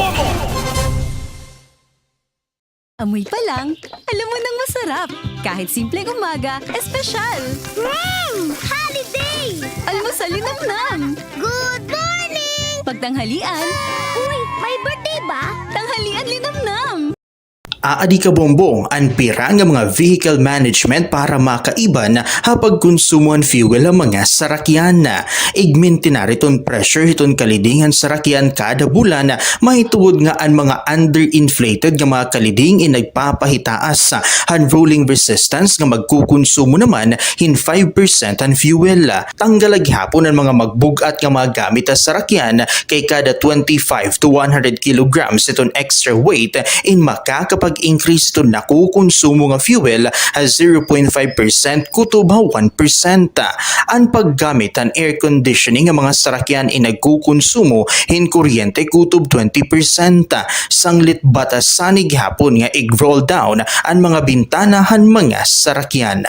Ha mga ayat ha aton kinabuhi, hakada adlaw, in kinahanglan naton nga maghimo hin mga desisyon, makuri nga nakakagupong, pero aadhain mo nakadepende kung patiunan o makakahimo hin sakto nga mga desisyon. Hibaroi ang mga consequences kan risgo ha desisyon nga imo himuon, isipa hin maupay. Ayaw pagpadalos-dalos, igkalma ang kalugaringon ngan ayaw pagdesisyon kung sobra ang imo emosyon nga inaabat. Maging positibo ngan mahibaro ha imo mga eksperyensya. Maram ka ba kabombo nga ang sakto nga paggamit hiton speaker ngan video key in makakabulig para maibanan ang konsumo hiton imo kuryente. Adi iton aton kuryente tipid tips. Likayan ang sobrang kakusog iton volume kay ang sobra kahitaas iton volume mas dako liwat ang konsumo hiton imo kuryente. Gamiton ha eksakto nga oras.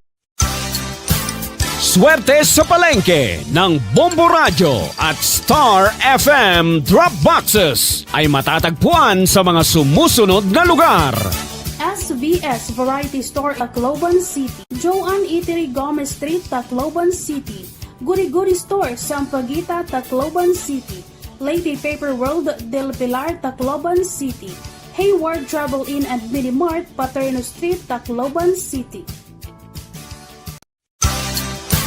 Swerte sa palengke ng Bombo Radio at Star FM Drop Boxes ay matatagpuan sa mga sumusunod na lugar.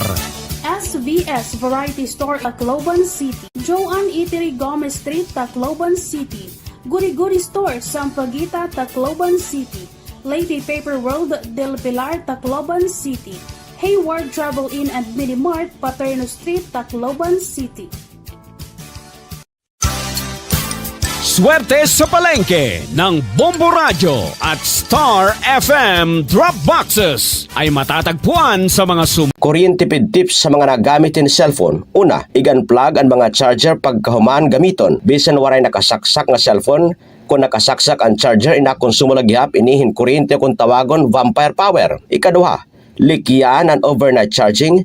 Bisan pa may da auto cut off iton mga moderno nga smartphone, ang pagbaya inakasaksak hin maiha in nagdudurot in trickle charging nga nakakapapaso iton gadget nga nakakagkarag hin kuryente. Ini nga pahinumdumin durot ha iton Bombo Radio Tacloban. May mga nagsisiring nga delikado aton panlawas ang pagkonsumo iton MSG. Ano gud man ba ang MSG? Ang MSG o monosodium glutamate o mas kilala tawag nga Vetsin inusa nga flavor enhancer. Sumula mga doktor nga eksperto, ang MSG is safe to consume. Waray conclusive evidence nga nagyayakan nga delikado ini. Ang MSG in common nga ingredient ha mga processed food. Sanglit waray sadang nga ikabaraka pero siguraduha nga diri mo ini aasayon kundi gagamiton mo la ini como flavor enhancer han imo ginluluto. Ang cyberbullying ay natatabo sa social media, online messaging platforms, gaming platforms ng mga mobile phone. Ini mga pamatasan o aksyon nga nagpapanuyong hadlokon o igpahiyaan gito target ini. Sugan ang pagpapasarang sayop nga impormasyon, pagpopost ng mga litrato o video nga ikakaawod ang biktima. Gan pagpapadarahin mga diri mag-upay ng komento o mensahe pahinano sa katawo. Celebrating 60 years of media excellence. 60 taon sa paglilingkod. 60 taon sa katotohanan. 60 taon sa pagtindig kasama ang sambayanang Pilipino. Ito ang Bombo Radio Philippines. Bombo Radio Philippines. Your trusted source of news and information. Basta Radio Bombo! Oras sa Bukos nga Pilipinas, sa Philippine Standard Time, 35 minutos na ito nagkalabay. Ito na alas 4 maupay nga kulop, sinirangan Visayas, syudad itong Tacloban, Leyte, Samar ngan Biliran. Madanga tayo panimalay itong Bombo News and Views Afternoon Edition, Biyernes kitang adlaw, Agosto 14 ito 2026. Kami itong iyo magigintag pa samwak. Ako'y Bombo kay Luto. Ngano ko naman ni Bombo, Veronica, ukas langan niya na pariton aton mga lari uluhana. Aton top story of the day, Malacanang ginsita hi Congressman Irice, hapagyakan para naman hiton presidente. Aton mga balita lokal, kawaray oxygen naging report nga partihan kan Cabaco Bay nga may Astrodome area, usama maging kikita nga rason, han fishery, law enforcement team mapagkamatay mga isda. Nganitong dragda na Calbayog City, malinang puson nga nabungkag hiton mga otoridad. Samtang maestro Samar nga nag-viralan content sa social media, nag-public apology kan PBBM. Balita national, panukala nga paitasaan na 2,000 pesos iton binulan nga social pension iton mga kalagsan, igintudo so ha kamara. Aton balita international, Ukraine nga naghatagin suwestyon, nga igundang ang pag-atake para ng mga sibilyan nga target sa Black Sea. Ngan balita espesyal, news anchor ha US, nagkakarawatin Guinness World Record, mahitungod naman itong dako nga koleksyon hiton medyas. Aton business news, Philippine Stock Exchange Index, umubos samtang ang mga namumuhunan, inagkamayada hinganan siya. Nga na ato naman na sports news, NBA star Anthony Edwards, umabot na Manila para iton fun events. Nga na aton entertainment news, Rabia Mateo, gintikangan na niya medicine journey UST. Nga na oras na ito mga kabongmen, 37 minutos na ito nakalabay ito alas 4 para ito aton mga katukiban na aton top story of the day ginsita. Iton Malacanang Hikaloocan Representative Edgar Irice, mahuman hini nga igpahayag nga optics la iton pagngaran ni Presidente Ferdinand Marcos Jr. kana Hanay House Speaker Martin Romualdez a State of the Nation address. Sumalakan Palace Press Officer Claire Castro, waray basaranan, iton mga pahayag ni Irice nga dir hinipwede yaknon kung ano iton ginunahuna o hihimuon iton presidente. Ging question gihapon ni Castro kung nakakaistorya ba mismo ni Irice Presidente Marcos agud mayakan hini nga diri akos iton presidente nga igpapreso hi Romualdez. Gintagan doon ni Castro nga waray ha posisyon ni Irice nga magpahayag para iton presidente mahitungod nga diri naman hiya iton presidential spokesperson. Ginayat gihapon ni Castro iton kongresista nga kun may ada ebidensya kontra kan Romualdez, inigpasa ini ha ombudsman imbis naman nga puros la pahayag hiton publiko. Haton saan nga balita lokal, usama ginkikita nga rason hapagkamatayin mga isda nga natada na may kan Cabaco Bay haluyon Tacloban City Convention Center Astrodome area in kakulangan ngadto kawaray oxygen ng tubig nga naging report nga parte. Sumalakan Tacloban City Fishery Law Enforcement Team Coordinator Felix Dumlao, ginreport manggod ang nasabi nga partehan lugar nga mahitungod ginayad nga tide embankment ang may Tacloban City Convention Center. Diri naman gintatanggal ang posibilidad na kontamina ini, hinkemikalan nasabi nga partehan tubig, halugar mahitugod nga damon mga industrial buildings, halugar nga haros waray na ibang gingagawsan hini. Ginbabanabana naman nga maabot hin 5 ngadto na 10 ka banyera, an kadabuan mga nakuha nga patay nga isda pero og sa pahini Sumalakan Dumlao, may dala nga nauna nga nakuha nga lugar, subayin pag makiana nga ira gindumara. Pero naman nga nakuha nga isda in balanak, dangkit, lapu-lapu, mangrove snapper, nga iba pa ka klase ni isda. Hamon initial nga pag-investigar kay kami manggunan una nga kumadto para pag-check ini. Kasabot namon ini nga restorya inin ang ginihingitan namon nga rason ang pag-report na kan tide embankment ang kapartihan kang Cabato Bay. Ginreport naman ini salit inin ang tide, ang sulog, da mga faktor na kuan dakot posibilidad na warayan ini oksigenan ang tubig ito dida, naging stagnant na hiya, amo ang hinungdan ng pagkamatayan isda. Ang naging kapartehan pahayag dito Tacloban City Fishery Law Enforcement Team Coordinator Felix Dumlao. Nga naaton pa naman karguangan niya balita lokal usa nga dragda na Calbayog City iton malinang puson nga nabungkag iton mga otoridad nga nagresulta naman iton pagkakaaresto iton tulong nga mga sospek. Ginkilala itong mga suspect kan alias George, drug den maintainer, alias Nora itong drug den employee nga ni alias June, usa naman nga drug den visitor. Narikupo itong mga suspect ito na maabot naman 8.99 kagramos, itong ginaaligar nga syabungan nagkakantidad in por luminos sa 54,900 ka pesos. Labot pa hindi nakuha gihapon ng mga suspect itong magkadurdilain nga drug paraphernalia, caliber 45 nga pusil, caliber 45 nga magazine, ngan caliber 45 nga ammunition. Presente naman nga nakadetine itong mga suspect kapresuhan nga mag-aatubang nga kaso pagtalapas itong section 5, 6, 7, 11 and 12 itong RA 9165 o kung dangerous drugs o kung comprehensive Dangerous Drugs Act of 2002, sugad man itong RA 10591 o kung Comprehensive Firearms and Ammunitions Regulation Act. So sa nalat nga drug din nabunggaghan pideya kaupo din mga kapulisan dahan August 12. Yan nga tuig mga alas 8:12 han kulop. Ngan ang mga nadakpan ni sis na kilala kan alias George ang ginaaligar nga drug den maintainer. Ngan hi alias Nora ginaaligar nga drug den employee. Ngan hi alias June ginaaligar naman nga drug den visitor. Anagin pahayag na Philippine Drug Enforcement Agency Eastern Visayas Information Officer Rogelet Orhel. Haton kadugangan na balita lokal, nag-public apology ang usa nga maestro a Samar, mahitungod na ginhimoy ni nga video content ta sulod mismo ang classroom ng dabian pera nga mga estudyante. Hanasabi nga deleted viral video ginpakyanan mga maestro aniya mga estudyante kun anon era pagkitakan Presidente Ferdinand Marcos Jr. kun din ginbaton naman iniyan mga estudyante. Pera nga mga estudyante ang nagpahayagin maraot nga deskripsyon ng presidente samtang ang maestro ay nagtitinawala ang mga batunan niya mga estudyante. Mahitungod dinig sumalakan DepEd Summer Division Information Officer Jerry Usinar dahil nga nagtawag ang Central Office and Division and Department of Education agod kumpirmaw ng kamatuoran ng video. Kundin ginaamin naman ang magturot doan iya nga hiyaan admin na nasabi nga Facebook page. Kundin gin-upload na nasabi nga video. Nangaro naman in pasaylo kan Presidente Ferdinand Marcos Jr. ha Department of Education Secretary Sani Angara nga Department of Education Eastern Visayas Regional Director Salustiano Jimenez. Pinayagan usa nga surat nga video public apology.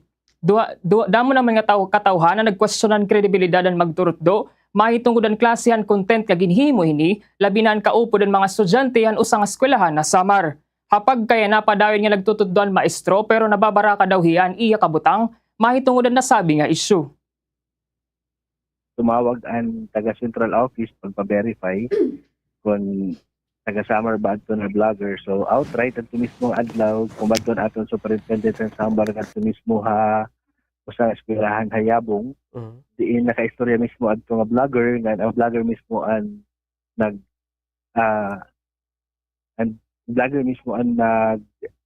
nag-inform haya manggod ang tag-iyahan kung Facebook page. So ang natabo gin-inform hiyahan mga posibilidad nga mga sirot pwede niya maatubangon.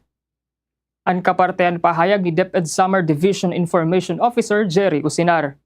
Ganato naman na siyahan nga balita nasyonal gintulo sa kamara hiton mga kongresista nga kaapi hiton makabayan black nga mapahitaas sa 2,000 pesos iton presente nga 1,000 pesos nga binulan nga social pension iton mga kablas nga senior citizens sa nasod. Nagasulod ini House Bill number 10770 nga iginsalawad ni Representatives Antonio Tinio hiton ACT Teachers Party List, Sara Ilago hiton Gabriela Women's Party, ngan Rene Co hiton Kabataan Party List. Sakop gihapon iton panukala iton mga pensyonado hiton Social Security System, ngan Government Services Insurance System nga 10,000 pesos. Mas sa mubo pa ito nakukuha kada bulana. Panuyo itong panukala nga mataganin sobrang nga suporta nga pakabuhi ang mga kalagsan nga nagkukuri punan iton ira mga panginahanglan habot nga naman itong hitaas nga presyo iton pagkauna, medisina, kuryente, tubig nga di pa naman nga panadlaw-adlaw nga gastuson. Haton kadugangan na balita nasyonal para ang House Prosecution Panel pwede gihapon sitahon o pahinumduman na Senate Impeachment Court ti Vice President Sara Duterte mahitungod ang nagiging payag hini kontra impeachment trial. Pangunahon naging pananglitan ni House Prosecutor Spokesperson Attorney Benjamin J. Tolosa Jr. ang ginpahayag ni VP Sara nga bending the law o pagbarian balaod ang gindudumara nga impeachment trial. Doon ni Tolosa sakop gihapon ng subjudice rule, i-VP Duterte labot lan mga abogado nga depensa ng prosecution. Sumalakan Tolosaan mga pahayag ni VP Duterte en pwede makarubaha integridad nga han impeachment court nga posible magdurot in pagduda ano man na magiging desisyon hini. Resulta ini naglalao man parte ang prosecution nga magiging patas sa impeachment court apag papatuman ng mga patakaran na pagdungod labi na ang kasumpayan subjudice rule. Nga nagkatapusan naton nga balita national mahuman nga makakolekta hinto nila nga basura. Ang magkadurdilain naman nga lugar ito nasod in mas tututukan nga itong Department of Energy itong suhestyon nga pagpatuman itong waste to energy. Siya nini utro nga nanawagan ni Presidente Ferdinand Marcos Jr. nga imuon nga productive source itong mga residual waste kasunod na gihapon itong mga problema yana ha mga basura nga nahinga nga to mga waterways nga nagdudurot naman hin pagbahaa. Ginmalatumat gihapon ni Energy Secretary Sharon Garina ang mga basura nga diri na magagamitan indiri la dapat nagkatambak ka mga landfills o ngan waterways. Pinaagi daw iton mahugot nga environmental safeguards in pwede i-convert o himuon nga enerhiya iton mga basura nga makakadugang sa supply hiton kuryente. Adto ng kalabay nga bulan utro nga igin padayon iton DOE iton mga aktibidad kasumpay iton special auction round for waste to energy hailarom naman iton green energy auction programa. Target hini nga magkaghimo hin 400 megawatts hin kuryente tikang naman haan ay 230 ka megawatts. Subay itong DOE ha Metro Manila palain may ada na 9,000 metric tons itong municipal solid waste kada adlaw. Basta itong panginano itong DOE ako sinisuportahan itong Metro Police in 200 megavolts sa itong WTE capacity. Ginsigurado naman itong DOE nga masunod dira itong environmental compliance nga pangunahon naman nga requisitos kapag develop itong WTE projects ang mga pasilidad in kinahanglan sumunod itong applicable environmental laws permitting requirements ng emission standards para naman itong ira development ng operasyon. Haton sa na balita international naghatagin suwestyon ang Ukraine Russia hin temporaryo nga pag-undangan pag-atake ang mga sibilyan nga target sa Black Sea. Manunumduman nga ang mga pag-atake ang mga barko nga daungan nga gingagamit sa pag-export ng mga produkto agrikultural han nasud. Nahibaruan laging padarahan Kiev ang suwestyon pinaagyan usa nga third party kundi naguhulat pa hinbaton tika nga Moscow. Pareho nga ginakusaran ng Russia nga ni Ukraine ang kada tagsa in pag-atake mga barko nga gingagamit sa ira mga pag-export. Nahibaruan gihapon nga pera nga shipping companies ang lumikay nga umagi Odessa nga gintutulok nga importante nga sentro ang grain exports sa Ukraine. Nga nagkatapusan naton nga balita lang yaw mahugod nga ginkondena iton Japan iton pagbisita ni Russian President Vladimir Zelensky usa naman nga ginaawayan nga isla harani naman iton teritoryo hiton nasod. Bumisita ni Putin ha Itorop nga gintatawag naman nga Itorofo hiton Japan. Usa hiton upat nga isla hiton Kuril chain nga ginaangkon hiton Tokyo pero kontrolado hiton Russia. Ginpahayag ni Japanese Prime Minister Sanai Takaichi nga diri maupay iton pagbisita ni Putin mahitungod nga maulul ini para sa mga Japanese. Dayon nga ginpatawag iton Japanese sa Foreign Ministry iton Russian Ambassador ha Tokyo agud ig salawad iton formal naman nga protesta. Haton balita espesyal na humanan upat ka dekada nga karerahan veterano nga news anchor nga Jim Donovan ha Philadelphia ha usa nga colorful nga record-breaking nga pamaagi mahuman niya makabot ang Guinness World of Record para largest sack collection. Ha iya ori nga adlaw ha trabaho. Ug say niya bayanan istasyon para ang iya retirement, opisyal niya ginkumpirma nga ginihap niya ang dako nga koleksyon nga umabotin 1,531 unique pairs and medyas nanhirayon nga ginperdian unang world record nga adala 1,165. Nagtikangan iya habin 8 ka tuig na naglabay han mapansinan mga nagkikita nga magkadurodilain ang koloran iya medyas sa telebisyon ngan gintikangan niya pagpadadon hin magkadurodilain liwat nga disenyo como regalo. Tugon ang dedikasyon ng iya fans natiro kaniya yunukot-yukot nga medyas nga may magkadurodilain nga tematik nga pop culture nga characters kan sport teams tubtub nga mga panpasko nga disenyo. Nga na ato naman na business news, umubos iton lokal nga stock market, mahitungod naman iton pagpili, iton mga namumuhunan nga makakuha ganansya ini in kasumpay, iton 2-day climb o pagitaas iton stock o index sa presyo naman, hasakob iton 2 ka adlaw nga trading sessions. Ang benchmark iton Philippine Stock Exchange Index, inag-ubos in 1.2% o kung 78.39 points, agud tapuson itong sesyon kakulob ha 6,288.25. Ang masaluag nga all shares index inagsara gihapon ha loss column nga nag-ubos naman in 0.77% o kung 26.76 points. Agud magpabili naman ha 3,437.23. Ang nga tanan nga sektor inaada ha pula, labot lahitod pinansyal nga nakakuha in 0.13 points nga ganansya. Ang index in propiedad, ang pinakadako naman nga apektado nga nagtikagutiay in 3.74%. Ginsundan iton mining ngan oil index nga humamubo naman ha 2.70%. Samtang ari naman iton kabalyo iton peso iba pa nga salapia. Ang US dollar 61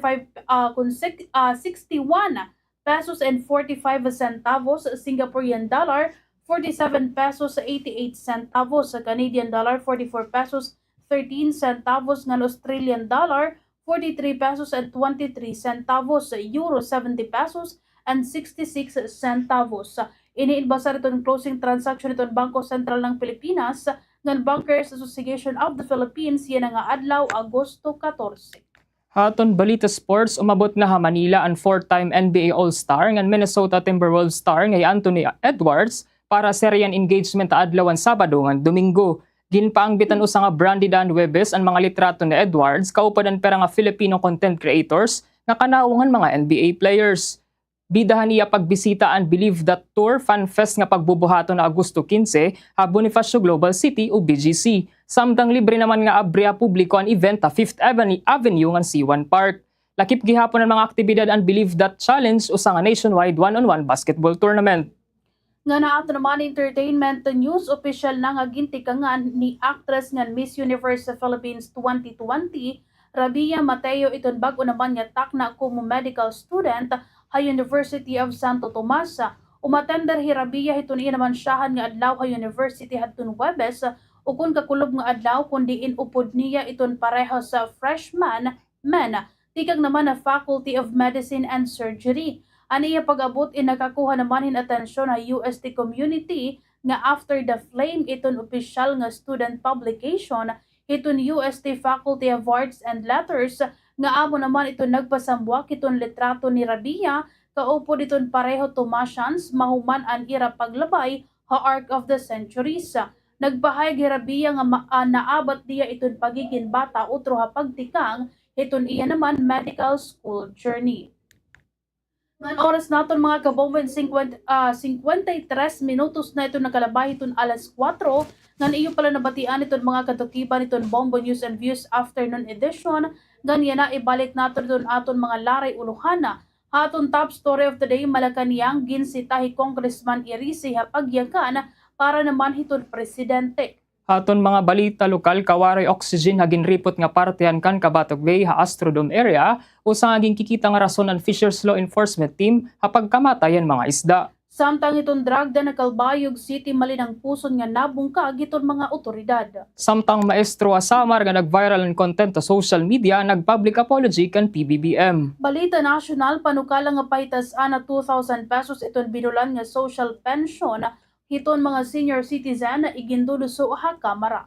Atol balita international, Ukraine naghatagin suwestyon nga igundang ang pag-atake para mga sibilyan nga target ha Black Sea. Balita special news anchor ha US nagkakarawatin Guinness World Record mahituod naman itong dako nga koleksyon hin medyas. Aton business news, Philippine Stock Exchange Index umubos samtang namumuhunan in magkakamayada hinganan siya. Ngan sports news, NBA star Anthony Edwards umabot na Manila para iton fun events. Ang aton entertainment news, Rabia Mateo gintikangan na ang medicine journey ha UST. Ngan 55 minutos na ito nagalabay ito na alas 4 ngan amo ito naging kabugusan iton Bombo News and Views afternoon edition Biyernes kitang adlaw Agosto 14 tuig 2026. Kami ito niyo naging tagpasamwak. Ako ibumbukay luto. Ako naman ni Bombo Veronica Ukaslangan para itong karugangan niya balita. Mag-log on lahat www.bomboradio.com.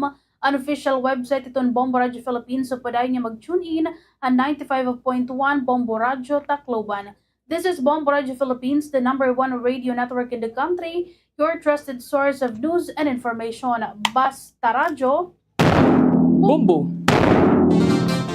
Inyong napakinggan ang Bombo News and View Afternoon Edition. Muli po tayong magsasama sa ganito ring oras at estasyon. Dito po lamang sa nangunguna. Basta Radio Bombo!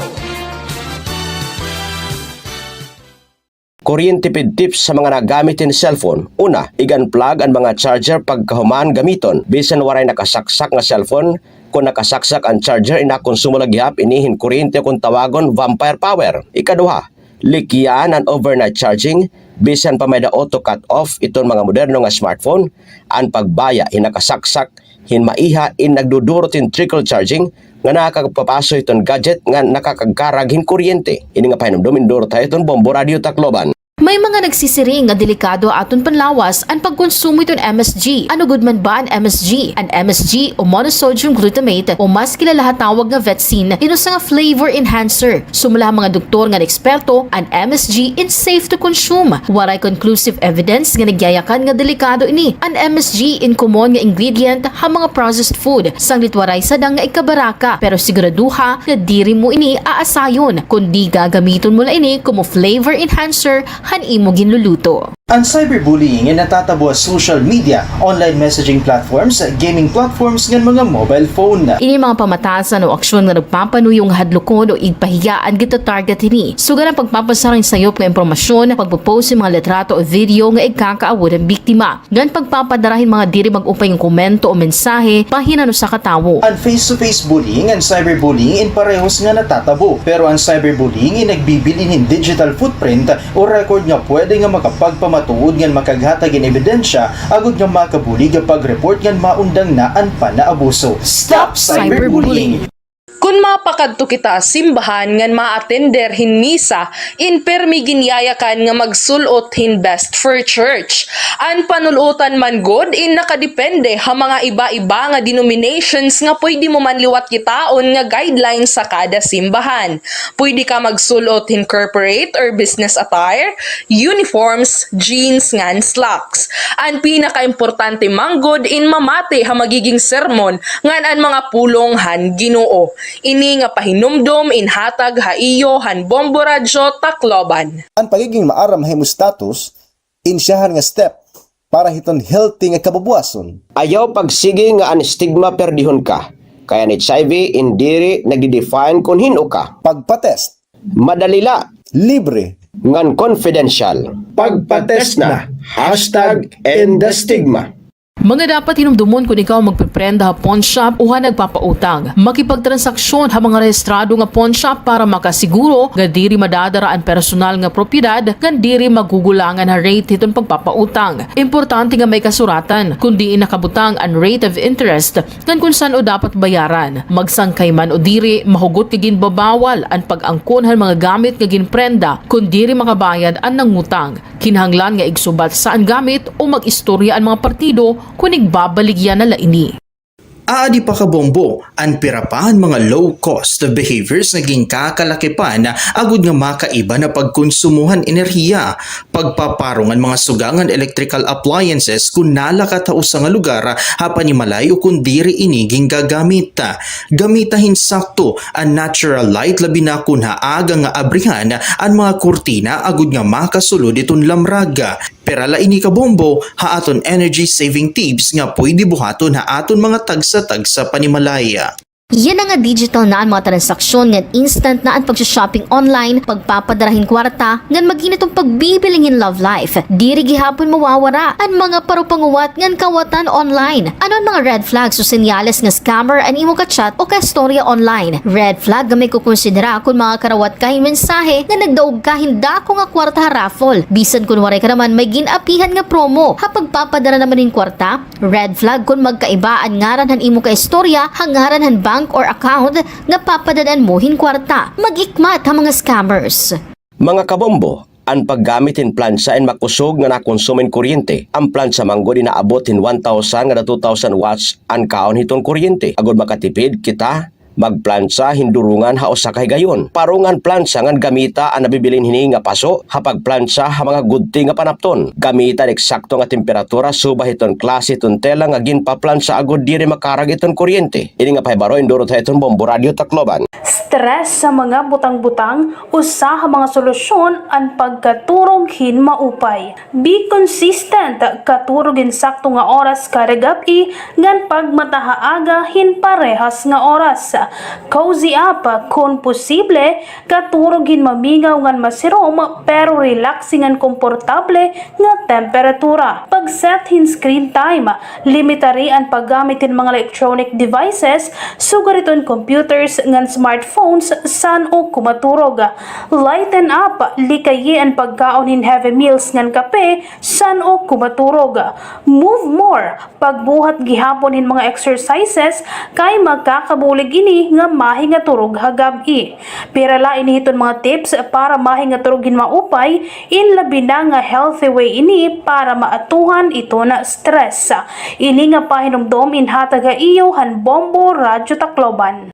Kuryente pid tips sa mga nagamitin cellphone. Una, i-unplug ang mga charger pagkahuman gamiton. Bisan waray nakasaksak nga cellphone, kung nakasaksak ang charger inakonsumo lagyap inihin kuryente kung tawagon vampire power. Ikaduha, likyan ang overnight charging bisan pa may da auto cut off iton mga moderno nga smartphone.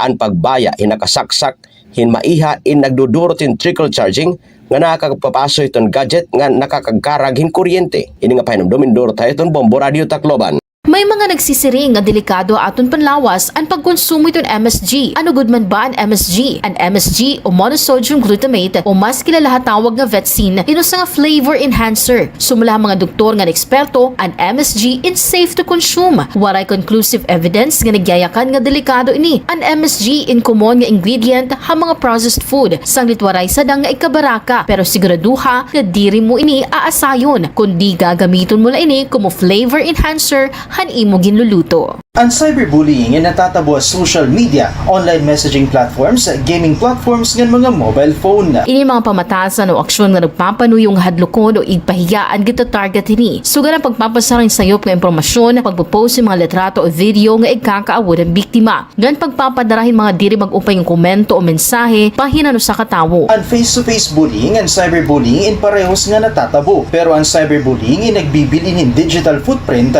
o record nga pwede nga makapagpamatuod nga makaghatag in ebidensya agud nga makabuli nga pag-report nga maundang naan pa na abuso. Stop cyberbullying! Kung mapakadto kita simbahan ngan ma-attender hin misa, in permi ginyayakan nga magsulot hin best for church. An panulutan man god in nakadepende ha mga iba-iba nga denominations nga pwede mo man liwat kitaon nga guidelines sa kada simbahan.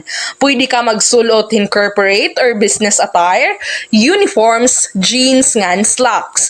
An pinaka-importante man god in mamate ha magiging sermon ngan an mga pulong han Ginoo. Ini nga pahinumdom inhatag haiyo han Bombo Radio Tacloban. Ang pagiging maaram hemostatus, insyahan nga step para hiton healthy nga kabubuason. Ayaw pagsige nga ang stigma perdihon ka. Kaya ni HIV indiri nagdi-define kung hino ka. Pagpatest. Madalila.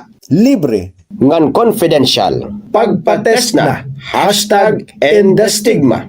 Mga dapat hinumdumon kung ikaw magpiprenda ha pawn shop o ha nagpapautang. Makipagtransaksyon ha mga rehistrado nga pawn shop para makasiguro nga diri madadara ang personal nga propiedad nga diri magugulangan ha rate hitong pagpapautang. Importante nga may kasuratan kundi inakabutang ang rate of interest ngan kung saan o dapat bayaran. Magsangkay man o diri mahugot nga ginbabawal ang pag-angkon ha mga gamit nga ginprenda kung diri makabayad ang nangutang. Kinahanglan nga igsubat saan gamit o mag-istorya ang mga partido kung igbabaligyan na laini. Aadi pa kabombo, ang pirapahan mga low-cost behaviors naging kakalakipan agud nga makaiba na pagkonsumuhan enerhiya, pagpaparungan mga sugangan electrical appliances kung nalakatao sa nga lugar hapan ni malayo kung diri iniging gagamit. Gamitahin sakto ang natural light labi na kung haaga nga abrihan ang mga kurtina agud nga makasulod iton lamraga. Pero laini kabombo, haaton energy saving tips nga pwede buhaton haaton mga tagsa-tagsa panimalaya. Yan ang nga digital na ang mga transaksyon ngan instant na ang pagsha-shopping online, pagpapadarahin kwarta, ngan maginitong pagbibilingin love life. Diri gihapon mawawara ang mga parupanguwat ngan kawatan online. Ano ang mga red flags o senyales nga scammer ang imo ka-chat o ka-storya online? Red flag nga may kukonsidera kung mga karawat kahing mensahe nga nagdaog ka hinda ko nga kwarta raffle. Bisan kung waray ka naman may ginapihan nga promo. Hapag papadara naman yung kwarta, red flag kung magkaiba ang ngaran han imo ka-istorya, hangaran han bank or account nga papadadan mo hin kwarta. Mag-ikmat ang mga scammers. Mga kabombo, ang paggamitin plansa and makusog nga nakonsumen kuryente. Ang plansa manggod inaabot hin 1,000 nga 2,000 watts ang kaon hitong kuryente. Agod makatipid kita, magplansa hindurungan ha usa kay gayon. Parungan plansa ngan gamita ang nabibilin hini nga paso, hapag plansa ha mga gudti nga panapton. Gamita eksakto nga temperatura subah iton klase iton tela nga ginpaplansa agod diri makarag iton kuryente. Ini nga pahibaro indurot ha iton Bombo Radio Tacloban. Stress sa mga butang-butang, usa ang mga solusyon ang pagkaturog hin maupay. Be consistent, katurogin sakto nga oras kada gabi ngan pagmatahaaga hin parehas nga oras. Cozy up kung posible, katurogin mamingaw ngan masirom pero relaxing ngan komportable nga temperatura. Pag-set hin screen time, limitari ang paggamit hin mga electronic devices, sugariton computers ngan smartphones san o kumaturog. Lighten up, likayi ang pagkaon hin heavy meals ngan kape san o kumaturog. Move more, pagbuhat gihapon hin mga exercises kay magkakabulig ini nga mahinga turog hagabi.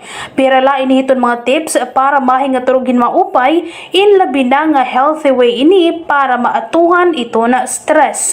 Ini nga pahinumdom in hatag iyo han Bombo Radio Tacloban. Kuryentipid tips sa mga nagamitin cellphone. Una, i-unplug ang mga charger pagkahumaan gamiton. Bisan waray nakasaksak nga cellphone, kung nakasaksak ang charger inakonsumo lagyap inihin kuryente kung tawagon vampire power. Ikaduha, likyan ang overnight charging bisan pa may da auto cut off iton mga moderno nga smartphone.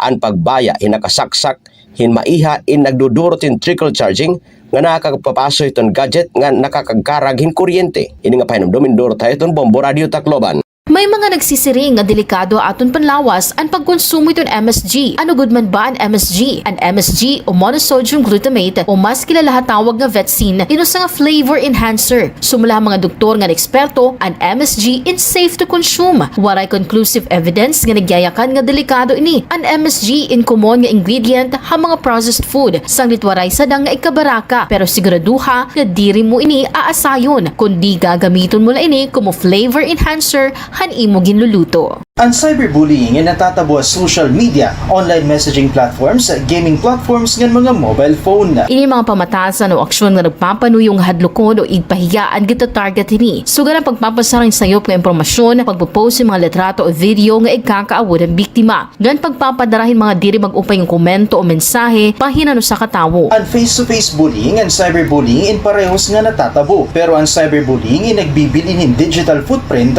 o record nga pwede nga makapagpamatuod nga makaghatag in ebidensya agud nga makabuli nga pag-report nga maundang na ang panaabuso. Stop cyberbullying!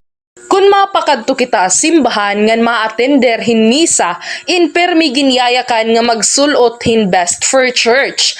An panulutan man god in nakadepende ha mga iba-iba nga denominations nga pwede mo manliwat kitaon nga guidelines sa kada simbahan. Pwede ka magsulot hin corporate or business attire, uniforms, jeans ngan slacks. An pinaka-importante man god in mamate ha magiging sermon ngan an mga pulong han Ginoo. Ini nga pahinumdom inhatag haiyo han Bombo Radio Tacloban. Ang pagiging maaram hemostatus, insyahan nga step para hiton healthy nga kabubuason. Ayaw pagsige nga ang stigma perdihon ka. Kaya ni HIV indiri nagdi-define kung hino ka. Pagpatest, Madalila. Libre. Ngan confidential. Pagpatest na. #End the Stigma. Mga dapat hinumdumon kung ikaw magpiprenda ha pawn shop o ha nagpapautang. Makipagtransaksyon ha mga rehistrado nga pawn shop para makasiguro nga diri madadara ang personal nga propiedad nga diri magugulangan ha rate hiton pagpapautang. Importante nga may kasuratan kung diin nakabutang ang rate of interest kan kung saan o dapat bayaran. Magsangkay man o diri mahugot nga ginbabawal ang pag-angkon ha mga gamit nga ginprenda kung diri makabayad ang nangutang. Kinahanglan nga igsubat saan gamit o mag-istorya ang mga partido kung igbabaligyan na laini. Aadi pa kabombo, ang pirapahan mga low-cost behaviors naging kakalakipan na agud nga makaiba na pagkonsumuhan enerhiya, pagpaparungan mga sugangan electrical appliances kung nalakataos sa nga lugar. Celebrating 60 years of media excellence. 60 taon sa paglilingkod. 60 taon sa katotohanan. 60 taon sa pagtindig kasama ang sambayanang Pilipino. Ito ang Bombo Radio Philippines. Bombo Radio Philippines. Your trusted source of news and information. Basta Radio Bombo! Oras sa Bombo Radio Philippines Standard Time. Madaling na mga kabombo, 12 minutos na ito na nakakalabay, ito na alas 5, ito na kulopa.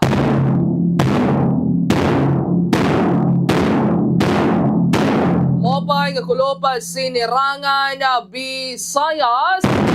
Latest sa marbiliran na nga na Metro Tacloban ng hatong mating pamarati bugos nga riyon, kundi na naabot itong puwersa itong Bombo Radio Tacloban na Mopay, nga kulopa, iyo nga tanan mga kabombo. Ada kay mga kabombo, adi na kita ng mga kabombo, ito na Petsa 14, ito na bulan, ito na Agosto, tuig 2026. Pag madalumdumaya nga kulopa, yan na nga mga tag na mga kabombo, nganhi ha syudad, ito na Tacloban. Ada kay bisan na madalumdom ito na kalangitan ng makabombo ini naadi lagi hapon kita. Ito na 32 degrees Celsius nga kundi na makabombo. Ito na ito na precipitation ini naada 10%. Ito na ito ni humidity naada 70%. Nga dito na ito naman na hangin nadalaga na ng makabombo at 10 km/h. Itong rason kung kay nga madalumdom. Ito na kalangitan, ito na syudad, ito na Tacloban. Yan na ang mga takna. Nga kundiin, mga kabombo, ito na area sa liwat, ito na pirang mga lugar nga na nasud Pilipinas ng mga kabombo. Specifically, iradiha may Zambales sa Bataan, Metro Manila, Ilocos Region, Cordillera Administrative Region, Cagayan Valley, Calabarzon, Mimaropa, nga iba pa nga parte ng mga kabombo. Ito na Central Luzon, Sugadman, ito na Antique, nga na ibagi hapon nga parte ng mga kabombo. Ito na Visayas area. Nakaka-eksperyensya, hinini nga pagtaga Southwest Monsoon. Nga asya itong rason, mga kabombo, kung kay nga madalumdom, ito na kalangitan, hinina nga itong mga areas nga na nakaka-eksperyensya, hinina nga pag-uran nga nakikilata. So, posible, hiniyan mga kabombo, hindi nga Southwest Monsoon, nga makagdurot, hinina pagbahanga na pagpanpan ito na tuna, mahitungod, ito na makusog, nga uran nga darahini nga Southwest Monsoon. So ay ba nga parte mga kabombo, ito na nasod, nakaka-eksperyensya naman, hinini nga pagtaga localized thunderstorms. Ito na rason mga kabombo kung kaya nga madalumdom, nga na baga nakaka-eksperyensya, hinabaga pag-turutarit, iton iba pa nga parte ito na nasod Pilipinas. So aside from that, mga kabombo, ay nahitas gihapon itong posibilidad nga mahimo como tropical depression iton usang ginababantayan nga low pressure area hagawas ito na Philippine Area of Responsibility. Yan na nga mga takna nga kundiin mga kabombo, basar ito na pag-asa inurhe nga nakitaan inin nga LPA hakahirayo mga kabombo nga 1,950 kilometers silangan hiton extreme northern Luzon. Samtang mga kabombo, padayon lagi hapon nga nakaka-experiensya. Kanta pa man nga ni kanina mga kabombo, ito na southwest monsoon or habagat inineng kanlurang bahagi hiton Visayas nga na hiton Luzon area. So magaginlala uman mga kabombo nga magkakamayada hinin na mauran nga mga tawag ini nga mga kalangitan inina nga mga areas. Sa samtangan mga kabombo ito na iba pa nga isolated o iba pa nga areas ito na Luzon no nga di rin naapektuhan hinin nga southwest monsoon ginlalauman nga makaka-experiensya liwat hinin nga isolated rain showers. So ayun na mga kabombo, hinaut unta di ba nga mga girot nga na mga gikmata kita nga tanan. Ilabi na ko na mayada ka mo paglalakaton di ba hinaut unta nga magagdara ka mo iton iyo mga payong nga mga jackets or bisan ano pa man ton nga pwede niyo magina panangga hiton tubig oran man or di nga ni hiton sira. Diba? Kaya sugad na lang syudad dito Tacloban no nga kanina umabot kita naman kabombo 40 degrees Celsius. Diba? Mapingit iton kapaso. Diba? Kulo pinina 44 ito nato na degrees Celsius. So, much better hiyan mga kabombo nga permi kita magagdara ito na aton mga payong, mga jackets, or bisan nga din mga kabombo ito na aton mga tumblers. So, kunwari ka mo mga tumblers, ito na iyo mga matawag ito na iyo hininga butilya iton kuan. Ito mga plastic bottles. Diba? Panudlan niyo. Ito na yung mga tubig. Kaya para liwatan mga kabombo nga may ada ka mo makukuha liwat nga tubig just in case nga uhawon ka mo, diba? Kaya diri harumama yan mga kabombo ito pagkakamayada sakit. Diri harumama ito na pagkakamayada hinin heat stroke. So alayon pangagirot pangagikmat kita nga tanan mga kabombo. Oras na dato rin mga kabombo may data 19 minutos na ito na nakakalabay ito na alas 5 ito na kulo. Pag ganap ito iyo makakaupod. Yan ang atak na bombo ninya magapilitan. Yan ang atak na mga kabombo. Namamati ka mo ito na ato na taramdan ng bombo report sa 3rd edition. So hasta niyan, ano mga kabombo, ito na zona, hindi na ko lagi hapon ito na iyo makakaupod. So para ito nato na sahan nga balita, yan na ang adlaw, ano mga kabombo, kaniyon ta, inina nga baga irestoryahon no, may pag-isumpay, hinina nga pagtaga leadership fund, DPWH, hiton mga senador. Kay iginabuyagyagan mga kabombo ni Anay Department of Public Works and Highways Secretary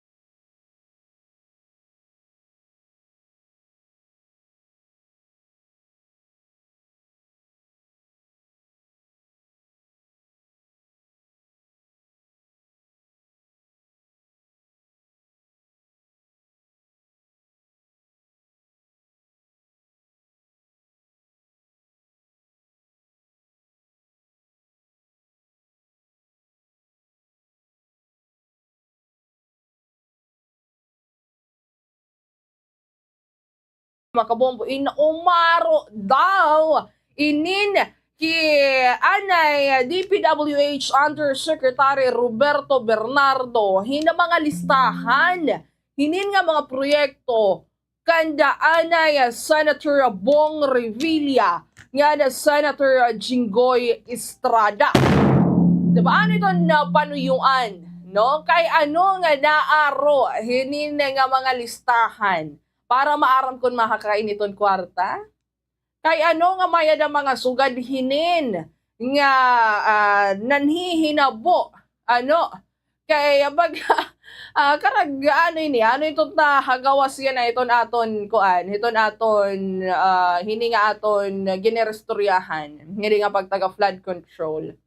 Diba ano ini hugas kamay na bugos na ngayon nga tanan ngayon may ada mga kakarawat tapos pag-aada dida ingin diri man la nangangag amin sa bagay no mga kabombohino ba naman eto na maamin kumawat ka maamin ka ikaw kumawat diba bagan waray man so nagagakwala no mga kabombo kay hiray to no ginbutusan ito na publiko but then again hirang ngayon ito na sahan nga maglilingo ito na katawhan diba nga kundiin ano mga kabombo, in subay ito na anay DPWH Chief, in umaro ininihiya DPWH Undersecretary Roberto Bernardo, hinamang proyekto, kandaanay Senator Bong Revilla, nga na Senator Jinggoy Estrada.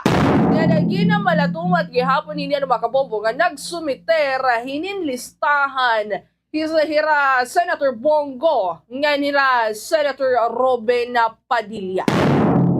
Diba nga, igin doon ano mga kabombo ni Bunuan nga nagpasalamat daw haiya ininihira Padilla nga na Senator Amy Marcos para hito na iraliwat assistance. Diba nga, kung hirahin o diba ito nangungusog amo ngayon iton kuan iton nagpapaluyo diba but then sa nagpamanan mga kabombo inin kailangan naton mahibaro kung ano ba ito nagpapaluyo ni ano ba itong kamatuuran hini kay after all usa na katuig diba iton nakalabay og sa nagpaman igyakan iton presidente igamalatumot iton presidente nga maya da ngayon ini nga anomalya nga flood control project. Diba nga saring pamanan mga kabombo in kunta diba in makakagbulig ito in katawhan ininahain naman. Diba? Kay for context no baga nagtotoo na kita hinin. Diba nga itong politika adagod hiton kuan hiton likod ini nga mga nanhihinabo nga baha ngan hihaton na nasod diba nga kundiin ano kay labi na hininya na nga panahon no nga giniinuran nakaka-experience hinin na bahangan habagan itong Luzon area diba diri basta-basta nga tubiguran iton bumabangga hamang karsada tuwing sumasalakay niya mga kabombo nga habagat nga pautro-utro nala iton eksena kundiin inin lumulubog iton mga kalsada diba stranded iton mga magtratrabaho nga milyon-milyon nga mga pamilya ito nangangamba. Diba scared? Hairaliwat ang mga kinabuhi. Kaya kada paglubog ito na komunidad, ito na tubig baha. Diba? Hinin nga mga hinin nga mga panhinabo. Diba? In sumasalamin ini mga kabombo, mas hilarong nga syaka. Maruming sistema hito na politika nga na korupsyon ha mga proyekto hiton gobyerno. Usa na nga daan mga kabombo, inin nga flood control projects. Diba kainin nga habagat? Inin nga mga bagyo, normal na ini. Normal na inin nga na-eksperyensahan hiton nasod Pilipinas. Di ba kinada tuig, may ada bagyo nga nasulod ito naton nasod. Kinada tuig, inin may ada habagat nga nakakagkausa hiton na pagbaha. Diba? Pero iton choice nga sugad lagi hapon all throughout the years, all throughout the time nga aada iton mga politiko, mga buwaya. Choice na ito nera Choice na nira nga dire buligan iton ira igkasitawo. Choice na nira nga diri himuan hinintultol nga proyekto iton na komunidad nga nakakagpakuri hiton na kinabuhi hiton na kada tagsa. Di ba kay ini nga habagat darala ini hiton na darala kasi ini hiton na init nga panahon diba nga basang hangin. Di kang ini mga kabombo iton timog kanluran nga nagdadaraliwat iton oran nga niton tinuod nga nagpapalubog hiton sarang ko pa man hiton komunidad diri ni habagat kundi iton mga waray sarang pa man mga kabombo ini nga exact diba nga pag-ugop kada tagsa. Diba? Ini nga mga barado nga mga estero. Diba? Ini nga kawaray mga kabombo hinin drainage system, tuhay nga drainage system. Diba? Ini nga mahina nga urban planning ngan inin nga questionable nga flood control project. Diba kay kinada tuig na nga sarang pa man dako iton igigin alatuga nga pondo para iton infrastructures. Pero no hain naman, 'di ba? Madalas nahahakain. 'Di ba? Nahahakain inin nga mga pondo, hain inin nahahakadto. 'Di ba? Makikita naton hain ada iton bursa. Ito ng mga opisyal nga ganid. Tiwaling opisyal nga ninin nga mga kontraktor nga waray gihapon pag-ugop. Iton ira igkasi tawo. Diba? So, sometimes makapompo inin iginadiwara naman ni Zubiri. Inin nga mga aligasyon. Haiya nga kundiin igina malatumat ni Zubirino nga diri niya kailanman kailangan nga waray inihiya kumapot or baga umaro hininilistahan hiton mga proyekto tikang mga senador. Kaya subay ka na Zubira ng mga kabombo in naagila ini ang Senate Committee on Finance inin nga mga hangyo no para iton mga proyekto ngandir ini haiyaliwat opisina mismo. So kadman mga kabombo ininigin malatumat hini nga waray sayop institutional amendments para iton mga kalsada, tulay, mga airports ngan iba pa nga infrastruktura basta legal, transparent nga na maayos iton implementasyon. So subay liwatan mga kabombo kan Senator Go nga nagsumitiya iton listahan hinin mga proyekto kan Bernardo. Pero mga kabombo baga ginhamon ininiya hiabunuan nga klaruhon kung ano iton pinagbabasaran ito na mga aligasyon. Kay subay kan Senator Amy Marcos nga waray hiya mga kabombo baga aram ito na baga gintutudlok nga pasasalamat niya bunuan. Kay subay ka na Marcos permihiya nagpapasalamat ha mga ahensya hiton gobyerno kung may ada mga proyekto nga ginhihimo ngadto ha Ilocos sa Norte. So ayun na mga kabombo inin padayon lagi hapon naton no nga kukuha nito iba pa nga iba pang panigliwat ito ng mga senador. Ginulat nato na kung ano ito niran maiyayakan hinin nga pagtaga leadership fund iton ginbuyagyag ni anay DPWH Secretary Bunuan. So stand by mga kabobo, mabalik na ato na taramdaan at Bombo Reports sa 3rd edition. Ito at iba pang mga pangunahing balita. Susunod na! Anayad ni Sirakian in mas matipid ha gasolina. Sigurado nga sakto ang hangin han kalidingan maupay an makina.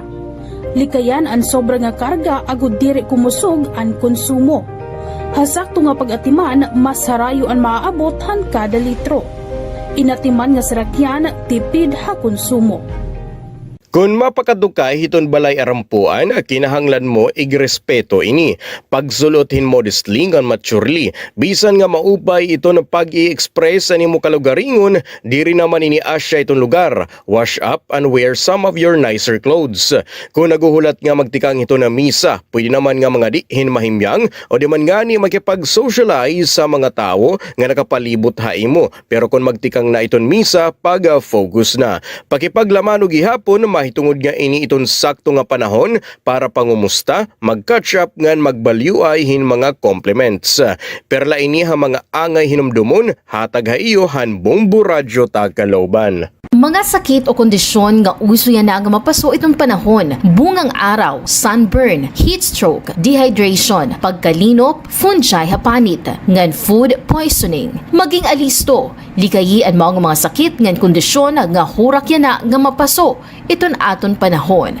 Ang pag-aaghatan fuel-efficient driving in usa nga kilala nga gintatawag nga eco-driving nga ginkakalakipan naman han behavioral changes, trip planning, ngan vehicle maintenance. Ang pagsusunod din nga mga habits in makakapag-ubos han nakukonsumo nga fuel in 5% to 25%. Pahinom dumini, tikang nga Bombo Radyo Tacloban. Pause, breath, repeat. Pahuway anay, hingahin hilarom. Kung nakakaabat ka nga diri na sapatan imo self-care nga nagsusunod-sunod ang bugatan imo kasing-kasing nga imo inaabat, nga kung sobraduhan na ini kasimana nga nakakaabat kain sintomas iton mental health condition, dayon nga umaruhin bulig nga profesional. Libre ang tawag National Crisis Mental Health Crisis Hotline nga 1553 o 0919-057-1553 o 0917-899-8727. Tigam ni ka Bombo, mahalaga ka, worth it ka. Pahinom duminihan Bombo Radyo Tacloban. Padayon nga pagbabantay, ito na itong mga otoridad, itong ginkakabarakan nga sakit nga Mpox. Inaada ito na pipira nga mga pahinumdom ha publiko nga magsunod ha mga health protocols. Sunda itong respiratory etiquette, sugad itong pagtao bitong baba ha kada na ubo. Siguraduhon nga may damaupay nga airflow ha mga panimalay ngan ha mga indoors. Maghugas gihapon hin mga kamotta gamit itong sabon ngan tubig o di man nga ni alcohol-based hand sanitizer. Ngan iwasalaan na itong pagkakada itong kontak ang mga individual nga may da Mpox o nagpapakita hin mga sintomas han mao nga sakit. Pero hinumduma nga naipapasa ini nga sakit pinaagihan skin to skin. Ini nga pahinumdum inhatag ha iyo hana Bombo Radyo Tagkalooban. Naiha na nga proven and tested nga ang pagjo-jogging o bisan ng simple lang nga walking in may damo nga mga benepisyo ha aton panlawas. Lakip na ang pagpapaupay hiton aton cardiovascular health. Kung gusto mo nga tikanganan imo running journey, adyan mga tips gan beginner-friendly essentials para safe Swerte sa palengke ng Bombo Radyo at Star FM Drop Boxes ay matatagpuan sa mga sumusunod na lugar. SVS Variety Store Tacloban City, Joan Eatery Gomez Street, Tacloban City, Guri-Guri Store, Sampaguita, Tacloban City, Lady Paper World, Del Pilar, Tacloban City, Hayward Travel Inn and Minimart, Paterno Street, Tacloban City. Swerte sa palengke ng Bombo Radyo at Star FM Drop Boxes ay matatagpuan sa mga sumusunod na lugar. SVS Variety Store Tacloban City, Joan Eatery Gomez Street, Tacloban City, Guri-Guri Store, Sampaguita, Tacloban City, Lady Paper World del Pilar, Tacloban City, Hayward Travel Inn and Minimart, Paterno Street, Tacloban City. Swerte sa palengke ng Bombo Radio at Star FM Drop Boxes ay matatagpuan sa mga sumusunod na lugar. SVS Variety Store, Tacloban City, Joanne Eatery, Gomez Street, Tacloban City, Guri-Guri Store, Sampaguita, Tacloban City, Lady Paper World del Pilar, Tacloban City, Hayward Travel Inn and Minimart, Paterno Street, Tacloban City. Swerte sa palengke ng Bombo Radio at Star FM Drop Boxes ay matatagpuan sa mga sumusunod na lugar. SVS Variety Store, Tacloban City, Joanne Eatery, Gomez Street, Tacloban City, Guri-Guri Store, Sampaguita, Tacloban City, Lady Paper World del Pilar, Tacloban City, Hayward Travel. Damo nga mga impormasyon ang mga nagkakagawas sa nga panahon na kundiin ang iba ay napapasaring nga kita nga aman as in tuod sanglit importante ang pag-fact check o sa nga pamaagi insuriunin maupay ang impormasyon kita ako ba nagbalita ang maubang impormasyon inti kang matatapuran nga source sugod ang mga kilala mga news organization sugod ang Bombo Radio o di man nga ni mga government agencies kita gihapon ang kredibilidad na nagsurat nga hibaro akong kakano iging pagawas ang impormasyon kung bay ni bagong updates kanang papabaguliwat ang kamatuoran tutok la din niya Bombo Radio Tacloban para iba pa nga mga pamaagi. May dakitagin babantayan nga sakit nga Mpox virus. Ang Mpox ay nakakatapon pinaagi itong direkta nga kontak kapanit o mga mucosal lesions. Sugad itong pakikipag-istorya o pagginhawa, pagharoka, pagkapot, paghangkop o pakikipaghilawas ngan iba pa nga mga respiratory secretion. Pwede gihapon itong indirect contact ka mga contaminated beddings, clothings or linens ngan iba pa nga mga gamit. Kalaki pa sintomas itong skin rash o mucosal lesions. Kaupo ditong hiranat, swollen lymph nodes, ngan sore throat, muscle ache, ngan back pain, sugad man itong headache, ngan low energy. Kung makaawat ini indayon nga magpakonsulta ka doktor. Ini nga pahinumdumin hatag iyo itong Bombo Radio Tacloban. Napaka-importantihan pagtitipid hiton tubig, labinayan na nga panahon. Aadi iton pera nga mga tipid tubig tips. Igsaraduhin maupay ang mga gripo kahuman nimo gamiton. Ayuson dayon kung may mga makitan ka nga likay mga gripo ha iyo panimalaya. Gamitin kabungan balde kung nakarigo. Gamitin baso kung ikaw inagtutut brush. Ig-recycle o gamita utro ang mga ginpagbanlawan hinbado nga pwede panlimpyo o panbuhos sa kasilyas. Magsalod hin tubig kung nauran. Magtipid kita ang tubig kay para makabulig nga diri magkulang ang supply. Paano ba mag-fact check ka Bombo? O sa diniin ano ba ang motibohan igin balita? Ini ba agud nga maghatagin sakto nga impormasyon o ini ba igin surata para magbuwa, makaguba o magpakalatin propaganda? Damo manggod ang mga peke nga mga impormasyon ang ginbubuhat agud nga makagaghatin emosyonal nga reaksyon sugadhan kahadlok o kangalas. Paano i-check ka basaha ang kabugusan nga artikulo diri lan headline ngan iwasi gihapon ang mga post nga may ada mga exaggerated nga mga claims. Usala iniha mga pamaagihan pag fact check. Tutukla iniha Bombo Radio Tacloban parahan iba pa nga mga pamaagi. Ang household energy saving habits, ha mga urban communities inging kakalakipan han behavioral adjustment ngan technological upgrades nga nakadesenyo nga maiban ang konsumo kuryente ngan fuel. Ang mga rason han pag-iiban ang konsumo sugad ang financial savings, environmental concern ngan pag-adapt gihapon ha mga smart technologies. Kalakip din ni ang pagmamanage sa paggamit ng appliances, pagpaparong itong mga suga, pag-regulate ang mga home temperature ngan iba pa. Hapadayon niya pagitaas sa presyon lana kada turo importante. Planuha ang mga lakat nga nudrungana ang mga karadtuana. Magkipag-carpool o gumamitin pampubliko nga sarakyan.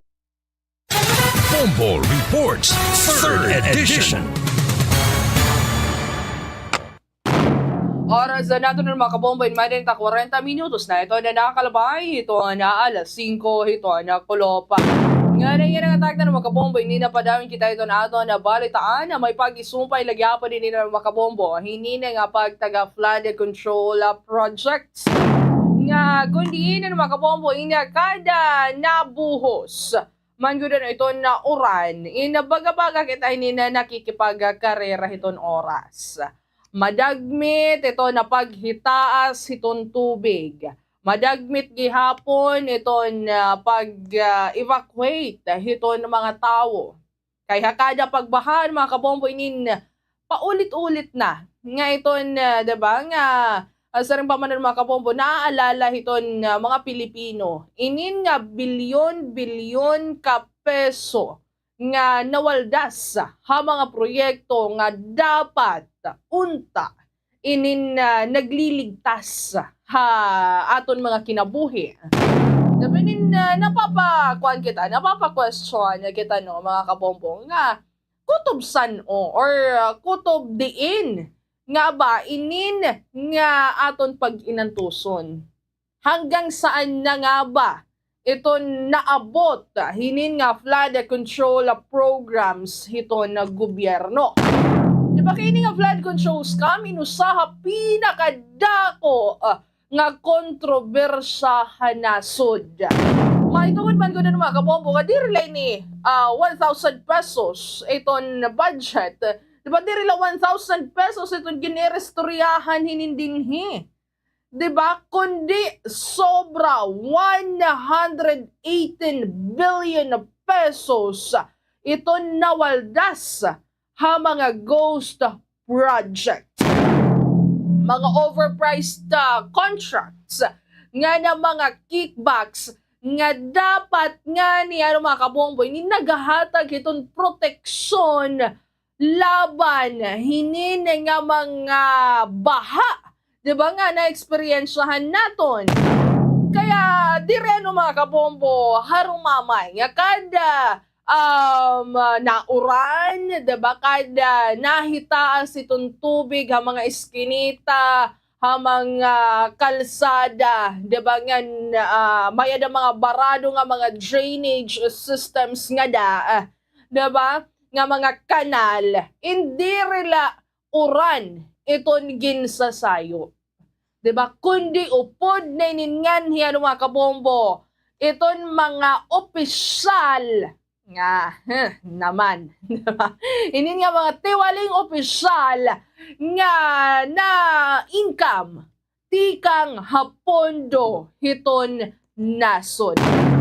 Diba kay malatumat ang mga kabombo ni Presidente Ferdinand Marcos Jr. nga naibanan ini nga pagbaha mahitungod hiton na mga pitad hiton gobyerno.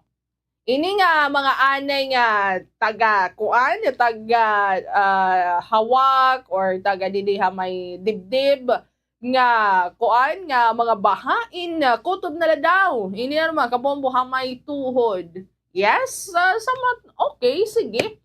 Oo, may ada mga pumping stations, nga mga dredging nakabulig. Oo, sige, may danaada na kita iton. Oo, may ada mga lugar nga dire kasing lala. Hiton era gin-experiencehan niya na kaysa hiton dati. Pero, kung kikitaon nato na mga kabombo, hiton kabugusan, hindi rin lagi hapon naton maididiwara nga hiluag lagi hapon iton pinsala ha kinada may ada bagyo nga nahabagat. Diba? Kay kunta kung may ada hinin nga mga flood control projects, diba? Warainin nga mga ghost projects, may ada tuhay nga drainage system. Diba? Di sana nakakahinga-hinga iton mga mga Pilipino. Di rin na murong problema. Waray may namamatayan. Diba? Kay saring pa man, di rin harumamay. Iton ginaabat iton mga Pilipino. So yes, sa tingin, yes, tama iton presidente nga may ada epekto iton ginihimo iton gobyerno. Pero sayo pa ng mga kabombo kun huhuna-hunaon nga sadang na inin nga mga inin nga mga pitad. Di ba kaya ini nga pagbahain di rila dapat nabawasan, di rila naibanan. Di ba kay kunta, mga kabombo, iton angay hiniuntangan nga term, di rin nabawasan. Kundi napugnan.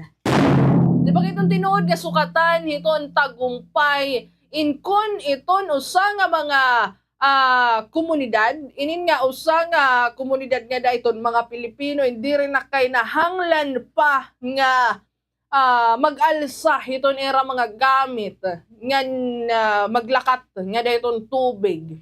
Diba? Kinada may ada kuan, may ada pag-uran nga na-eksperyensahan.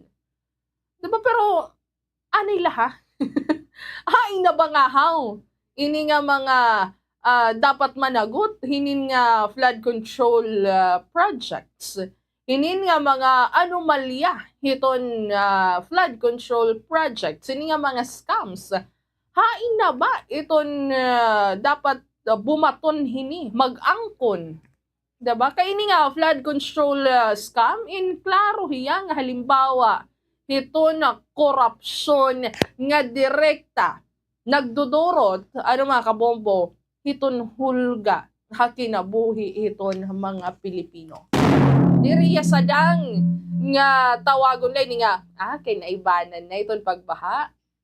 Naibanan na iton kuan, iton na eksperyensahan nga pagdako iton tubig. Kay kun iton mismo nga pondo para iton katawhan na para iton nga danga lugar para iton protection good man iton kadaman, idi sana waray may namamatay. Idi sana diba ini na mas nagkukuntos iton pagkukuri nga na eksperyensahan iton katawhan. Idi sana iton sektor iton agrikultura diri sugad kaapektado hinkinada may ada kuan, may ada tag-uran, 'di ba, may ada bagyo. 'Di ba, di sana waray na may nakadto hiton mga evacuation centers, 'di ba? Hininga sitwasyon. 'Di ba kay ano man la, 'di ba? Pinagsasamantalahan, pinagnanakawan imbis nga para hiton kuan, para hiton kadamaan, para hiton mga Pilipino waray. Kaya pinagsasamantalahan yan, pinagnanakawan iton pondo, iton bayan. Kaya di naman gano'n mga kabombo kung manunumduman niyo, didahan 2025 nga sona ito na presidente. In standing ovation, diba, waray hunong an palakpakan, tikang hiton mga mambaralaod nga sorry pa man, nabagayak nun, hitong presidente nga, mahiya naman kayo. Diba? Ini magod itong kasumpay, hitong investigasyon, hadaw maanumalya nga flood control nga infrastructure projects. Nga kundiin ginhangyo niyan, mga kabombo, itong resulta, itong investigasyon nga pananagutan, hininsangkot, hininganhi, nga flood control scandal, flood control scam, nga hinin nga maanumalya talaga nga flood control projects. Pero kay ano mga kabobo nga hastayan na usa na katuig ito naglabay tikang hiton sona iton presidente. Nagsona na luwat itong presidente didahan July. Still hain. Diba? Hain iton kuan, hain iton mga mananagot. Kay diri hiya sakto lang mga kabobo, diri kita matigil nga dahiton kay kuan kasi nakakulong na iton kuan, iton mga contractors. May ada na mga engineers nga nagpakapreso. Aadto na iton mga presuhan. Still, hain na iton iba. Hain na iton mga kuan, nagpapaluyo. Hinin na haera. Kay I believe may da talaga hinin. Nagpapaluyo hini, haera, nga mga dagko, nga mga pagkatawo. Diba? Kaya nga diri nagkukuan, diri nagtatatag, nagtitindog in Independent People's Commission iton gobyerno sugad man iton kabiguan nga maipasar ini nga tinuod nga anti-political dynasty law nga importante agud maibanan iton konsentrasyon iton mga ganid nga pamilya iton kapangyarihan nga dahiton kuan gobyerno. Diba kaya stayan na nakabinbin pa nga ni iton Kadena Act nga iton panuyuan ini mas himuon nga abri hangan na accountable ito na proseso, ito na national budget. Diba kay kuha na mga kabombo itong tinuod na sukatan, iton na pagtindog, hindi lahiya hakadamo, iton mga pangako nimo, nga bubuhian. Dire lahi itong mga promises, diba nga mga flowering words, diba kundi usahiya nga promise nga dapat gintutupad nga nitong tinuod nga pagbabag-o hakinabuhi iton mga Pilipino. So oras sa dato ng mga kapopoy, may dalagta 8 minutos na ito nasasalina og sa mag alas 5 ito na kulop. Or sa mag alas 6 ito na kulop, mga kapombo. So ayun na, mga kapombo, din ba talaga kita hini? Din ba initikang nga Senate Leadership Fund, diba? Kung pati yun, niya nabugos, diba? So, asya itong aton pakiana. Yan na ang mga tak. Niya na mga kabombo ito na aton, ito na aton na programa, ito na Zona Libre. Diba? Inin paghihingadayan ta ini. Kung diin ba talaga ni nabugos nga Leadership Fund, diin ba inikuha ang Leadership Fund, diba kay makakuruan, makariwa diba? Diba nga iton kung hirahin o palugod, iton aada iton mga pwesto. Diba? Unta tatapuran naton hirangayan, iton may adagin na tatago. Well, politics is still politics. May ada mga sugad, bisan nga ni iton mga gunti-gunti, ada nga nila mga burubarangay, may ada mga sugad. Mga kabombo, asay pa ba ito national? But then, we can't imagine, no, nga talamak na talaga gihapon ito na korupsyon nga niya aton nasod.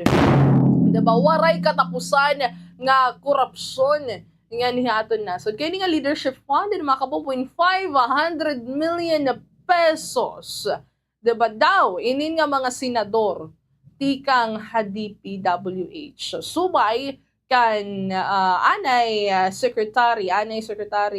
Undersecretary Bunuan, diba nga kundi mga kabombo mapapa-question ka nala talaga, diba nga hino pa ba iton dapat tapuran nga dahiton nga da Senado, hino pa ba iton dapat tapuran hiton publiko, diba kay dako hininga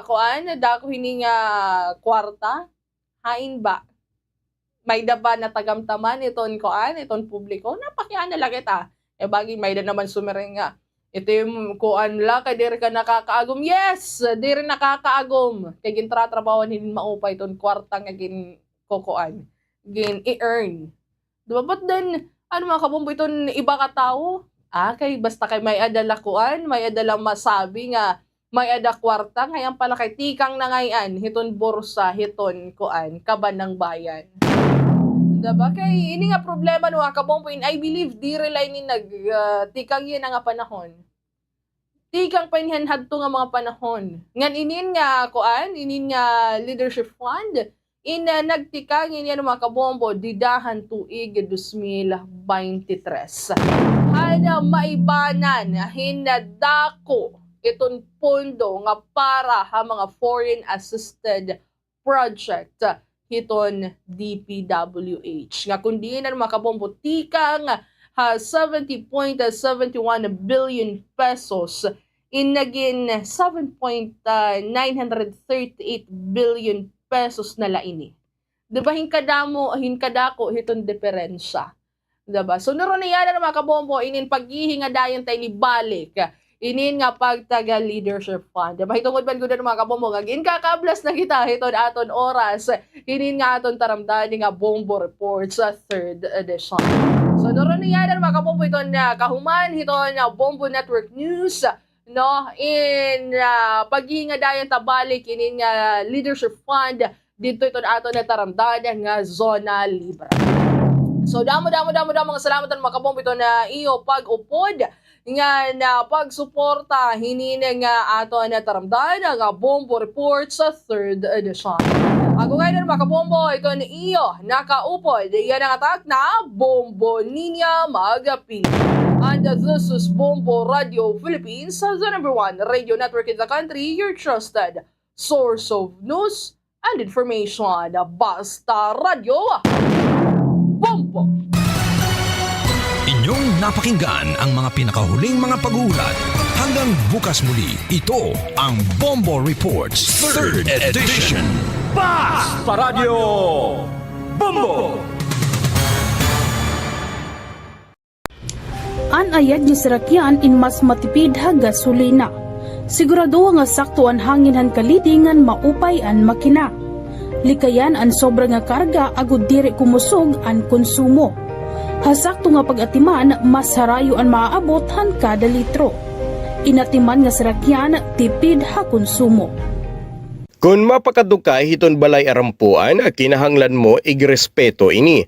Pagsulothin modestly ngan maturely. Bisan nga maupay ito na pag-i-express sa nimo kalugaringon, diri naman ini asya itong lugar. Wash up and wear some of your nicer clothes. Kung naguhulat nga magtikang ito na misa, pwede naman nga mga dihin mahimyang o di man nga ni makipag-socialize sa mga tao nga nakapalibot ha imo. Pero kung magtikang na iton misa, pag-focus na. Pakipaglaman og gihapon, mahitungod nga ini iton sakto nga panahon para pangumusta, mag-catch up ngan magbalyuay hin mga compliments. Perla ini ha mga angay hinumdumon, hatag ha iyo han Bombo Radyo Tagkalooban. Mga sakit o kondisyon nga uso yan na nga mapaso itong panahon, bungang araw, sunburn, heat stroke, dehydration, pagkalinop, fungi hapanit, ngan food poisoning. Maging alisto, likayi ang mga sakit ngan kondisyon nga hurak yan na nga mapaso iton aton panahon. Ang pag-aaghatan fuel-efficient driving in usa nga kilala nga gintatawag nga eco-driving nga ginkakalakipan naman han behavioral changes, trip planning, ngan vehicle maintenance. Ang pagsusunod din nga mga habits in makakapag-ubos han nakukonsumo nga fuel in 5% to 25%. Pahinom dumini, tikang Bombo Radyo Tacloban. Pause, breath, repeat. Pahuway anay, hingahin hilarom.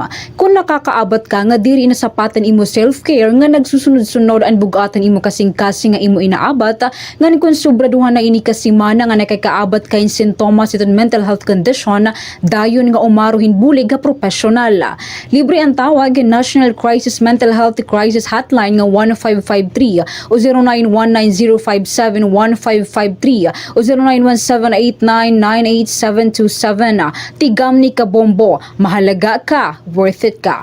Pahinom duminihan Bombo Radyo Tacloban. Padayon nga pagbabantay, ito na itong mga otoridad, itong ginkakabarakan nga sakit nga Mpox. Inaada ito na pipira nga mga pahinumdom ha publiko nga magsunod ha mga health protocols. Sunda itong respiratory etiquette, sugad itong pagtao biton baba ha kada naubo. Siguraduhon nga may damaupay nga airflow ha mga panimalay ngan ha mga indoors. Maghugas gihapon hin mga kamotta gamit itong sabon ngan tubig o di man nga ni alcohol-based hand sanitizer. Ngan iwasalaan na itong pagkakada itong kontak ang mga individual nga may da Mpox o nagpapakita hin mga sintomas han mao nga sakit. Pero hinumduma nga naipapasa ini nga sakit pinaagi han skin to skin. Ini nga pahinumdum inhatag ha iyo han Bombo Radyo Tagkalooban. Naihan na nga proven and tested nga ang pagja-jogging o bisan ng simple lang nga walking in may damo nga mga benepisyo ha aton panlawas. Lakip na ang pagpapaupay hiton aton cardiovascular health. Kung gusto mo nga tikanganan imo running journey, adyan mga tips gan beginner-friendly essentials para safe practice ini. Magsulot in activewear nga angay ngan komportable imo lawas. Magsulot in sapatos nga angay o sakto para ha jogging o running. Magbalon hin tubig agud nga diri ma-dehydrate. Siguraduha gihapon ngan imo running time. Basta Radio Bombo! This is Bombo Network News Evening Edition, broadcasting live at Bombo Radio Broadcast Center, Makati City, Philippines. Araw tayo ng Biyernes, mga kabombo, Agosto 14, 2026. Sa ulo ng ating mga balita. Sa ating weather update, abangan mamayang low pressure sa ulo ng ating mga balita. Sa ating weather update, abangan mamayang area sa extreme northern Luzon, posibleng hindi na maging ganap na bagyo. Mahigit 4 na milyong Pilipino naman apektado sa mga magkakasunod na kalamidad. Ni Vice President Sara Duterte sinusulong naman ang pagkakaroon ng oral argument sa kanyang kasong grave threats. Samantala, ang Armed Forces of the Philippines bineberipika na ang Pinoy na napaulat na napatay habang nakikipaglaban sa Ukraine War. Senado naman, sinimulan na ang investigasyon sa PAC sa Silica Project. Kasunod dyan ang mga serye ng pagbatikos mula sa iba't ibang mga grupo. Sa Provincial Report, abangan mamaya ang Bombo Radio Philippines sa katanggap ng 2 prestihiyosong parangal mula sa Philippine Red Cross dahil yan sa matagumpay na taunang blood donation drive na Dugong Bombo.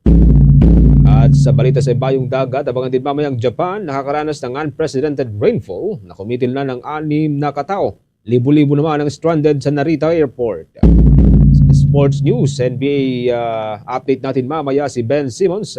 Hindi sinasantabi ang posibilidad ng NBA comeback habang naglalaro para yan sa Australian national team. At live nationwide via satellite, narito ang detalye ng ating mga balita. Bombo Weather Update. Bumaba na ang tsansa ng low pressure area sa labas ng Philippine Area of Responsibility na tuluyang maging ganap na bagyo sa susunod na 24 oras. Ito ay kasunod ng lalo pang paghina ng turang sama ng panahon habang patuloy na kumikilos sa extreme northern Luzon. Uli pong namataan ang naturang bagyo sa layong 2,135 kilometers. Yan ho sa silangan ng extreme northern Luzon. Hindi rin malinaw kung muli itong lalakas sa mga susunod na araw habang kumikilos sa Pacific Ocean. Sa ngayon patuloy na nagpapaulan sa Luzon at ibang bahagi ng ating bansa ang hanging habagat at ang mga naturang pagulan ay posible pong magtagal hanggang sa mga susunod pang mga araw.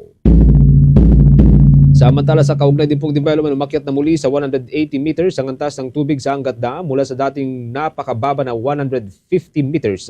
Halos isang buwan nang nakakalipas. Dahil po rito, lagpas na sa critical level na 160 meters ang antas ng naturang dam. Matapos ang halos 3 linggo na tuloy-tuloy na pagulan sa watershed area ng Angat, umangat ang antas nito ng halos 30 meters o 30 metro. Bago ang mga serye ng pagulan, pinangangambahan noon na lalong bumaba ang antas ng tubig sa Angat Dam na pangunahing nagsusupply ng malinis na tubig sa National Capital Region at mga katabing probinsya. Sa kabilang banda naman patuloy ang pagpapakawalan ng tubig ng 2 malalaking dam sa Luzon, ito hong Ambuklao Dam at ang Binga Dam. Sa Ambuklao, 2 gate dito ang nakabukas at nagpapakawalan ng mahigit sa 213 cubic meters per second na tubig. 2 gates din ang nakabukas sa may Binga Dam, ngunit mas mataas ang pinapakawalan nitong bulto ng tubig na nasa 225 cubic meters per second. Ang antas ng tubig sa 2 nabanggit na dam ay parehong 1 metro lamang na mas mababa kumpara sa normal high water level ng mga ito. Dahilan pa rin sa mga naipong tubig ulan sa nakalipas na mga araw. Batay sa record ng State Weather Bureau mga kabombo, pare-pareho nang umangat ang antas ng tubig sa lahat ng major dams sa buong Pilipinas. Kaugnay pa rin sa mga kalamidad, umabot na sa mahigit 4 million na individual o katumbas ng mahigit sa 1.2 million na pamilya. Yung pong natukoy na apektado ng pinagsamang epekto ng mga bagyong Luis, bagyong Maymay at ng nagpapatuloy na hanging habagat. Sa pinakabagong datos ng Office of Civil Defense, naitala ang mga apektadong populasyon sa mga sumusunod na rehiyon sa Ilocos Region, Cagayan Valley, Central Luzon, Bicol Region, Western Visayas, Zamboanga Peninsula, Calabarzon, Cordillera at dito ho sa Metro Manila. Sa mga apektadong pamilya, pansamantalang nanunuluyan ang mahigit sa 51,000 o 51,000 mga individual sa mga evacuation center. Sa kasalukuyan, base sa datos ng tanggapan, kumitil na ng 21 buhay ang kalamidad. Nakapagtala ng pinakamataas na bilang ng mga nasawi ang probinsya po ng Benguet na nasa 15 katao, habang naitala naman ang iba pang mga casualties o napaulat ng casualties sa La Trinidad, sa Atok at iba pang mga lugar. Tig-3 naman ang naitalang nasawi dyan sa may probinsya po ng Rizal at probinsya ng Batangas dahil sa pagkalunod, pagkakuryente at naguhuan ng lupa. Patuloy din ang paghahanap sa 3 napaulat na nawawala mula sa Alaminos City sa Pangasinan, sa may Batangas City at maging sa may Candelaria dyan sa may probinsya po ng Quezon. Pumaro naman na sa mahigit sa 2.6 billion pesos.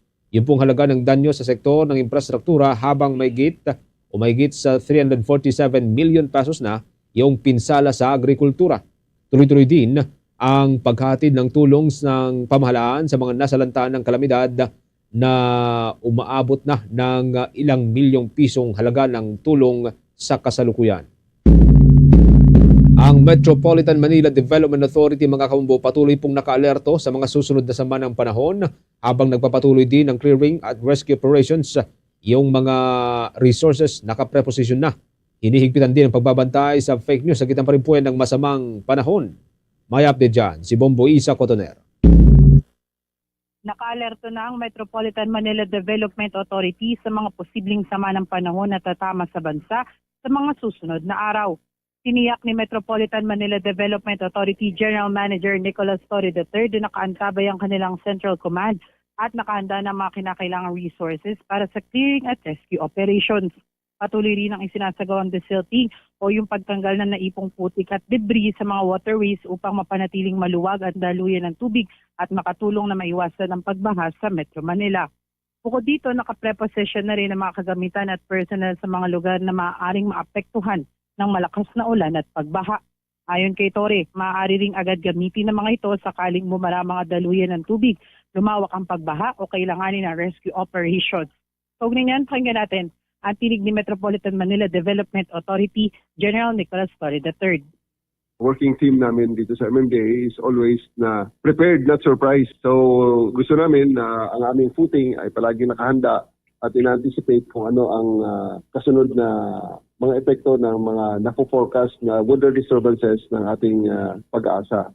So sa ngayon, tuloy-tuloy ang aming audit ng lahat ng mga waterways, sinisiguro na walang mga bara at hindi silted at siguraduhin natin na ito ay kaya ang capacity or working at the optimum capacity. Pagkatapos, meron din tayo nakapreposition ng mga tauhan natin na ready na mag-deploy yung upland manananggal na tinatawag namin na ready deploy sa mga lugar na specifically ay magkaroon ng mga pagbara ng mga mga inlet ng ating mga waterways, yung iba pang mga lumilitaw na problema pag dumarating na ang tubig. At ang pangatlo ay meron kaming mga nakapreposition din ng mga assets sa mga lugar na baka mga ilangan na in-anticipate natin ng mga ilangan ng rescue ang ating mga kababayan if ever na tumaas pa rin ang tubig at kailangan na nilang ilikas sa mas ligtas na lugar.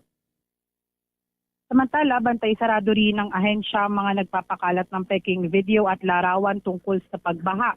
Ayon kay Torre, may mga kumakalat kasi sa social media na digitally altered, lumang video at maging AI-generated na larawan na pinalalabas na kasalukuyang baha at puno ng basura ang ilang lugar. Nakikipag-ugnayan na rin ang kagawaran sa Philippine National Police, Department of Information and Communications Technology, Cybercrime Investigation and Coordinating Center para maimbestigahan ang mga nasa likod ng naturang mga post. Hit ni Torre, mapanganib ang nagpapakalat ng peking impormasyon dahil maaaring itong iligaw ang publiko at magdulot ng kalituhan sa tunay na sitwasyon at mga abiso ng mga otoridad. Ito si Bombo Isa Cotoner and this is Bombo Radio Philippines, the #1 radio network in the country, your trusted source of news and information. Basta Radyo, Bombo! Meron na ho tayong 10 minuto makalipas ang alas 6 ng gabi. Isinusulong ngayon ng kampo mga kabombo ni Vice President Sara Duterte na magkaroon ng oral arguments para sa kanilang motion para ibasura ang kasong grave threats laban sa Vice Presidente. Sa isang payag, sinabi ng abogado ng Vice Presidente sa grave threats case nitong si Attorney Paul Lawrence Lim na makahain ng depensa ng manifestation para igiit ang pangangailangan na magsagawa ng oral arguments sa motion to quash ng pangalawang Pangulo dahil malawak at mabigat ang magiging epekto ng mga kasong ito. Ayon sa abogado, sakaling masakdal at litisin ng Vice Presidente ang iba pang impeachable officials gaya ng mga ombudsman, mga miyembro ng Constitutional Commission, Supreme Court Justices, maging ang Pangulo ng Pilipinas ay maaari na ring makasuhan at usigin. Nauna na ngang naghain ang kampo ng Vice Presidente ng motion para ibasura ang kaso kahapon dahil umano sa kawalan ng jurisdiksyon ng Quezon City Regional Trial Court sa isang pang reklamong grave threats o matinding pagbabanta laban sa kanya. Nagugat ang 3 bilang ng grave threats laban sa Pangalawang Pangulo. Doon ho sa reklamo mula sa National Bureau of Investigation, may kaugnayan pa rin po yan sa online press conference. Itong si Vice President Sara noong Nobyembre ng taong 2024, kung saan sinabi niyang mayroon na siyang nakausap o kinuntratang individual para patayin sina Pangulong Ferdinand Marcos Jr., First Lady Liza Araneta Marcos at dating House Speaker Martin Romualdez sakaling may mangyari sa kanya. Kabilang din sa pahayag na ito ng Vice Presidente sa mga pinagbatayan sa Article 4 o ito yung grave threats ng impeachment complaint laban kay Vice President Sara Duterte. Sa ibang balita ho tayo, kasalukuyan na pong bineberipika ng Armed Forces of the Philippines ang mga ulat hinggil sa isang Pilipino umano ang napatay habang naipaglaban kasama ang puwersa ng Russia sa patuloy na digmaan laban sa Ukraine. Ayon sa tagapagsalita ng Armed Forces of the Philippines, si Colonel Francel Margaret Padilla, hindi pa opisyal na nakumpirma ng militar ang pagkakilanlan ng nasabing Filipino fighter maging ang mga eksaktong circumstances sa likod ng insidente. Binigyang diin ng Armed Forces spokesperson na masyado pang maaga para magbigay ang sandataang lakas ng Pilipinas ng tiyak na pahayag habang gumugulong pa ang proseso ng investigasyon at mga serye ng validation. Inilabas ng sandatahang lakas ng Pilipinas ang pahayag, kasunod pa rin po yan ng ulat mula sa isang independent Ukrainian news agency. At ayon po sa intelligence agency ng Kiev, isang 37 anyos na Pilipino na nagmula sa Metro Manila ang nasawi sa Donetsk region habang lumalaban para sa panig ng Russian military. Batay sa nakalat na impormasyon ng Ukrainian Defense Intelligence, nakakuha ng Russian visa ang fighter noong Enero ng taong 2026 at bumiyahe patungong Russia noong Abril. Lumagda umano siya ng kontrata sa Russian Armed Forces. Yan po'y nangyari o naganap noong Mayo 3. Matapos ang isang linggong military training, agad isinabak sa frontline ng naturang Pilipino kung saan siya'y napaslang noong huling bahagi ng Mayo sa isang pag-atake malapit sa Katernikva. Yan po'y sa Donetsk region. Nauna naman nang nagpaalala ang Department of Foreign Affairs sa mga Pilipino laban sa pagsama sa mga foreign armed conflict o ito yung pagganap bilang mga mercenary o bayarang sundalo para sa ibang bansa. Naroon na ho tayong 14 minutes makalipas mga kabumbuang alas 6 ng gabi. Ang gag order maaari umanong magdulot ng paglaganap ng fake news ayon sa House prosecutors habang yung pagbibigay ng impormasyon sa publiko, prioridad pa rin sa impeachment trial laban kay Vice President Sara Duterte. Yan at iba pang mga balita sa pag-uulat ni Bombo Annalyn Soberano. Nagbabala ang mga House prosecutors na maaring lumala ang pagkalat ng fake news, misinformation at disinformation kung masyadong paghihigpitan ang mga pahayag tungkol sa impeachment trial ni VP Sara Duterte. Ayon kay Bicol Saro Party List Representative Terry Redon, maaring magkaroon ng information vacuum kung hindi may paliwanag sa publiko ang mga nangyayari sa paglilitis. Anya mahalagang maunawaan ng publiko ang mga ebidensya at teknikal na usapin sa impeachment trial. Iginit ni Redon na hindi dapat maging hadlang ang sub judice rule sa pagbibigay ng malinaw na impormasyon sa publiko. Pakinggan natin si Representative Terry Redon. Needs to be clear also na sa totoo lang, the further you restrict official communications by the defense, the prosecution, and the court itself, dyan po nagkakaroon ng vacuum for disinformation, misinformation, fake news noong pong mga other malign actors Hindi ba? So let us not kid ourselves na this is just about the parties and the court. No? Kasi ang totoo, because this is a sui generis proceeding, talaga po nga meron pong mga interest, no? Yung po nga iba't ibang mga panig, no? Hindi ko sinasabing para sa prosecution o para sa depensa, para guluhin yung po nga takbo ng presentasyon ng ebidensya na hindi ho nakadikit sa katotohanan. Ayon naman kay Manila Representative Joel Chua, hindi umano nilalabag ng prosecution panel ang mga patakaran ng Senate Impeachment Court. Anya, ang kanilang mga press briefing, interviews at social media posts ay bahagi ng pagsisikap na gawing mas madaling maintindihan ng publiko ang mga nangyayari sa paglilitis. Iginit pa ni Chua, may malaking interes ang publiko sa impeachment trial dahil isang halal na opisyal ng bayan ang sangkot dito. Pakinggan natin si Representative Joel Chua. Senate Impeachment Court ay mababawasan po yung aming spokes dahil si Attorney J ay pati siya ay mababawasan. Pero tama, I agree with Congressman Terry Redon dahil sa totoo lang, mas makakaunawa kung bakit inilatag yung mga ebidensyang yan o bakit inopose ay yung mismong membro ng prosecution panel at yung membro ng defense panel. Dahil kung ano ang dahilan, mas maipapaliwanag dahil sila yung nag-strategize niyan. Bagamat kami naman ay natutuwa dahil yung mga spokes namin, sila Kong Zia, Kong Rene, Kong Ace, sila Kong Pao ay na-articulate din naman po nila yung mga nais naming ipalabas. Sinabi naman ni Lanao del Sur Representative Zia Alonto Adyong, hihintayin ng House Prosecution Panel ang magiging direktiba ng Senate Impeachment Court sa umano'y paglabag sa Rule 18 na may kaugnayan sa social media post ng ilang prosecutor. Ayon kay Adyong, hindi pa malinaw kung aling mga post ang itinuturing na paglabag at inaasahan nilang tutukuyin ito ng Impeachment Court sa darating na Lunes. Pakinggan naman natin si Representative Zia Alonto Adyong. Naman natin yung naging pahayag nila sa kanilang mga interviews, sa kanilang mga statements. Wala naman po silang dinidiscuss or sinasabi sa ating publiko na hindi pa po napag-uusapan sa korte. Ibig sabihin, what they have actually said is a response to the questions by the media discussing merits or discussing things or merits, you can call it merits, that have already been laid out in an open court. So, ibig sabihin na pag-usapan na to at narinig ng taong bayan. Pero, kailangan pa ng taong bayan ng additional information para ma-explain po sa kanila.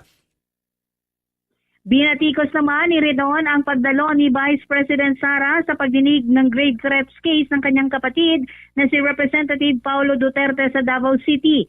Ayon kay Redon, kapwa may kinakaharap na grave threats ang magkapatid. Sambit pa ng kongresista, like brother, like sister umano ang sitwasyon. Si BP Sara ay nahaharap sa 3 counts ng grave threats kaugnay ng kanyang pahayag tungkol sa umunay planong pagpatay kina Pangulong Marcos, First Lady Liza Marcos at dating Speaker Martin Romualdez. Tinanong din ni Redon kung nasa lahi ba talaga ng pamilya ang pagiging marahas. Sinabi ni Redon na hindi naman obligado si BP Sara na dumalo sa impeachment proceedings, ngunit maaari naman umano siyang personal na harapin ang mga alegasyon laban sa kanya. Binigyang diin ng mambabatas na mas mahalagang dumalo ang Vice Presidente sa mga pagdinig na may kaugnayan sa sarili niyang mga kaso. Pakinggan natin si Representative Derry Redon. Gito natin kanina, meron po nga selective attendance yung po nga pangalang Pangulo, no? Of course, the proceedings of her brother matters, no? Kasi syempre kapatid niya ho yun. Pero I think the more important proceeding for her would be her own grave threats proceeding at the Senate Impeachment Court, no? Tapos na ho yun ngayon and she did not attend it. And our expectation po talaga and the public's expectation, magpakita po yung pangalang Pangulo sa kanya pong paglilitis hanggang pinakadulo. Kasi ang totoo naman ho, she doesn't have to speak there, pero ultimately, kailangan ho niya talagang harapin yung mga tanong eh. Mula dito sa House of Representatives, Bongbong Anali Montaño Soberano nag-uulat. And this is Bongbong Radio Philippines, the #1 radio network in the country, your trusted source of news and information. Basta Radio, Bombo. Meron na ho tayong 18 minuto makalipas magkakabombo ang 6:00 ng gabi. Abangan mamaya, makakausap po natin ang legal spokesperson ng House Prosecution Panel, si Attorney Benjamin Tolosa Jr. Kaugnay pa rin po ito sa gumugulong pa rin na trial, impeachment trial laban kay Vice President Sara Duterte. May ilang katanungan ho tayo, lalo doon sa pagtatapos ng Day 15 ng impeachment trial laban sa pangalawang Pangulo. Abangan po yan mamaya. Sa ibang mga balita ho tayo, pansamantala pong itinakda ng Sandigan Bayan 3rd Division yung pagdinig para sa preventive suspension ni Senator Rodante Marcoleta.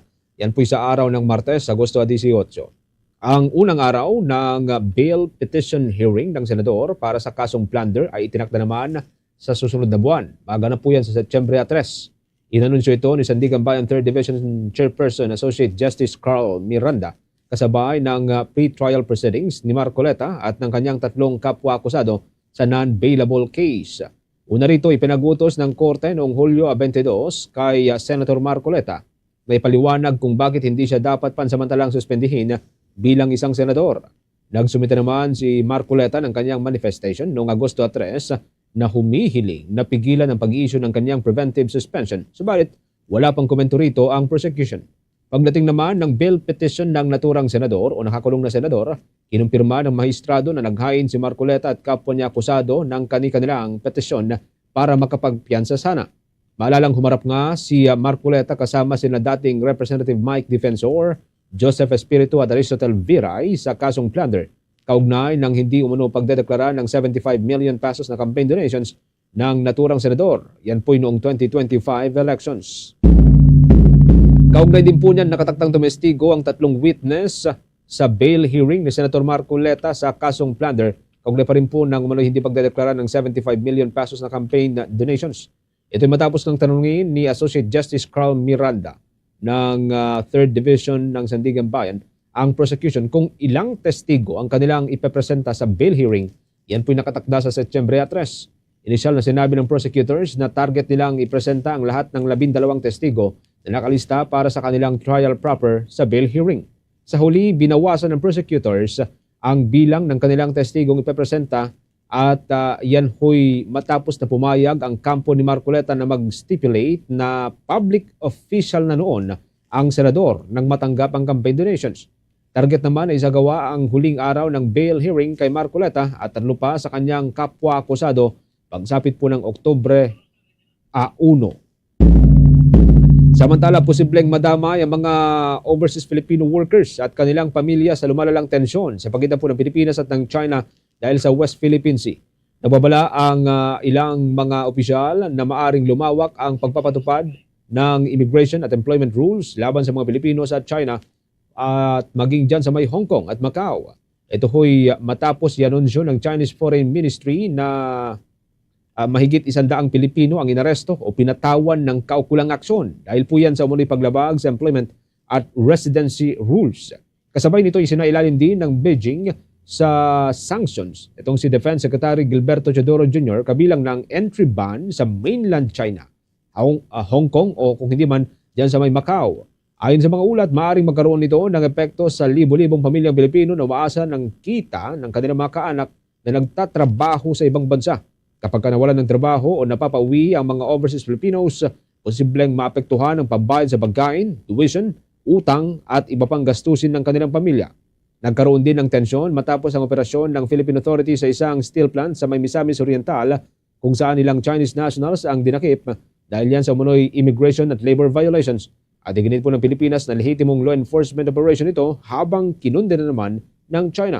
Sa patuloy na palitan ng akusasyon at hakbang ng dalawang bansa, nangangamba ang mga source na maaaring lumampas ang diplomatic dispute sa mga gobyerno at direktang makaapekto sa mga overseas Filipinos na naghahanap lamang ng hanap buo ng kabuhayan para yan sa kanilang naiwang pamilya dito sa Pilipinas. Oras natin 24 minutes makalipas ang alas 6 ng gabi. Usaping Pax Silica ho tayo magkakumbo ang investigasyon ng mataas na kapulungan dito sa Pax Silica Project sinimulan na ngayong araw. Yan at ibang balita mamaya sa pag-uulat ni Bombo Jello. Pero bago ho yan mga kabombo, update po muna tayo. Kausap po natin ang nagsisilbing legal spokesperson ng House Prosecution Panel, si Attorney Benamin Tolosa Jr. Magandang araw, magandang gabi ho sa inyo. Welcome sa Bombo Radio Philippines. Attorney Tolosa, sir, si Bombo Genesis po ito. Welcome sa Bombo Network News, Attorney. Magandang gabi, Genesis, at magandang gabi din sa lahat ng mga taga-subaybay ngayong gabi. Thank you so much for joining us. Tayo po'y napapanood ng live din sa ating 32 stations nationwide, Attorney. Unahin ko po yung last scene nung day 15 ng trial. You were seen speaking with defense spokesperson Attorney Michael Powa after po ng mag-adjourn yung trial day. Pwede hong maibahagi sa public, may na-discuss ho ba doon sa usapin po ng rules for decorum at media communication? Kasabay ho nito, sir. Well, it was just a light conversation between co-lawyers and since we're also both spokespersons. So, napag-usapan lang namin yung nabanggit ng presiding officer. Kumbaga, nagkakumustahan lang. And dahil we're just wondering kung ano kaya yung order. And of course, we'll just wait for it dahil tingin naman namin, pareho naman kaming naging maingat sa mga sagot namin. So, yun lang naman. It was just a light conversation. Pero ano to sir, parang kasi medyo tense yung day 15 sa part po ng defense, sa part po ng House panel. During that pag-uusap na yan, wala namang mga tense situation so far. Well, yung dun ho sa amin, Attorney po, we were not able to discuss yung naging issue about dun sa misleading na yan, na naging issue na na-raise before the end of the hearing. Hindi ho na yun ang napag-usapan namin. Was more of yung naging remark ko ng presiding officer na he will issue a ruling on Monday regarding possible transgressions of the sub judice rule. Okay. Attorney, gusto kong balikan din po yung usapin kung saan nagkaroon po ng tense exchange between Attorney Ferrer and Attorney Kapunan dahil po sa pagtatangka ni Attorney Ferrer na i-restrict lang sana si Zailin Del Campo sa yes or no answer. Sa prosecution, sa standpoint po ng prosecution, gaano po ka-damaging sa testimonya ho ng witness kapag nalilimitahan yung context ng kanyang answer or yung answer ng witness during cross-examination, Attorney? Well, ang issue lang naman ho kasi dyan, gusto lang natin mabigyan ng pagkakataon ng isang testigo na makapagpaliwanag ng mabuti, kapag tinatanong siya, lalo na kung mga importanteng bagay, para hindi ho maligaw yung mga presiding yung mga senator judges, pati na din yung publiko, para mabigyan ho ng tamang konteksto yung sagot niya, kasi nga hindi naman sa lahat ng pagkakataon ganun ho kasimple na masasagot lang ng yes or no ang isang katanungan. Minsan na kailangan kong magpaliwanag. So yun lang naman ho yung punto na sinasabi ho ni Attorney Kapunan dyan na may pinapaliwanag pa yung testigo. So sana bigyan siyang pagkakataon na tapusin yung sinasabi niya. Kasi ilang beses pong ano bang right term dito, na-interrupt yung witness ng House prosecution.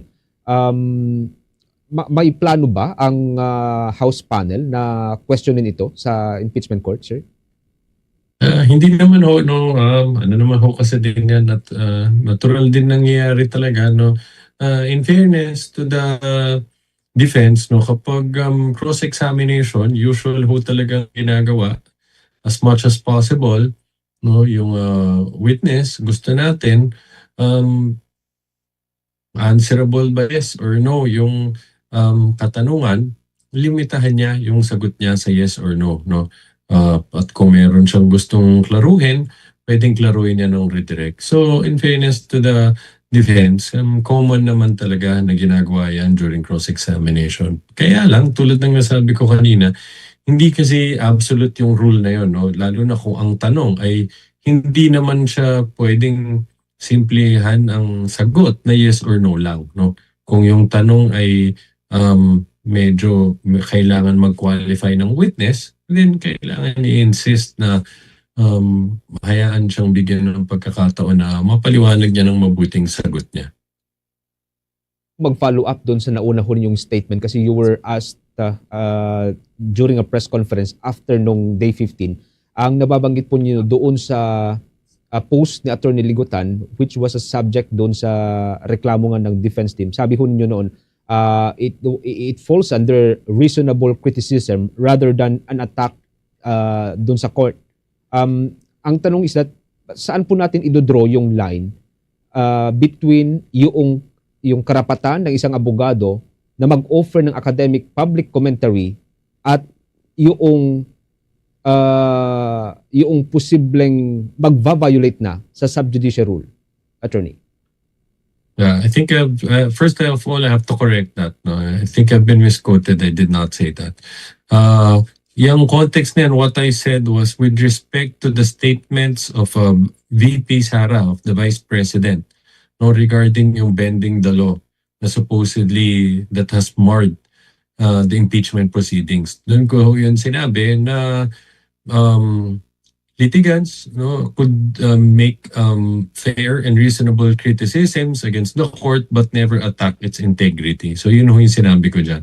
With respect naman kay Attorney Lagutan, most probably ang sa natatanda ko naging sagot dyan, I never characterized it as an attack against anyone because it's not. So naging paliwanag namin dyan is it was not done in bad faith. It was not attended by malice. Wala na, hindi naman ho niyang intention na magpahiya ng opposing counsel.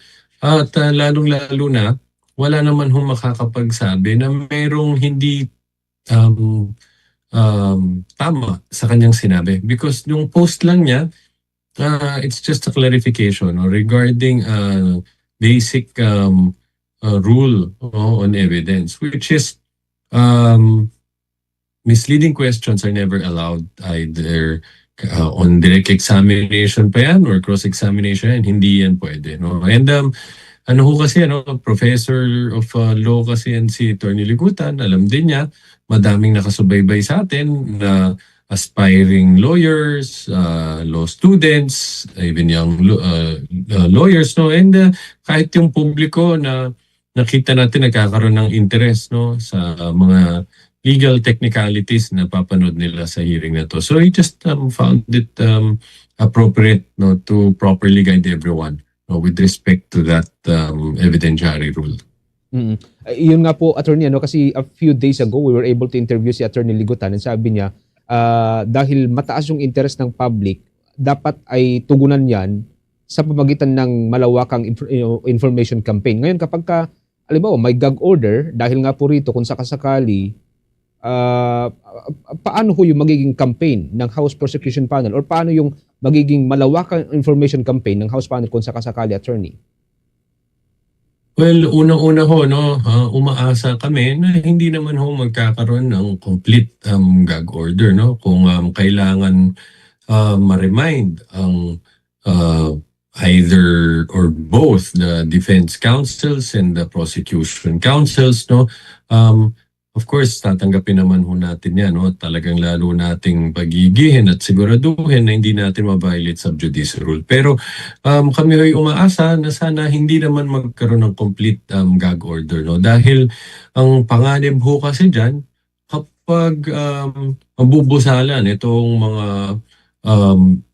official channels natin of communication to the public, ang magmamayagpag ho dyan, yung mga nagpapakalat ng fake news, dahil alam naman natin hindi matatanggi na laganap po ang misinformation and disinformation campaign, no, sa social media lalong-lalo na. So kung hindi makakapagsalita, no, for example in our part ang mga prosecution counsels, no, either public and or private, malaki ho yung magiging pinsalang maidudulot niyan, no, with respect to making sure, no, na accurate at tama ang impormasyon na napaparating natin sa ating mga kababayan. So umaasa ho kami na hindi naman ho gano'n ang magiging pagpapasya na gagawin ng presiding officer.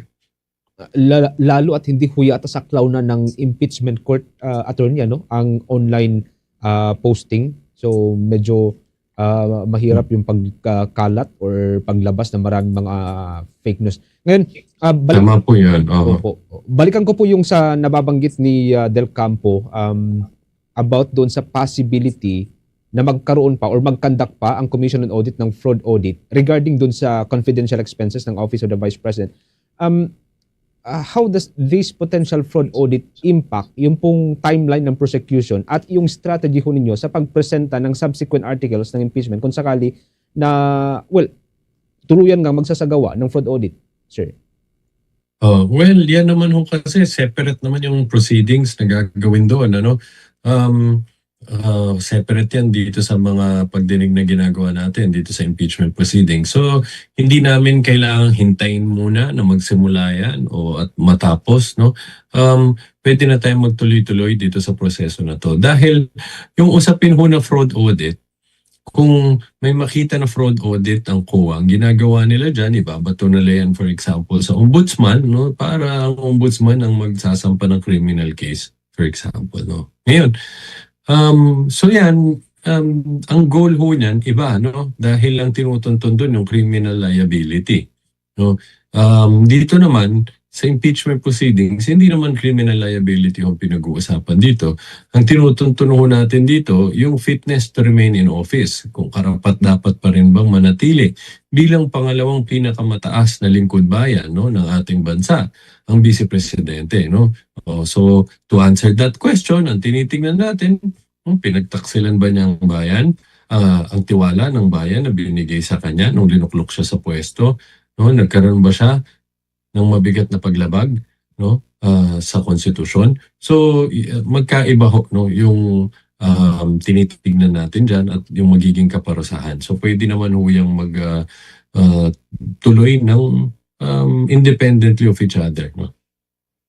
In connection dyan, attorney, ewan ko kung napanood po ninyo yung press conference kanina ng Office of the Vice President via yung legal spokes or yung legal advisor ni Vice President Sara Duterte, si attorney Lawrence Lim, doon sa kanyang kaso na grave threat. Ang sabi niya kasi, ongoing na yung impeachment trial against the Vice President habang meron pang paglilitis, criminal case against sa kanya through yung 3 counts of grave threat. So sabi niya, magiging dangerous president ito doon sa mga impeachable official kung sakaling ituloy pa.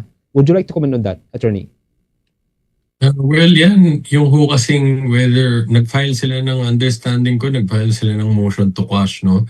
Doon sa korte, no? Kung saan isinampa itong information for grave threats. So, I would leave it to the discretion of that presiding judge. No? Hindi ko pangunahan kung paano magiging decision niya sa bagay niyan, kung papanigan niya yung posisyon ng Vice Presidente dun sa criminal case na yun, na dapat hindi pwedeng tumuloy yung criminal case dahil nakabinbin na ang itong impeachment proceedings. No? But sa amin ang maliwanag dito, regardless kung anong mangyari dun sa criminal case for grave threats, no? Kung matuloy o hindi, separate na usapin ho yan dito sa impeachment proceedings. Again, ulitin ko, sa criminal case, no, ang hinahanap po dyan, meron bang criminal liability? Ang kaparusahan dyan ay pagkakabilanggo, no?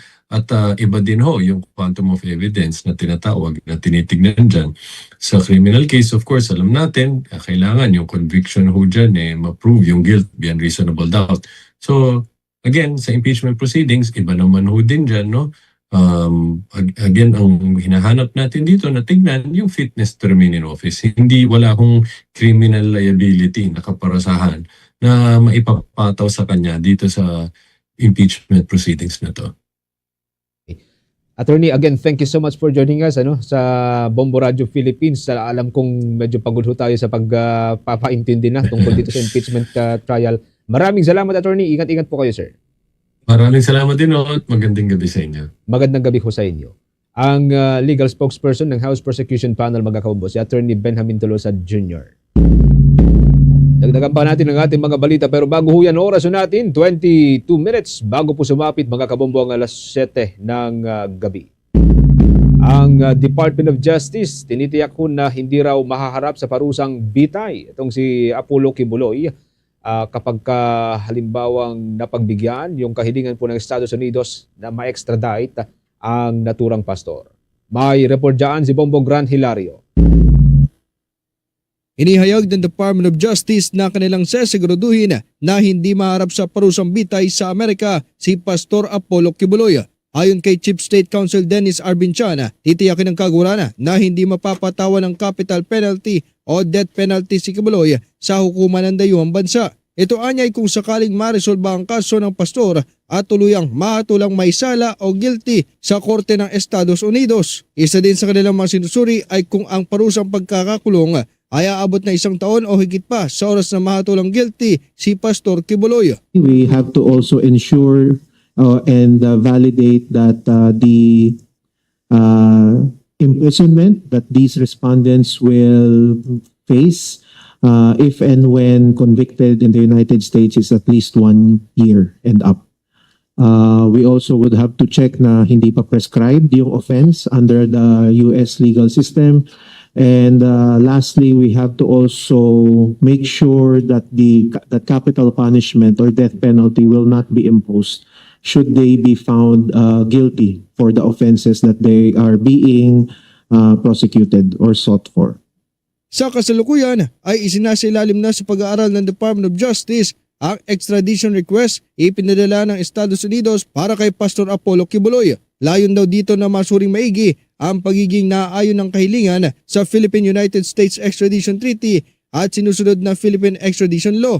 Ayon kay Chief State Counsel Chan, pagkatapos matukoy ng kaguran kung compliant ba ang extradition request, dadaan pa rin ito sa proseso ng hukuman. Aniyaya, maghain sila ng petisyon sa Kaukulang Regional Trial Court na siya magdedesisyon kung nararapat bang ma-extradite ang pastor.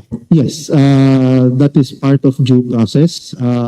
It will be filed in regional trial court, and then this extradition court will base its ruling on the limited issues presented before it, which is whether or not the person being sought is extraditable under the Philippine-US Extradition Treaty. Dagdag pa rito, inilahad ni Chief State Counsel Dennis Chan ang ilang mga posibleng mangyari o aksyon tatahakin ng pamahalaan kaugnay sa extradition request ng Amerika.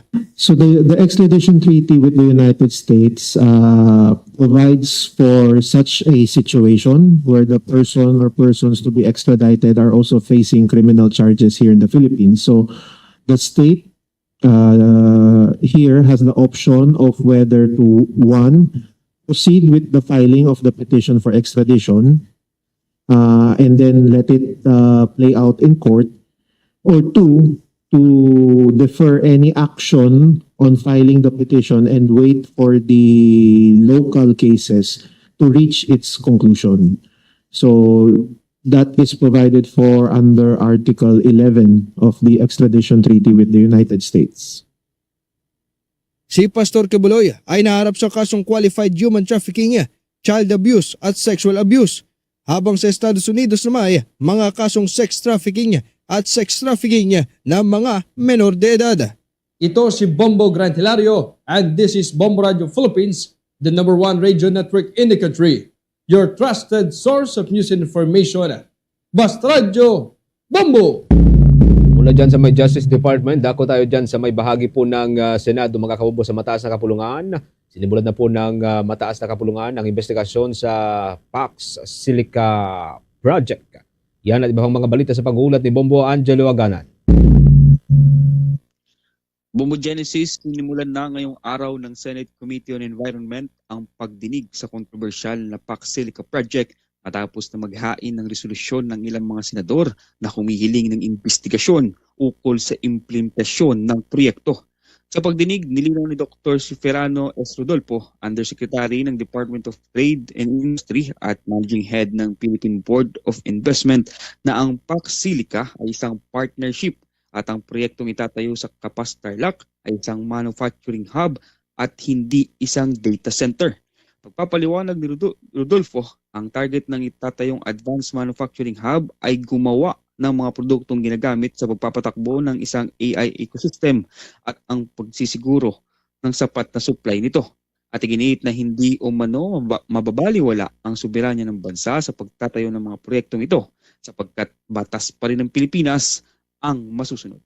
Kung nanyan, pakinggan natin ang mga bahagi ng payag ni Undersecretary Dr. Ciferano Rodolfo sa pagtatanong ni Senator Bam Aquino. One po yung diplomatic immunity and sovereignty at the very beginning. Tapos sinabi na ho natin na Philippine laws ho ito. Pangalawa ho yung... So wala yon, fake news yon. Wala po yon. Okay, so lahat ng batas ng Pilipinas susundan. Opo. Okay. Pangalawa po yung pangalan niya ho na Special Economic Security Zone. Pag naririnig ko yung security, talagang ting-ding-ding-ding, lalo na po yung mga kapitbahay natin. Sinasabi, magpo-produce ba kayo dyan ng mga armas? Hindi po mga armas yung dito. It's economic security to secure the supply chain. Pangatlo po yung sinabi na nung nabanggit yung AI hub, para sa Clark, ang akala po ay data center.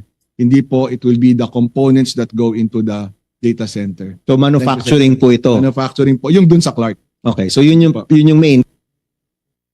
Kaugnay niya, Bombo Genesis, lumabas din sa pagdinig na wala umanong gagastusin mula sa pondo ng pamahalaan sa pagtatayo ng mga infrastruktura ng naturang proyekto. Wala din aniyang dapat pangambahan dahil ang investors ang magdadala ng sarili nilang power supply kaya't hindi ito makakaapekto sa supply ng kuryente ng bansa. Pinaliwanag ni Basis Conversion and Development Authority or BCDA President and Chief Executive Officer Joshua Bingkang na ang tanging investment dito ng bansa ay ang lupa at pondong gagastusin ng ahensya para sa pag-relocate ng mga maapektuhang mga residente, magsasaka at katutubong Pilipino. Narito pakinggan naman natin ang mga bahagi ng pahayag ni CEO Joshua Bingkang sa pagtatanong ni Senator Bam Aquino. Gastos ng gobyerno sa facility? Bali, kung sa 1,600 po, nakikita namin wala po. At po-provide lang po yung lupa. Ano po. So, Okay. But they want the ecosystem. Kaya nga po, meron pong iba na mag-i-invest on power. Yes. Merong iba na Okay. mag-i-invest. So let me go back. Government funding or government resources apart from the land, wala na tayong ibang gastusin? Ngayon po, sa tinitingnan namin, ang BCDA pa wala pong participation on the financing po nung Oh, lugar.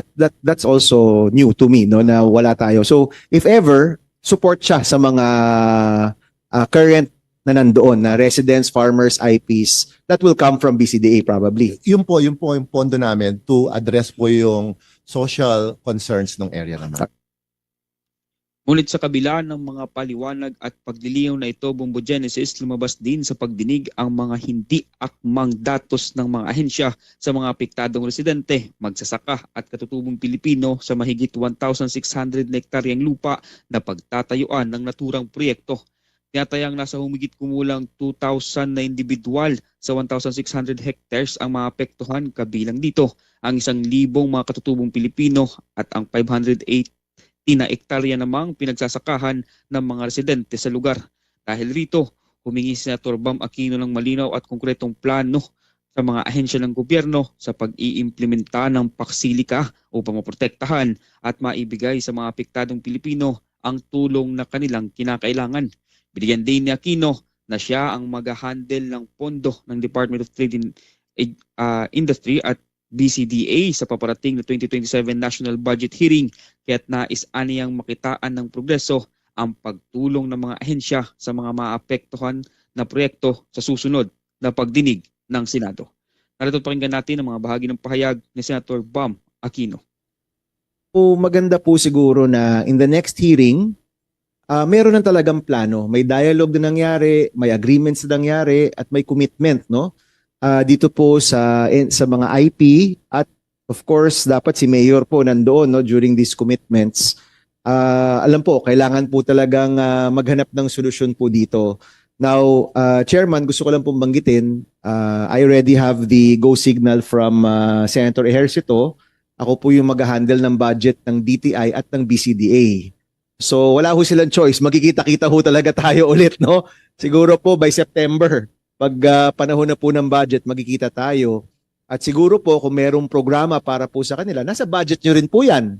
Tama po, no? So maganda ho talaga mapag-usapan na makahanap po tayo ng solusyon. Because we do want to see this facility up. Pero at the same time, hindi naman po ganun karami ang mga apektado. Sana po ay may maganda tayong plano para sa kanila or agreements man lang, no? Mula rito sa Senado ng Pilipinas, ako si Bombo Angelo Ganan, and this is Bombo Radio Philippines, the #1 radio network in the country. Your trusted source of news and information. Basta Radio, Bombo! 13 minuto bago sumapit, mga kabombo, alas 7 ho ng gabi. Sa ibang mga balita ho tayo, dako tayo dyan sa may bahagi ng Iloilo Province. Ang Bombo Radio Philippines nakatanggap ng 2 prestigyosong parangal mula sa Philippine Red Cross dahil po yan sa matagumpay na pagsasagawa ng taunang blood donation drive sa pamagitan ng Dugong Bombo. May update dyan ng Bombo Radio Iloilo. Kinilala ang flagship station ng Bombo Radio Philippines na Bombo Radio Iloilo sa isinagawang 25th Blood Donors Awarding in recognition ng Philippine Red Cross Iloilo Chapter ngayong Agosto 14. Nakuha ng Bombo Radio Iloilo ang ikalawang pwesto sa top performing organizations and institutions matapos makalikom ng 331 units ng dugo sa pamamagitan ng Dugong Bombo 2025. Ang naturang pagkilala ay ibinigay sa mga nangungunang organisasyon at institusyon na katuwang ng Philippine Red Cross Iloilo at nakapagtalaga ng pinakamataas na blood collection sa loob ng isang taon. Tumanggap din ang Bombo Radio Iloilo ng Pillar of Blood Program Excellence Level 1 bilang pagkilala sa patuloy nitong suporta, commitment at dedikasyon sa pagsusulong ng voluntary blood donation at pagliligtas ng buhay. Tinanggap ni Bombo John Felco Talento, Area Manager ng Bombo Radio Philippines para sa Visayas, ang naturang mga parangala. Ayon naman kay Dr. Carlo Nolan Carado, Philippine Red Cross Blood Center Manager, layunin ng awarding na kilalanin ang mahalagang papel ng mga organizer ng blood donation activities na nakakatulong sa pagsagip ng buhay ng mga Ilonggo. Hinimok din ni Carado ang publiko na makiisa sa Dugong Bombo 2026 na nakatakdang isagawa sa November 14, 2026. Ang Dugong Bombo ay taunang blood donation program na isinasagawa sa 25 key cities sa buong bansa kung saan nag-ooperate ang 32 fully digitalized Bombo Radio at Star FM stations. Isinasagawa ito sa ilalim ng kampanyang Dugong Bombo, A Little Pain, A Life to Gain sa pakikipagtulungan ng Bombo Radio Philippines, Bombo Radio Philippines Foundation Incorporated at Philippine Red Cross. So itong awarding ceremony natin is para sa ating tawag na pagkilala sa ating mga organizers na nag-organize ng kanilang mga iba't ibang mga mobile blood donation activities in which nakatulong sa mga pasyente dito sa province ng Iloilo. Once again, I would like to invite all qualified donors to come and join the Dugong Bombo 2026 this coming November 14. Mula rito sa Bombo Radio Iloilo, ito si Bombo Krel Panisalis Melieza, and this is Bombo Radio Philippines, the #1 radio network in the country. Your trusted source of news and information. Basta Radio. Bombo.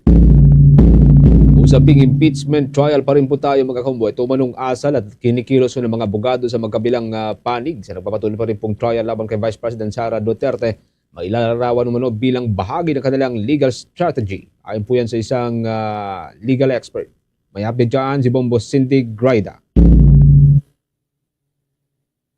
Inilarawan ni Atty. Rodel Taton din ng Graduate School of Law bilang isang legal strategy ng mga abogado mula sa prosecution at defense ang ipinapakita nilang asal at kilos sa mga nagdaang araw ng impeachment trial laban kay Vice President Sara Duterte na tumalakay sa Article 1 o ang di umano'y maling paggasta sa confidential funds ng Office of the Vice President at Department of Education.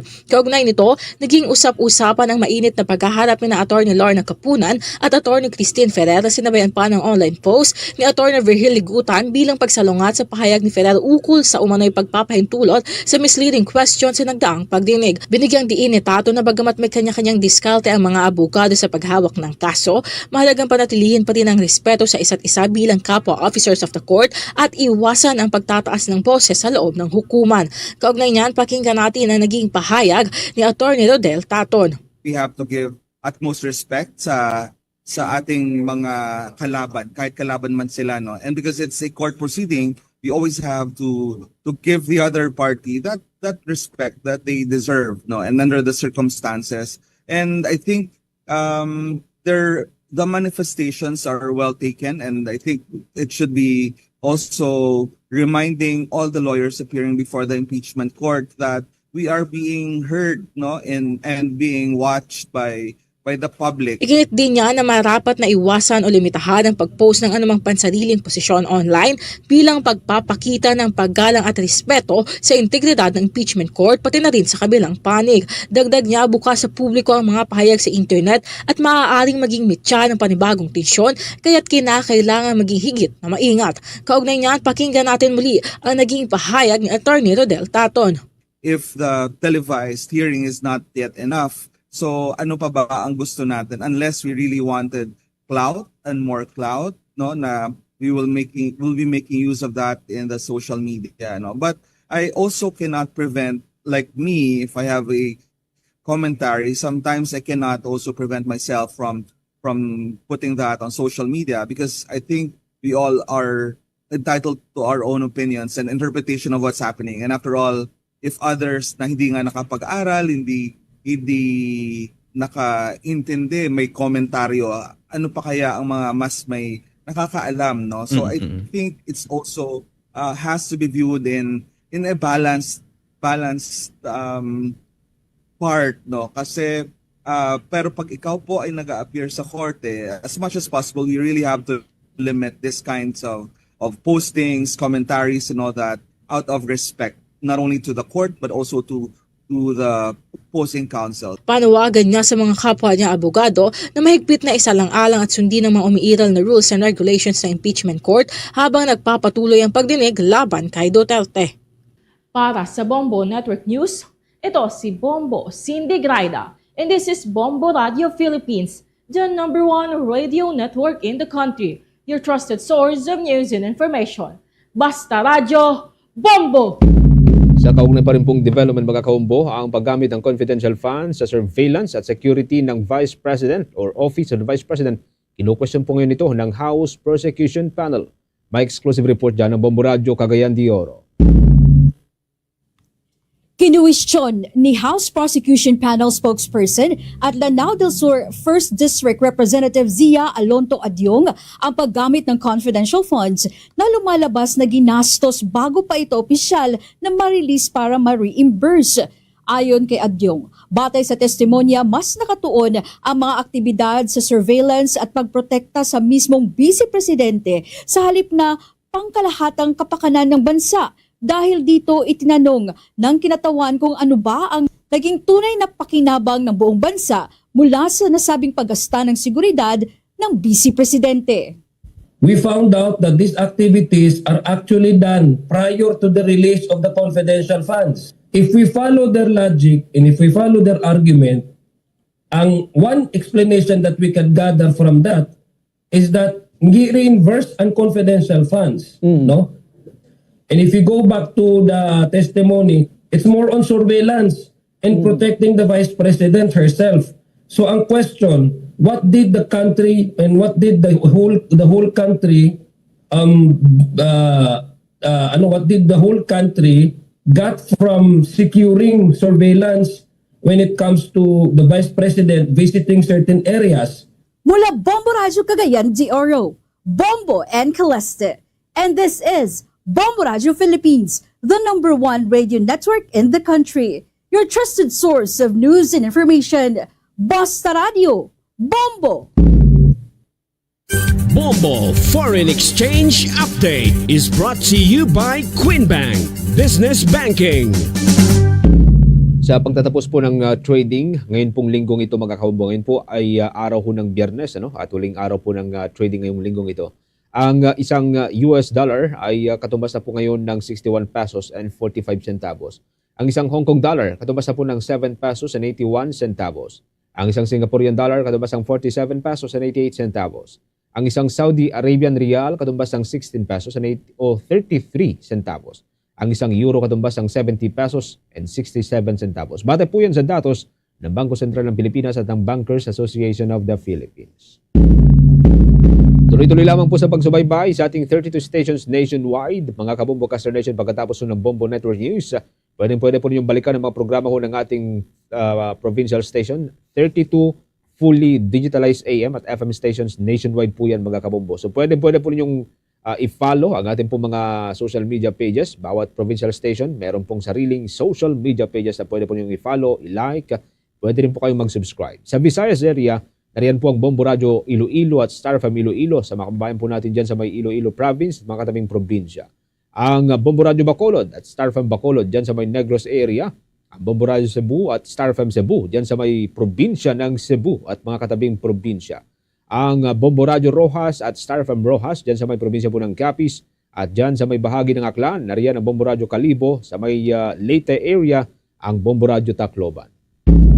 Samahan po ninyo kaming manalangin muli sa pamamagitan po ng Orasio Emperata for deliverance from calamities. Almighty Father, we raise our hearts to you in gratitude for the wonders of creation of which we are part, for your providence in sustaining us in our needs, and for your wisdom that guides the course of the universe. We acknowledge our sins against you and the rest of creation. Nature. We have confused your command to subdue the earth.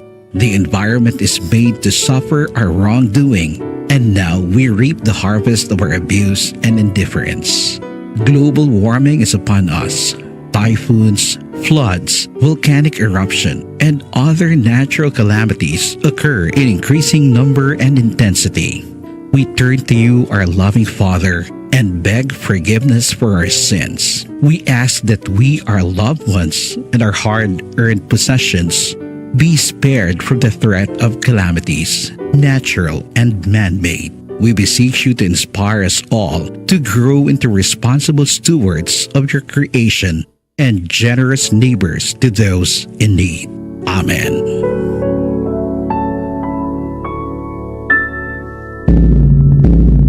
Muli, bago tayo tuloy magtapos sa atin pong newscast, mga kabombo, abangan po bukas ang Bombo Network News Morning Edition para ho sa mas marami pang mga balita at mga updated information.